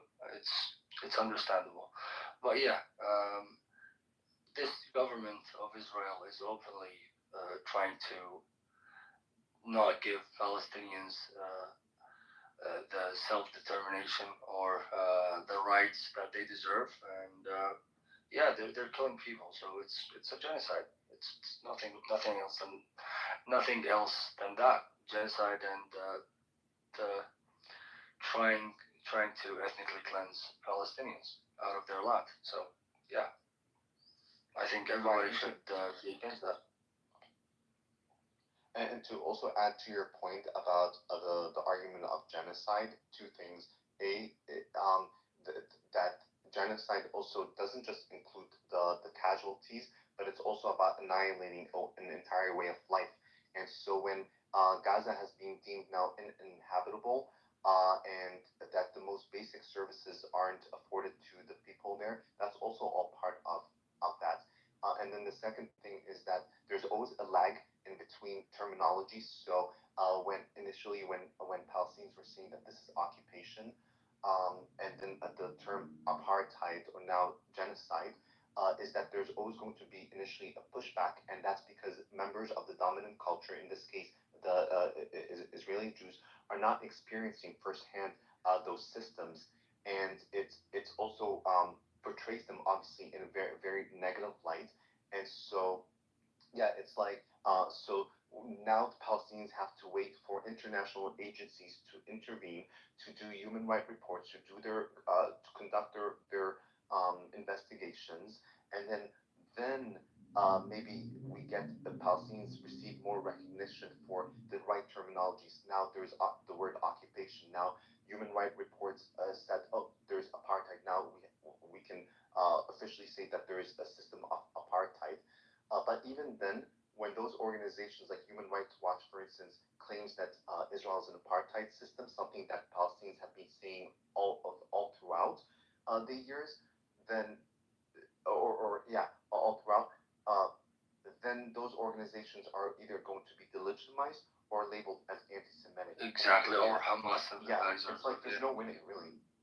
Yeah, that's what I'm saying, man. That's what I'm sorry to say that there's I lost all hope. Honestly, I lost all hope to once and for all stop hearing about Palestinians being killed, stop hearing about Gaza being bombed. So here's the thing. Genocide, let's just take a step back and look at the data and look at the numbers. So far it's been what, 40,000, Majid, or 70? What is it? 40? Since the start of this, October 7th? We don't have any real reliable sources. Yeah, but you're hovering around 40 and you're staying there. Genocide of 40,000 people. I mean, it depends. If your population is 200,000, a genocide of 40,000 people is quite a lot. But when your population is 10 million and it's not the people being targeted, you have to, in a genocide, you have to prove intent. So you have to prove intent to completely remove Palestinians from the land permanently. And there is there's a very strong case though that the intent is there. There is a very strong case. They want to remove them from the land permanently. Yeah. Of course they want to remove them from the land permanently. They're causing all kinds of hell. No, don't say that, Beryl. No. People This is no. no. They massacred women and children. I saw with my eyes. Yes. Yeah. Yeah, that was bad. It's unjust. Yeah, what happened on October 7th is unjustifiable. Okay, let's agree on that. It's a tragedy. It's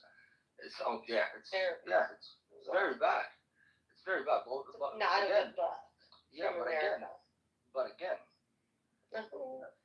the government allowed the money to flow to Hamas to not give the Palestinians a state. So if the Palestinians had a state like 10 years ago, maybe we don't have this issue. There were deals on the table, and they didn't take them. No, that's not exactly. That's a talking point. I'm sorry, but no, I know none of these were palatable deals. I know none of them were realistic. But it wasn't only about palatable. It's an issue of intent. I don't believe that throughout it's always been the same story of, oh, we're going to go to negotiations, showing that we have the intent, pretending like we're the victims, and then claiming that they're the ones who broke the how do you say it? The deal or the negotiation.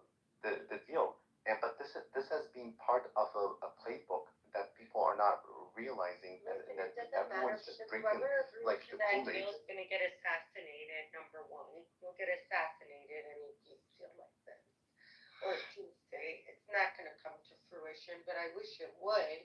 However, you're further than ever, I think, from two-state solution because But yeah, this has made them Beryl, colder. This has made Israel colder to the ideas. no, but Beryl, but there's a pattern. There's a pattern to this. Like it started like 56 and 44 to the Palestinians, and then 76 happened, and it's then became 78 to Israel and 22 to the Palestinians.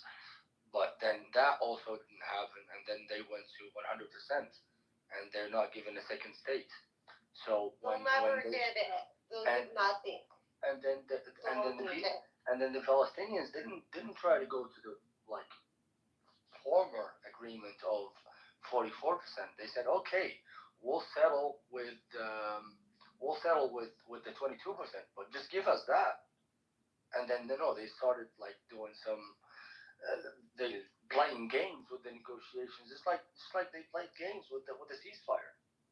Like they said, hey, we broke the ceasefire, and they didn't explain why, and why didn't the Hamas give back the rest of the hostages? Is because for 15 days now, the aid, the humanitarian aid and everything is blocked from Gaza, water and food and everything. People are starving. Of course, they're not going to give you the hostages if you put in them like in all of this, and they playing games with the negotiation and whatnot. So yeah, it always Israel breaks the deal and try to not give the Palestinians a state. So how do you expect them not to fight?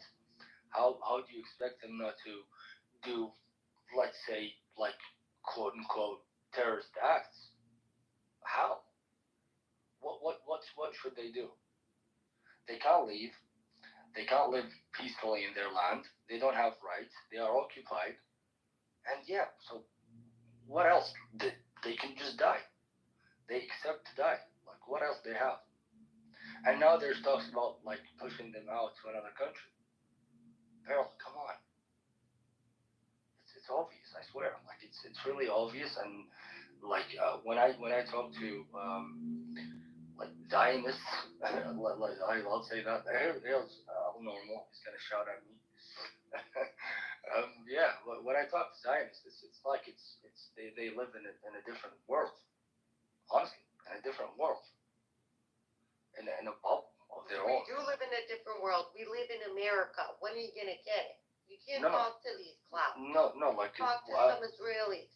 I understand. Like it's like in America or wherever you are in the world. Like we all humans. No. We need to talk in logic. And